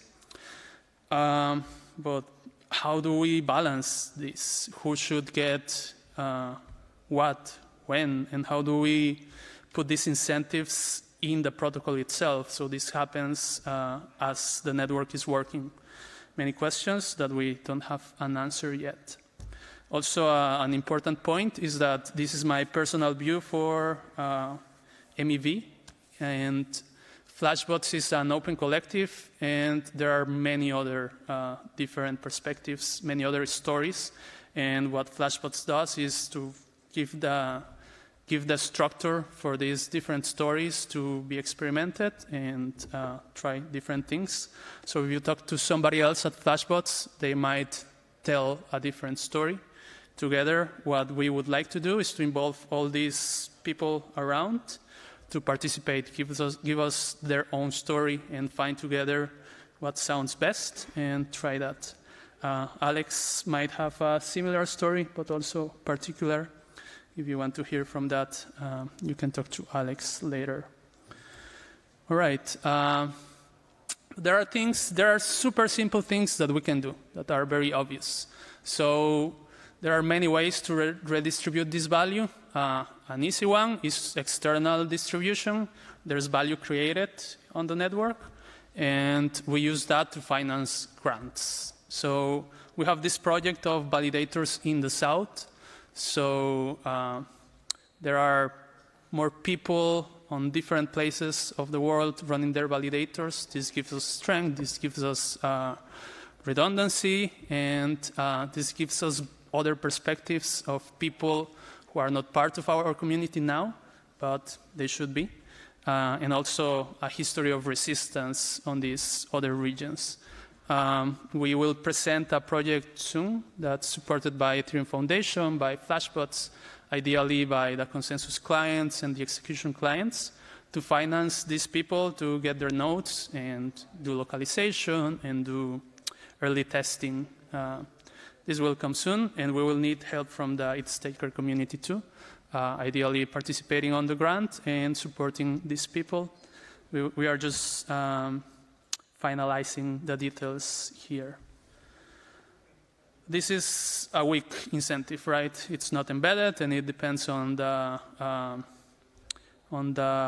intentions of the people with the money. So still not satisfactory. Another thing that we can do that's very obvious is to make it easier for people to run this consensus client, execution client, MEV. And at Flashbots, we are supporting a few projects that do this. There are multiple. This one is called One Click by Nethermind and Flashbots. And it's an orchestrator. It's a tool that will set up everything you need and will guide you while you do that. This is usable now, but in progress. So also, if you're interested, join this one or tell us about the others that are around. And there's a Discord group that it's in the bottom if you want to discuss or if you have feature requests from them. Again, very obvious, make it easier for people to run things. Again, still far from the decentralization ideal that we're playing with.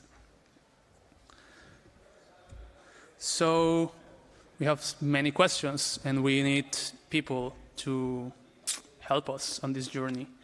I would like this space to be part of that. I would like every staker to be part of this decision, where we go next, what things we try. Tell us your ideas, tell us your challenges, your preferences. So to start, maybe Alex, you can tell us about MEF smoothing, and then we go from there.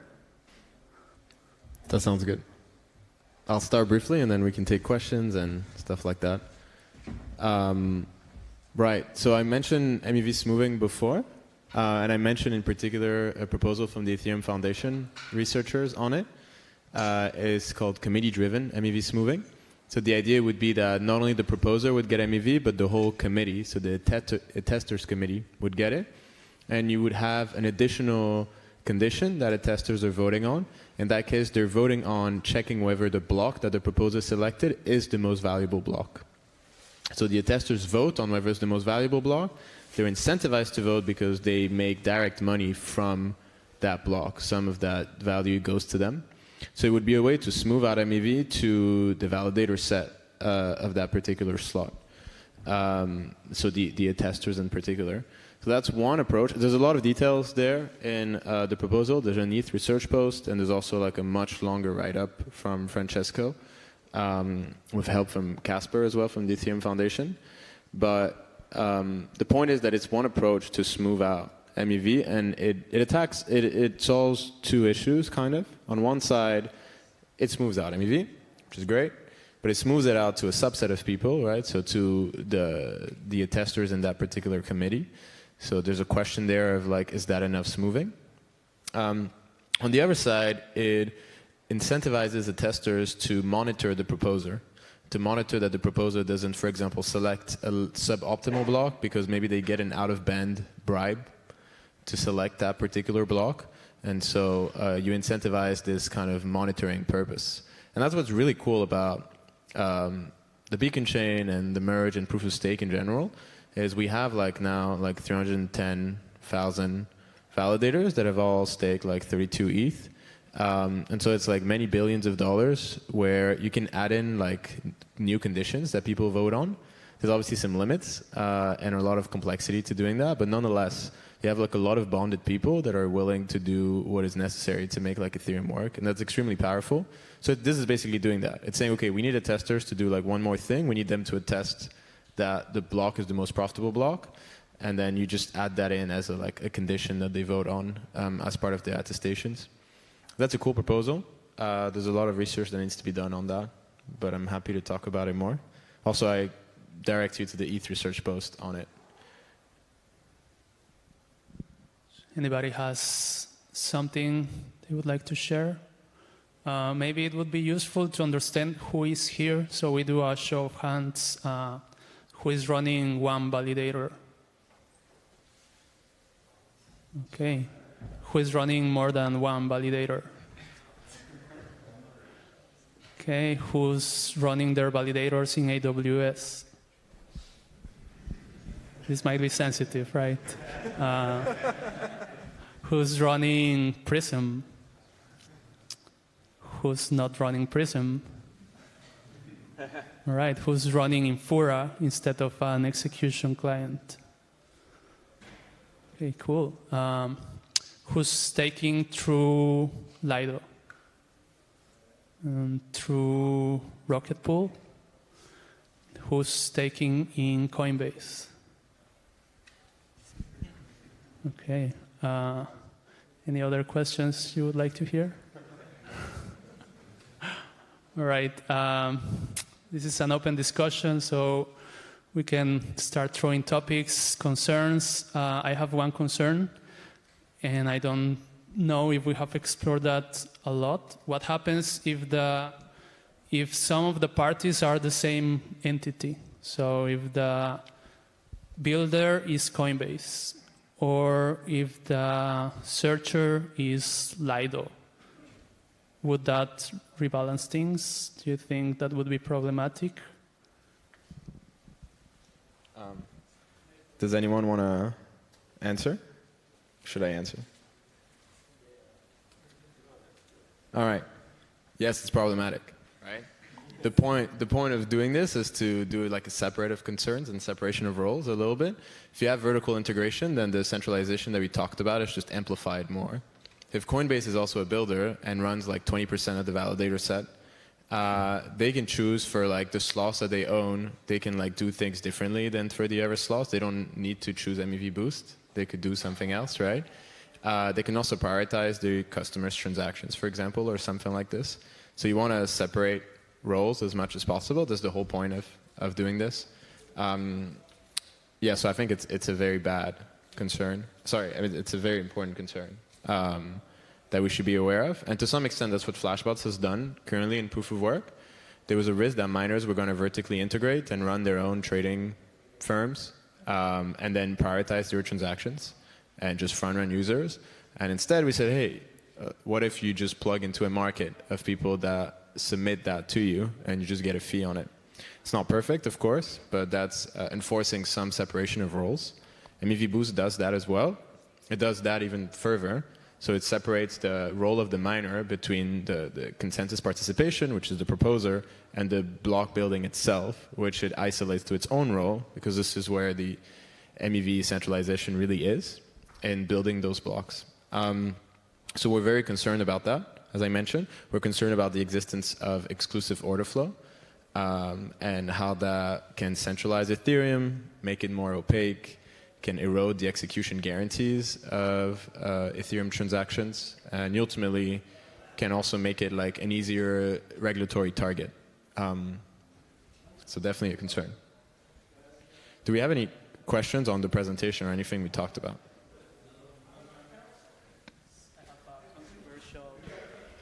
So these are days of existentialism, right? Why are we here?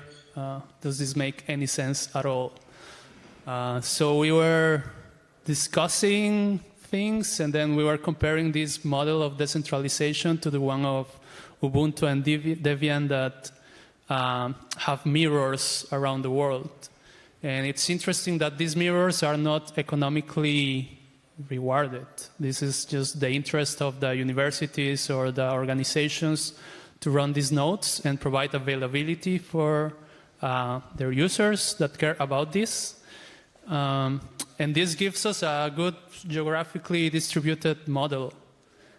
And we are not seeing that in Ethereum. So, hard question, is it a mistake to pursue decentralization through economic incentives? Because then people will try to maximize their value, and then all the nodes are in AWS or in the north, and then how do we achieve this decentralization? I think it could be a little combined model.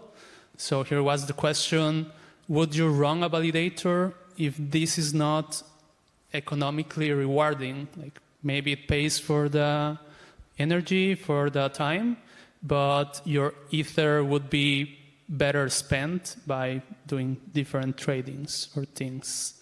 And then, wow, why are we here? I don't know, complicated. Somebody wants to answer the existential question.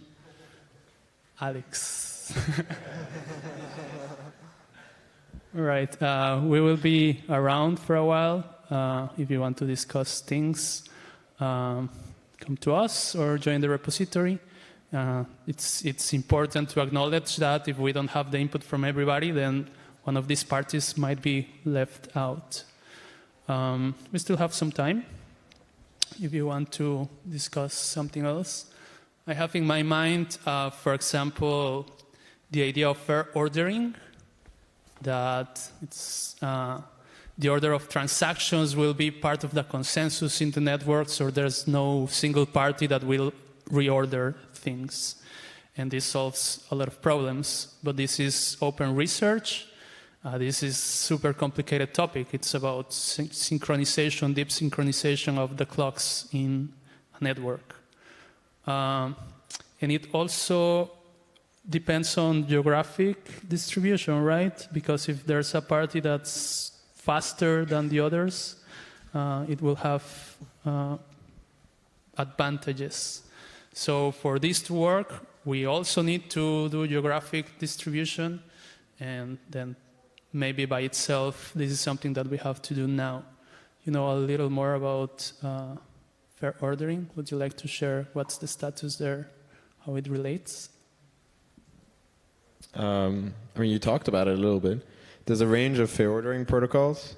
The most recent are receive order fairness and send order fairness. Receive order fairness would be you order transaction based on when you've received them. So it's kind of first in, first out model that maybe some of you are familiar with. But at a scale where it's not when a single sequencer receives a transaction, but when the network receives a transaction. So they all nodes communicate with one another and say, hey, I saw TXA before TXB. And if you reach consensus on that, so if 2/3 of the nodes in a classic BFT consensus vote that they saw TXA before TXB, then that will be the canonical ordering going forward. Some people see it as a silver bullet for MEV because you wouldn't have a central party ordering transactions. The issue is that it is still a matter of latency, but in that case, peer-to-peer latency. You want as many nodes as possible to see your transactions. And so if the nodes, that kind of leads to geographic centralization of nodes that are participating in this ordering protocol. And then there's other issues there because it's not only about the latency of the transactions you send, but also the latency of the messages you receive. Because if you can know what the state of the network is before someone else, you can act faster than them as well. And so there are issues there as well. So we're quite skeptical of ordering protocols, at least the fair ordering one. We also don't like the name fair ordering. I think, it's subjective what is fair, and it's subjective how you define it. Nonetheless, I think ordering protocols in themselves are interesting. And as I mentioned before, we have this beacon chain with a lot of validators taking ETH on it. If it could be added as like something that validators could vote on, the order of transactions, instead of having a single party, in that case the proposer, receiving an execution client payload or forming the block themselves through an execution client, through MEV boost, whatever, that could be cool as like something that like an additional thing that is consensus is achieved on. I'm excited by it. I'm excited by like decentralizing the process of ordering transactions, and the current methods maybe can be a bit short-sighted. So we'll release more on that soon, if anyone is interested. All right, thank you, everybody. Last chance to question something. I have a question about the iPad talk. Wait, you have the mic. Oh, yeah. Could you maybe tell a little bit more about the burning proposal of the smoothing you talked about? Right. So if you want to... Specifically if it needs a hard fork or how would it be implemented? I don't know. I mean, it's very early in thinking about this. There's some people within Flashbots that maintain that no smoothing can ever exist. For some good reasons, but still to be further researched. And then I don't know how it would work. So there's like different ways to do smoothing, as I mentioned. Burning could be one of them. But where you would burn, at what part of the stack, is it at the MEV boost fee level, or when the proposer bids to the builder, or is there another thing? I don't know exactly. What is the main argument of your colleagues that are saying that smoothing is not possible? Right. So there's 3 axioms, according to him. I can't remember the 3 axioms, but I can give you the gist of the argument. The argument is that whatever smoothing mechanism happens, it'll always be strictly inferior to what other mechanism you can have. So the worst thing against smoothing is out-of-band payments, right? So it's someone who accepts a fee out of band to choose something else, like a less optimal block or whatever. So for their particular fee, they get more, but the network gets less. So they kind of steal from other people by doing that, right? Because less value is smoothed out to everyone, but they get more. That's like what you're trying to prevent. That's like one of the main attacks against smoothing. So the argument of that person is that as an attacker, you're always able to profit switch from whatever the smoothing algorithm is to anything superior to that that's an out-of-band payment. So it'll never work perfectly. My counter-argument to that is if it works good enough, and if it just raises the bar for what is smooth, maybe that's enough to be less of a strong centralizing force on the network. But I think a lot more work needs to be done on it. What's interesting is that with the MEV boost and then the proposer builder separation that might be included in protocol at some point in the future, you would then be able to build this committee-driven smoothing on top very easily. It would just be like an additional thing that attesters vote on. So that sounds cool because it's simple. So yeah, so that would be the main argument kind of against it. There's a lot of research that still needs to be done. I think it's like a very important nut to crack for MEV because I think redistribution is key to understanding it, in my opinion, and it goes to Leo's point before of ideally you want MEV to be a force for decentralization, so be this kind of repulsive force, if that makes sense. If I understand correctly, Rocket Pool is working on a MEV smoothing pool. That would be a force for decentralization, right? Right, so it depends how they implement it. I haven't talked to Rocket Pool for a while. Hey. From last I remember, they were working on MEV smoothing, and they were also trying to tackle the problem of out-of-band payments, right? So in the case of Rocket Pool, they were thinking of having MEV oracles. So it's the same kind of role that I talked about for this committee that monitors what the proposer is doing. But it's still imperfect in a way, right? It depends how the oracle is set up and how they're incentivized. It also requires, if it's a MEV oracle, in that case, I think it's a set of validators. So, how decentralized the validator set is and what's their incentives and how easily can they be corrupted. But I do know that they're working on something like this. It's important.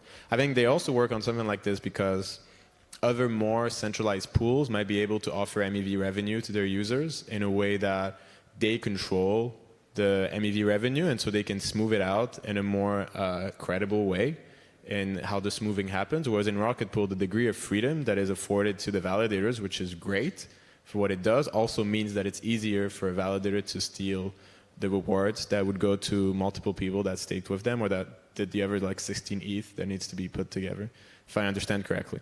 With multiple people from Rocket Pool here, so if you have more to add. All right. I think we are out of time, but I wanted to ask you guys, are you staying at the venue for a little while here tonight? Leo, yes. I will be leaving relatively soon. All right. So if you guys want to keep going on this discussion, and if you want to talk to these guys, just come up and go ahead. And if you want to work on MEV too, so Let's give it up for Alex and Leo.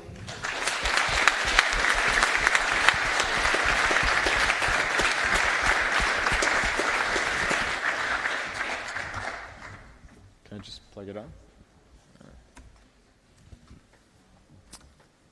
Our next talk is going to start in 5 minutes, so you might want to stay where you are. Maybe I'll stay there.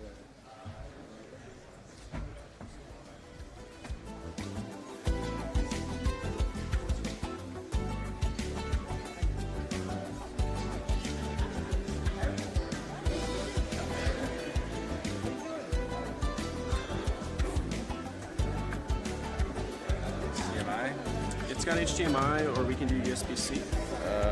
I have an HDMI port, and I used it yesterday, so let's use that. Okay.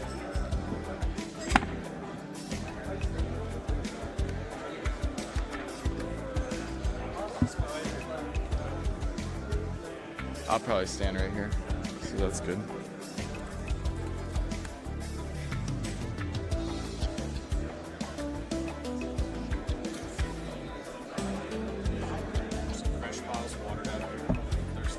Nice.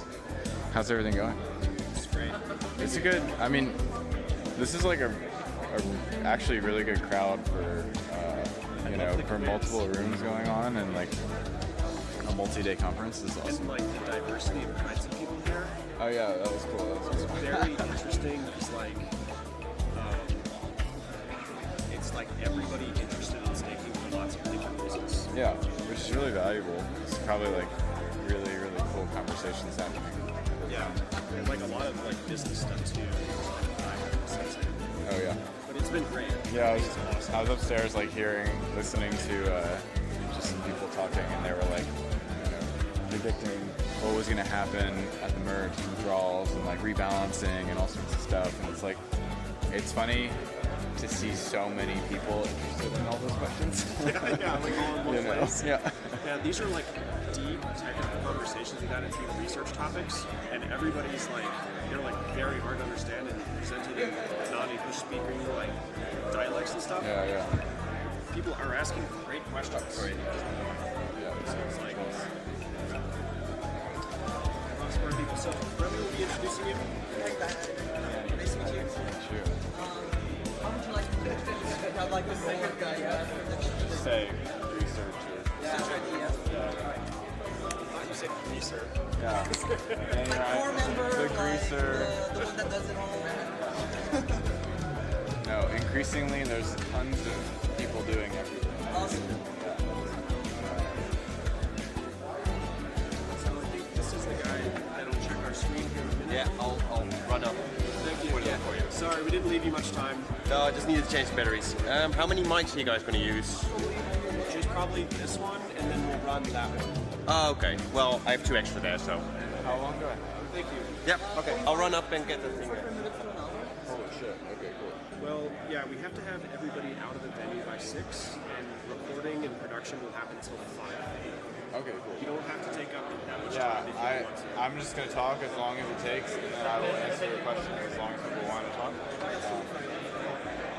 Yeah, the only thing is they won't really record after. That's fine. I'm not going to go. This mic is pretty good at picking up your voice, so you don't voice, and they'll adjust it. Yeah, I have no idea how long this talk takes. Well, thank you for agreeing to do it. Oh yeah, no. Well, and it's not like my standard. The merge is happening. This is what's going on with the merge. It's something different. So. Okay. Well. Yo.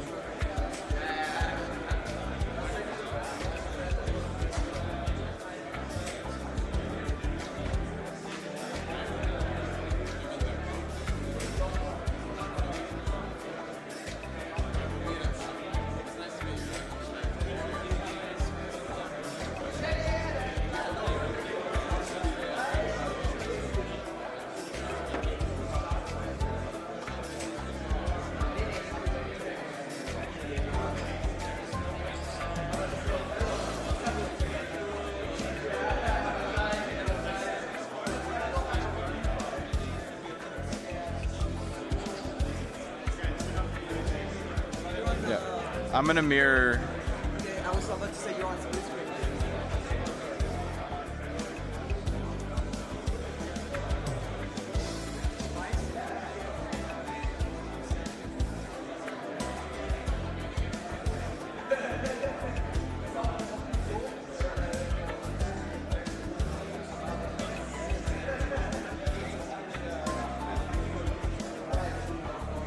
Welcome back, everyone. We will start this next talk. If you want to take a seat, please go ahead. Our next speaker is a researcher at the Ethereum Foundation. Please give a good round of applause for Danny Rayan.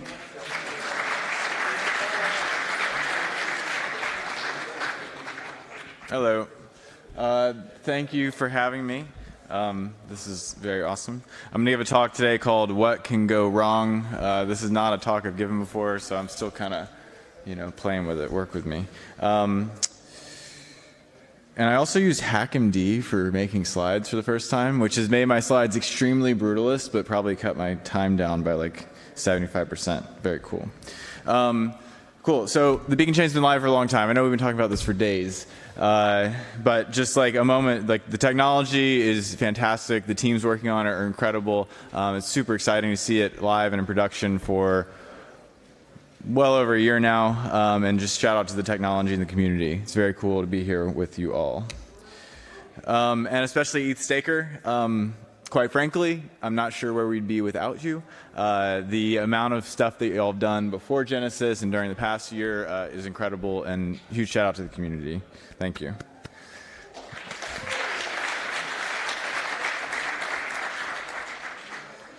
Cool. So what can go wrong? This is more kind of the existential stuff, the deep problems we might see, the attacks, the types of disasters that might happen to Ethereum proof of stake. Not only just like tomorrow, not only like maybe during the transition and the merge, but over the many eras and different equilibriums this thing might see, and over the many decades of its life, or even beyond. Yeah, so attacks both fast and slow across many eras and equilibriums. So there's a few magic numbers when we think about a lot of these attacks: 1/3, 1/2, 2/3. If you're familiar with like consensus or familiar with how this stuff works, this aren't a surprise. And it's really ranges that we care about. Certain things are okay if they're in the 0 to 1/3 range, or maybe they're scary in the 0 to 1/3 range. Then maybe certain new things get introduced in this other range, and beyond and beyond. Again, you can kind of flip all the unhealthy things into healthy, like, greater than 2/3 in certain metrics is very healthy, and we'll get into that. And there's a bunch of other magic numbers in the protocol. You have to stake 32 ETH, but that's not really what this is about.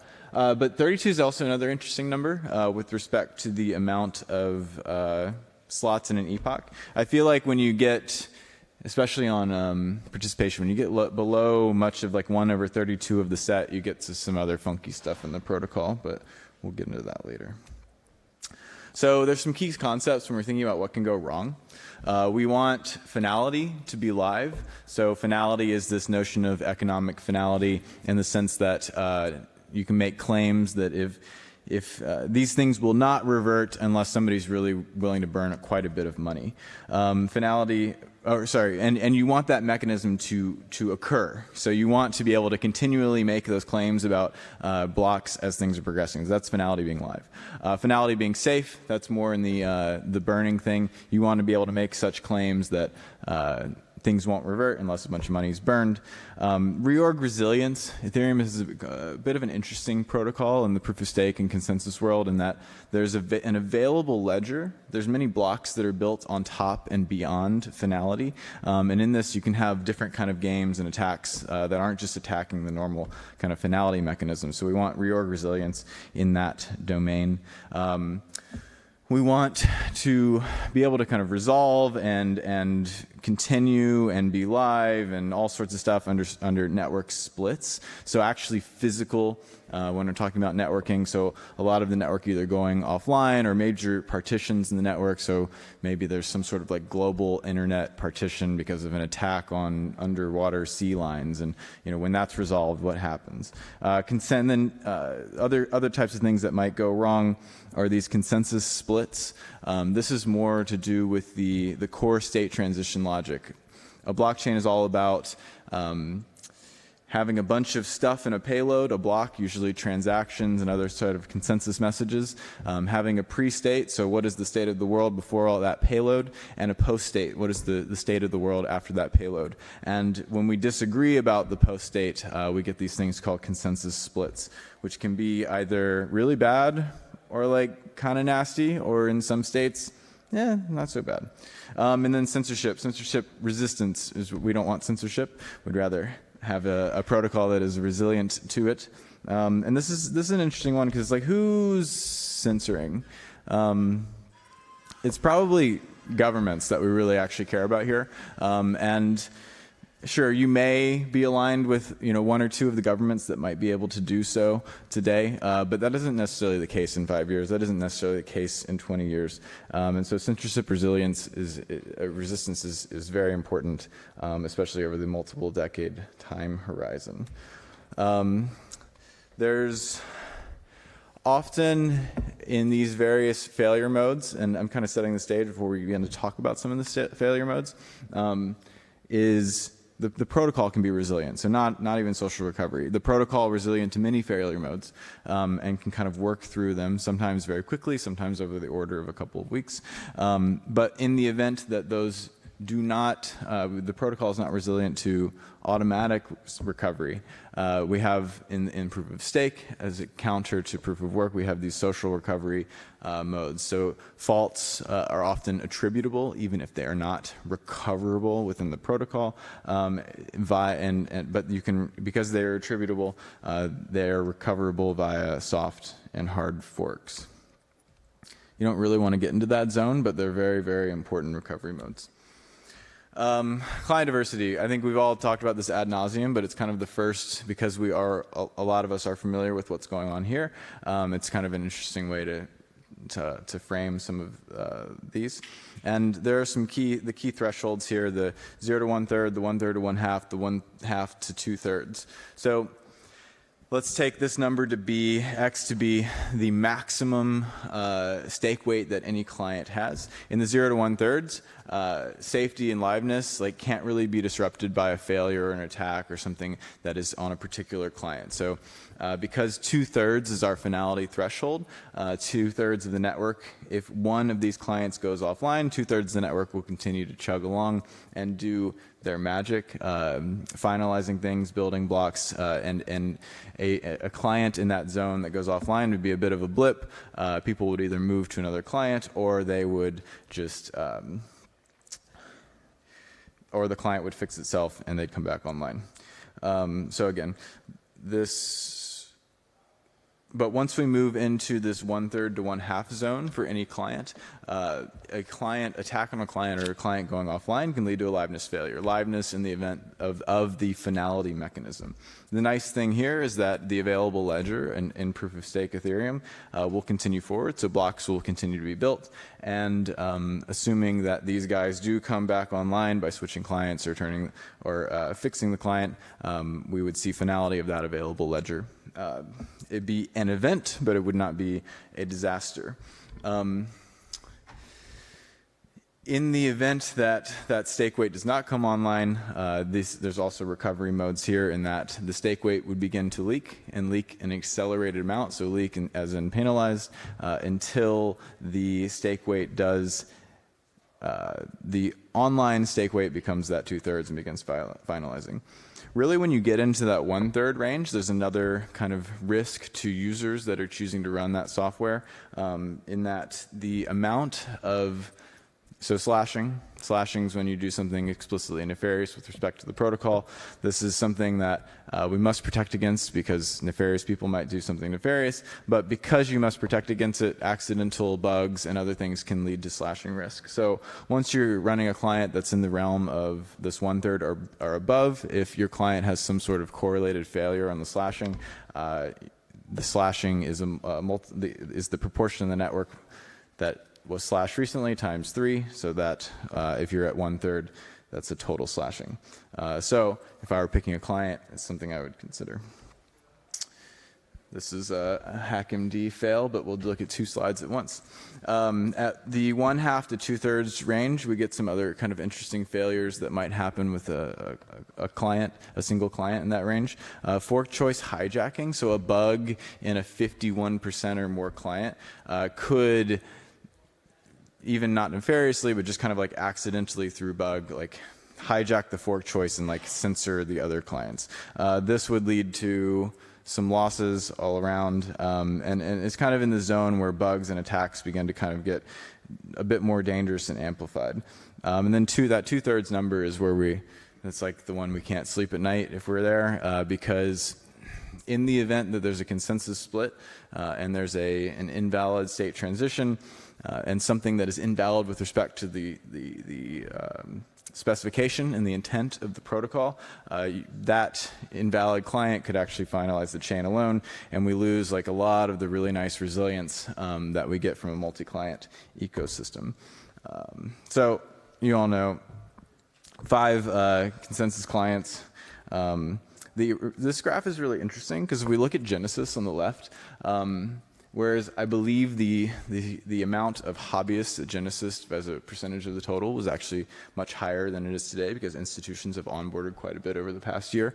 It looks like hobbyists actually did their job.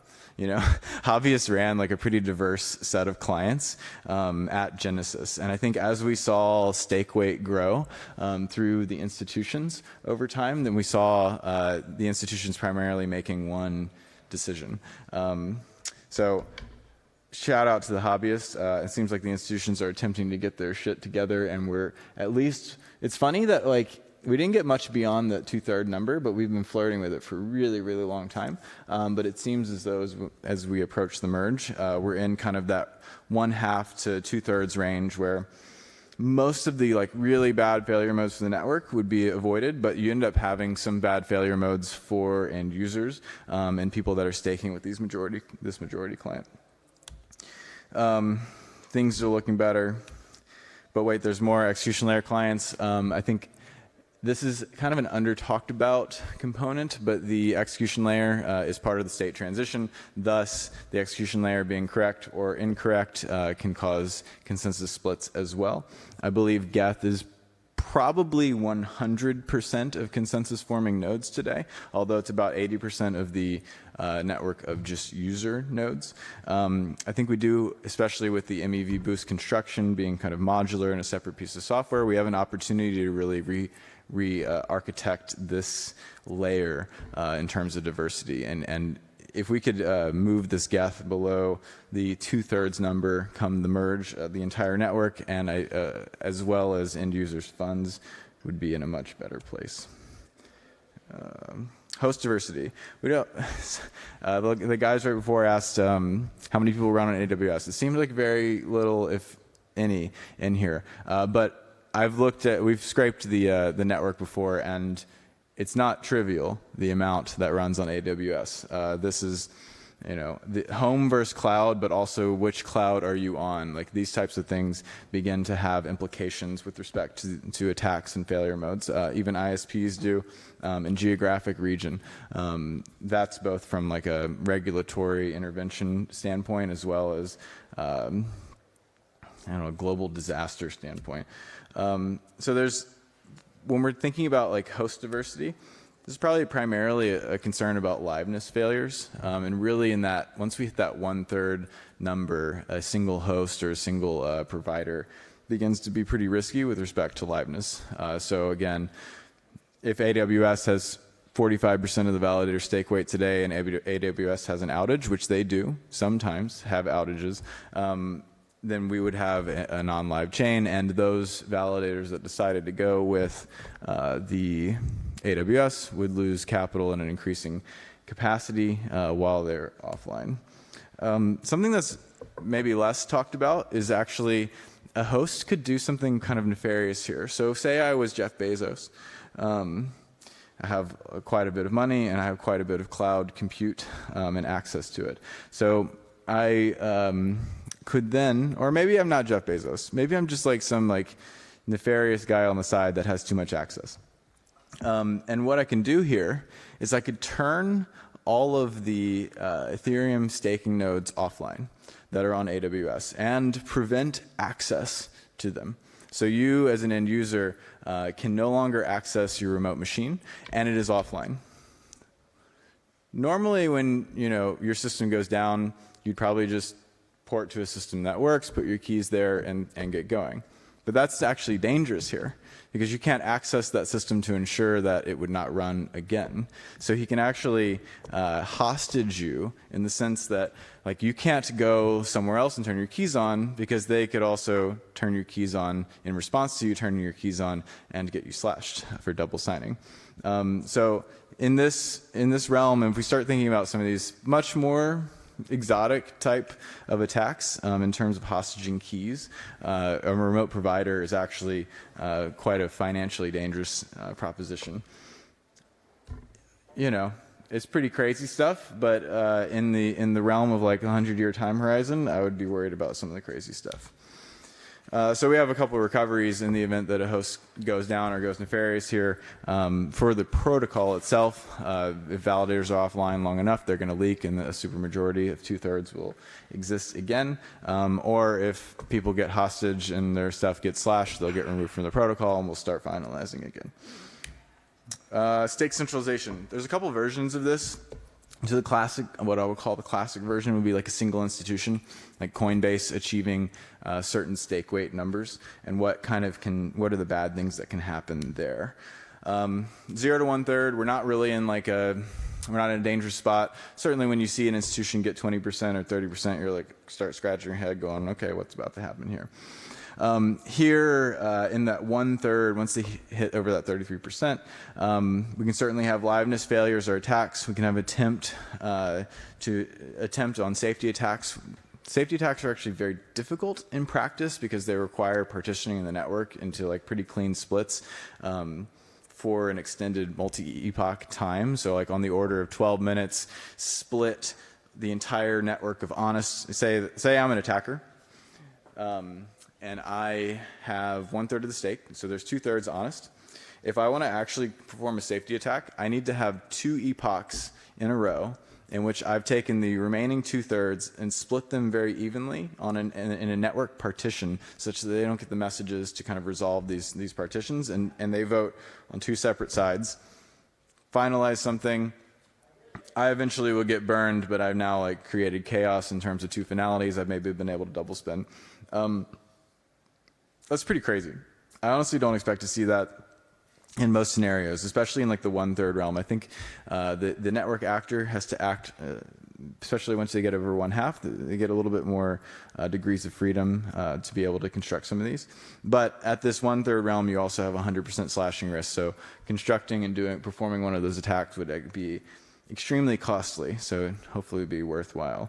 And in this realm, things are generally self-corrective. So if I am a large institution and I go offline, now or in perpetuity, generally the network will begin finalizing again and self-correct. Again, on this slashing, kind of exotic slashing attempt of attack, all of my capital will be burned.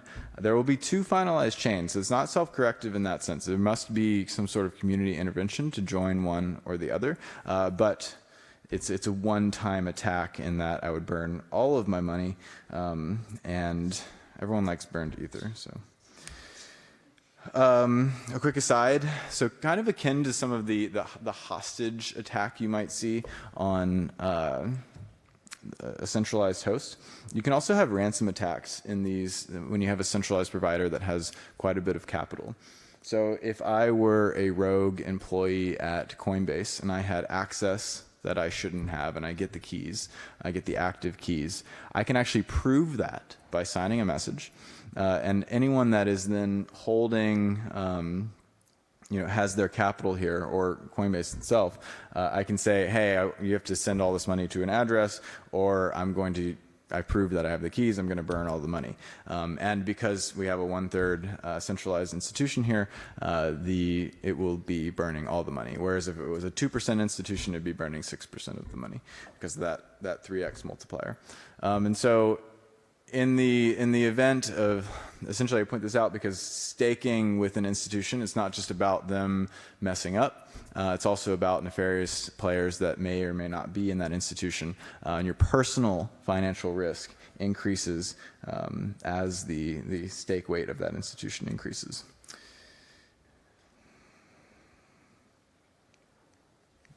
Okay, so here we are, 1/2 to 2/3 in a centralized institution. I can begin to do censorship, so I can control the fork choice. And by censorship, I mean not including blocks of honest folks. So I can make a chain that is just me. I can't finalize that chain, but I can make a chain that's just me. But this is actually very costly because I'm not finalizing in that realm. I will begin to leak some. It becomes very costly for others, but this is very attributable. And because of that, we can use soft forks to fork out such malicious capital. And essentially, the censored version of the chain can begin building their chain, become the majority on that chain, and finalize. Also in this realm, you might see malicious MEV reorgs, which both of these things are attributable. I think it's very important to probably write software to detect them on an automated basis so that we can not only attribute them kind of once we realize this is going on after a long time, but very quickly realize this is going on to be able to kind of maneuver. In the 2/3 plus zone, we can have censorship, but it's kind of in this zero cost because they can also finalize. This is definitely like a bad place to be. We can also like finalize 2 different chains at essentially zero cost because I can censor. So I can create a chain, I can finalize it, I can create another chain, I can finalize it, and because I'm censoring on those chains, I can't, no slashable messages will be included on such a chain. It's just kind of a generally pwning everything. And here, this is bad. This is like an extremely bad scenario, but honest players can recover through a soft fork to not listen to these finalized and attack chains, and either hard fork the capital out or slash it all via the inclusion of the slashable messages. Again, if they're only doing censorship, you don't have slashable messages, so you can either leak them out or you can hard fork, burn, and destroy.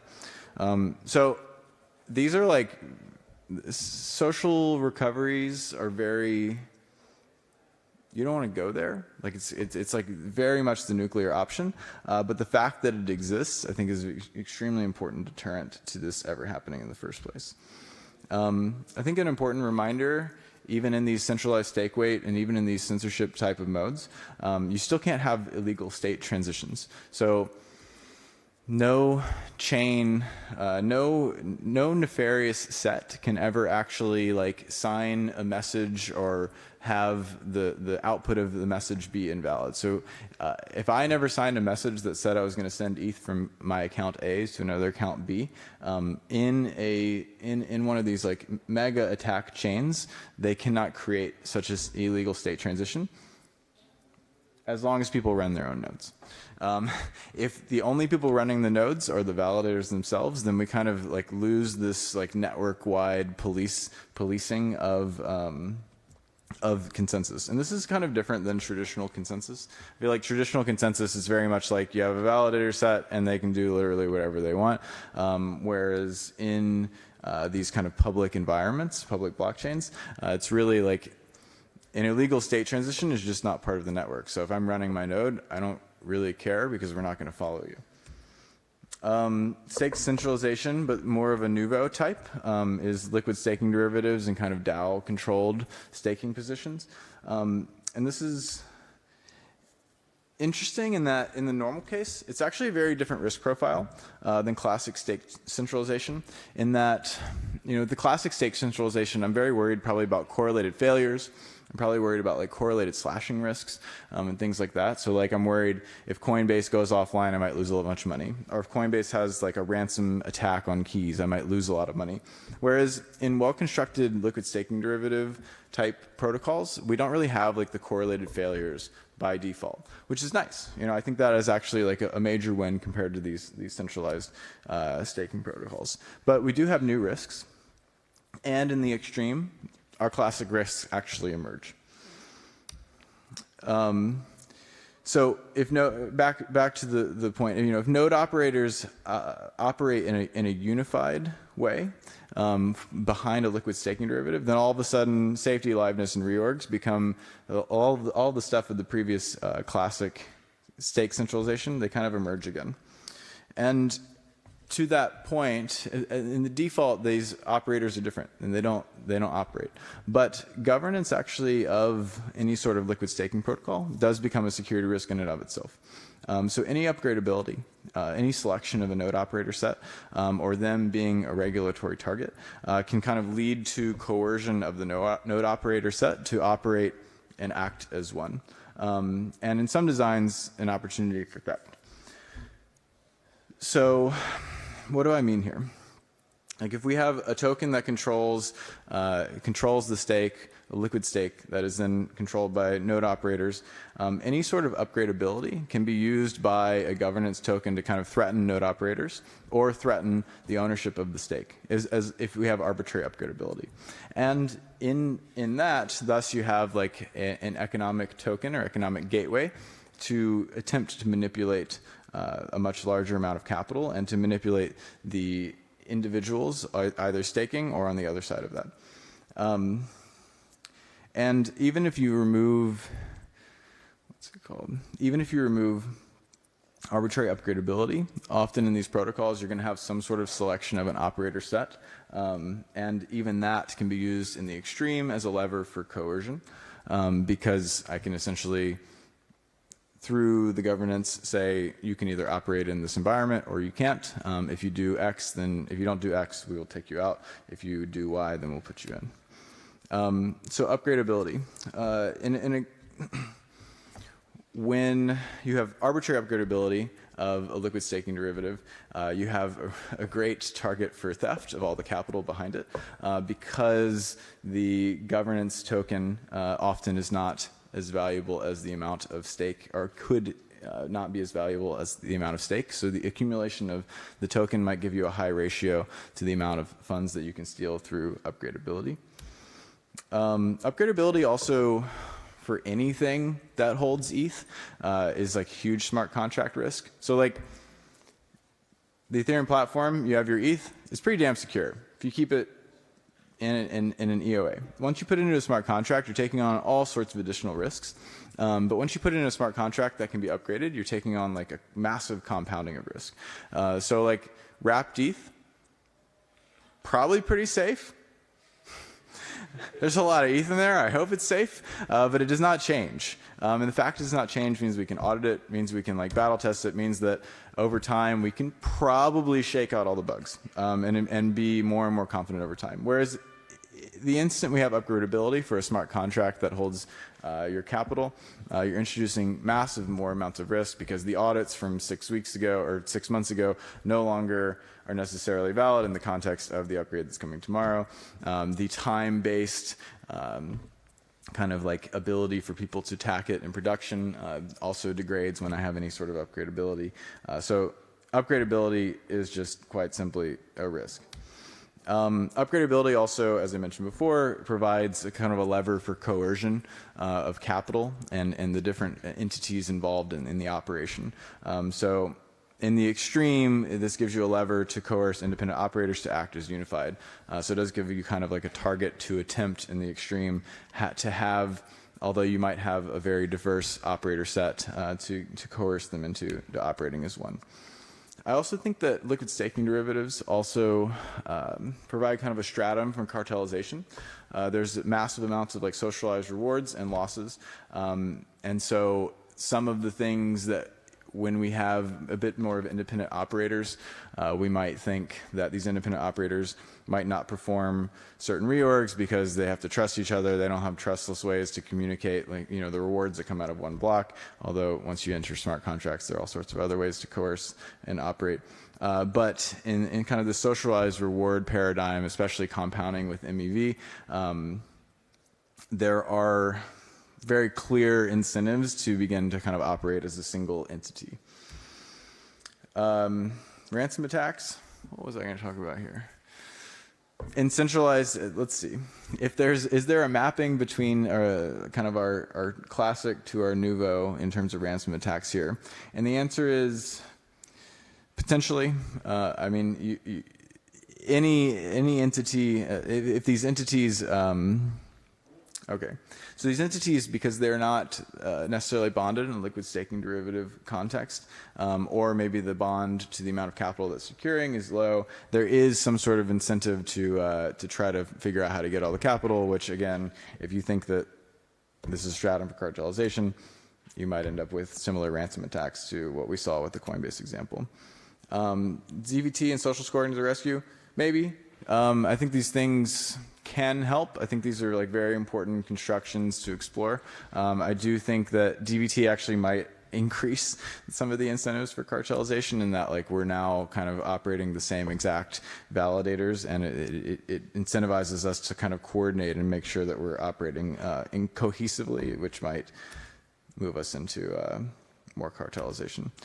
The nice thing about all these types of attacks in this kind of nouveau stake centralization world is they're extremely attributable. All the stake goes into kind of a central place. It's very on-chain attributable, which gives us and the community the ability for social recovery. There are plenty of better and safer designs that I'm sure will be explored in this world. For example, if you must have upgradability of any form, you could have the time delay on upgradability be longer than the exit queue to get all of the capital out of the beacon chain. So in that environment, you know, if something malicious were to happen, everyone could see and have plenty of time to get the hell out. I do also think that over time, there will be more acknowledgments of the risks of the centralization here on the capital itself, which I think is going to be pervasive is going to be important to incentivize a diversity of liquid staking derivative solutions. I think we're very bad at assessing tail risks as humans. Just quite simply, it's really hard to, you know, as we saw with client diversity and things like that, you know, really bad things can happen if you put your capital behind a client that can finalize something invalid. But until you actually see that in production, it's hard to really like quantify the amount of loss in your head. So maybe we have to see something really bad happen before we see a bit more diversity in this realm, but we'll see. There are many products and offerings in this domain that have not been explored, and I think, in my opinion, I expect kind of a lot of competition and stuff in this space. So we'll see what the equilibrium looks like over the next couple of years. Stake centralization monopolies, both the classic centralized institution and some of these nouveau liquid staking derivative solutions. I think it's very likely that these monopolies, different monopolies, can form and hold equilibriums, but inevitably when things go wrong, we do have recovery mechanisms in most of the failure modes. MEV centralization. We talked about this a little bit in this session before. I'll just go ahead and say that open access to MEV is very critical. The MEV smoothing beyond that is likely very important as well. And then there are questions of whether a centralized provider of MEV can lead to any sort of issues that are at our key thresholds, that 1/3, that 1/2, the 2/3. And, well, why open access? Avoid centralization of stake weight. If some can have access to MEV and others cannot, then the capital that cannot have access to MEV is going to try to find access to it and likely go with whoever can, which might be a centralized set. So instead, we want open access. And then a centralized provider. One of the things that becomes an issue with a centralized MEV provider is censorship resilience. You know, if the government now has like one entity to knock on the door to say don't include transactions of X, Y, or Z, I think a minority altruism, meaning some minority of actors dipping into the mempool instead of going with an MEV provider, does actually give you censorship resilience. But L1 PBS, CR lists, and a bunch of other stuff remain very important because we don't necessarily want to rely on some sort of minority altruism assumption to get stuff on chain. There's also, in terms of client diversity, when we add a piece of software to all the clients that they also run in parallel, you get some additional like liveness concerns due to centralization, central production of a single piece of software. So I think it's very important. I don't think that we'll necessarily see MEV client diversity, but it's very important to make sure that this what is a much smaller piece of software is very well audited and even constrained in the environment, such that a DOS on this additional new piece of software doesn't necessarily take down the network. And there's all sorts of other fun things that can go wrong, like targeting DOS to the validator set, lazy validators, regulatory tax, remote code execution, the implications of sidecar software. And a lot of these, well, except for one of them, a lot of these end up being, we need better technical solutions, both in terms of L1 protocol, as well as more advanced solutions such as like standard ways for people to utilize VPNs, do VPN switching, have sentry nodes, all sorts of fun stuff. Lazy validators. Are you going to run your own execution layer client if somebody gives you access to a very cheap one? The answer is probably you'll use the very cheap one over time. Maybe there's a good distribution at the beginning, but we don't want to rely on altruism there. So integrating proofs of custody, essentially crypto economic guarantees that you do perform things locally, that you do kind of run execution locally or download all the data for sharding, different things like that. Those are important to integrate. Regulatory tax. I saw some pictures when China shut down mining of like planes full of miners, which is pretty crazy. But you could imagine regulatory crackdowns on staking in different jurisdictions.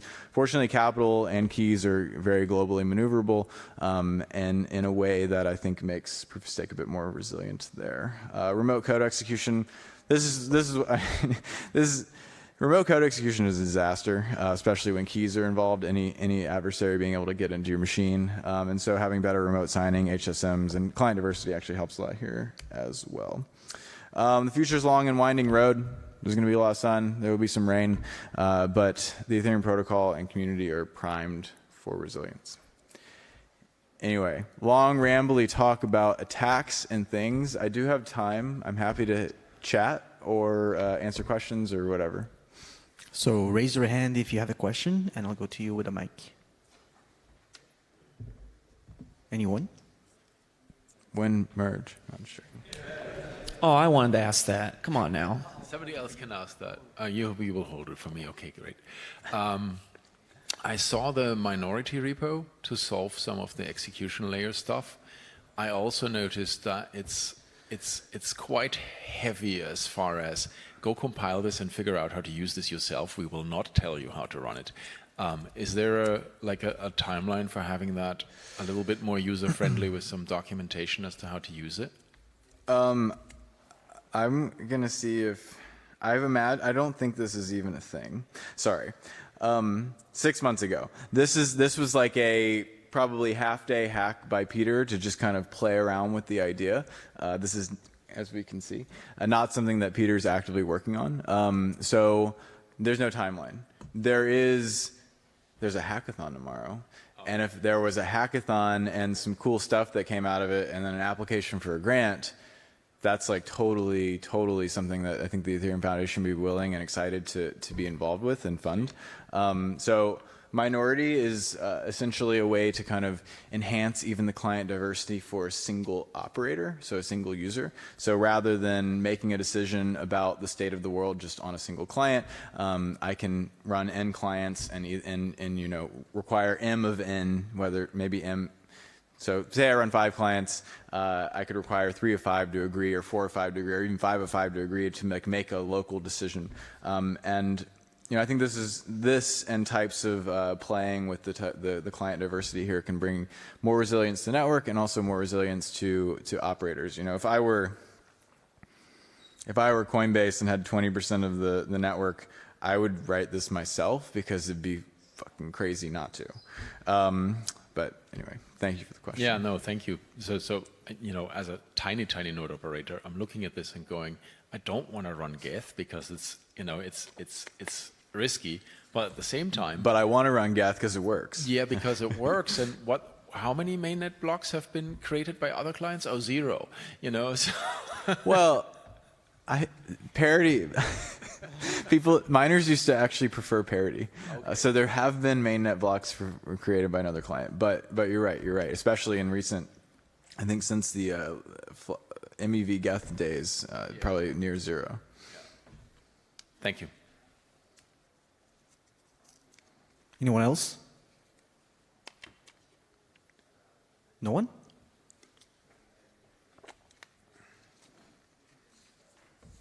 Some dude on a Bird app talked about Ethernet or Ethereum having too many single points of failure. Based on what you just said, is there any substance to that claim? Is that technical or person? Say again. Is that with respect to technical things technical, or people? A technical answer. I believe that we have, like any system, there are points of attack and disruption and at least failure in time. But I believe that we have much resilience and many recovery modes here. Multi-client for the one, I mean, like that literally doesn't exist in pretty much any other ecosystem. And then beyond that, we can certainly have centralization that becomes points of failure. And very fortunately, when those do, we can move on, by either in protocol mechanisms or social recovery. So I don't know. I mean, I could speak to it more if you had what they had in mind, but I don't necessarily agree.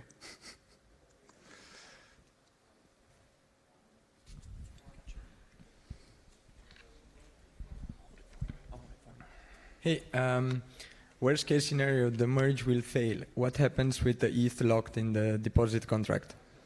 If the merge doesn't happen, like proof of stake doesn't work, we're done. We say we become proof of work maxis. I mean, there's a bunch of things that could happen, right? I think you could do one of two things. You could do nothing.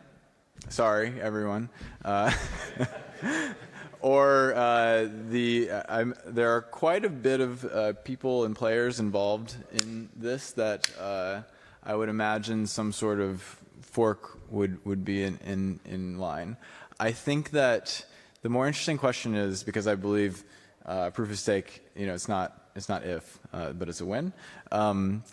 The more interesting question is, if I were a miner and created Ethereum Carbon, which is the proof of work maximalist Ethereum chain, what do I do with the deposit contract? Do I, in this chain that I've created, do I fork the deposit contract and welcome back all the stakers? Or do I say good riddance, it's burned? Or do I say, actually, that's the Ethereum Carbon Foundation's treasury and fork that into a multi-sig for governance or something? That's a question they're going to have to answer. We'll see. I don't know. I don't really believe Ethereum Carbon's going to happen, but they have some tough questions to answer if they do.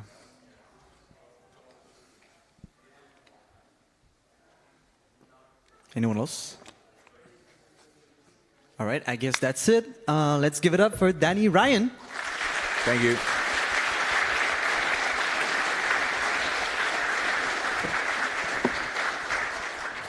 And this will conclude today's talk session.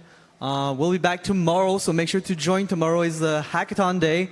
Plenty of good stuff to be built, plenty of good ideas. If you need help, we can help you guys with your idea. No need to build a new project, so you can just build a feature on a single project and we'll help you too. See you tomorrow. And to reiterate on that hackathon, again, it's going to be tomorrow. You can either sign up here or you can sign up online at eastaker.cc and go to the hackathon portion. There's 10,000 USD up for grabs. First place is 5,000. Second place is 3,000. And third place is 2,000.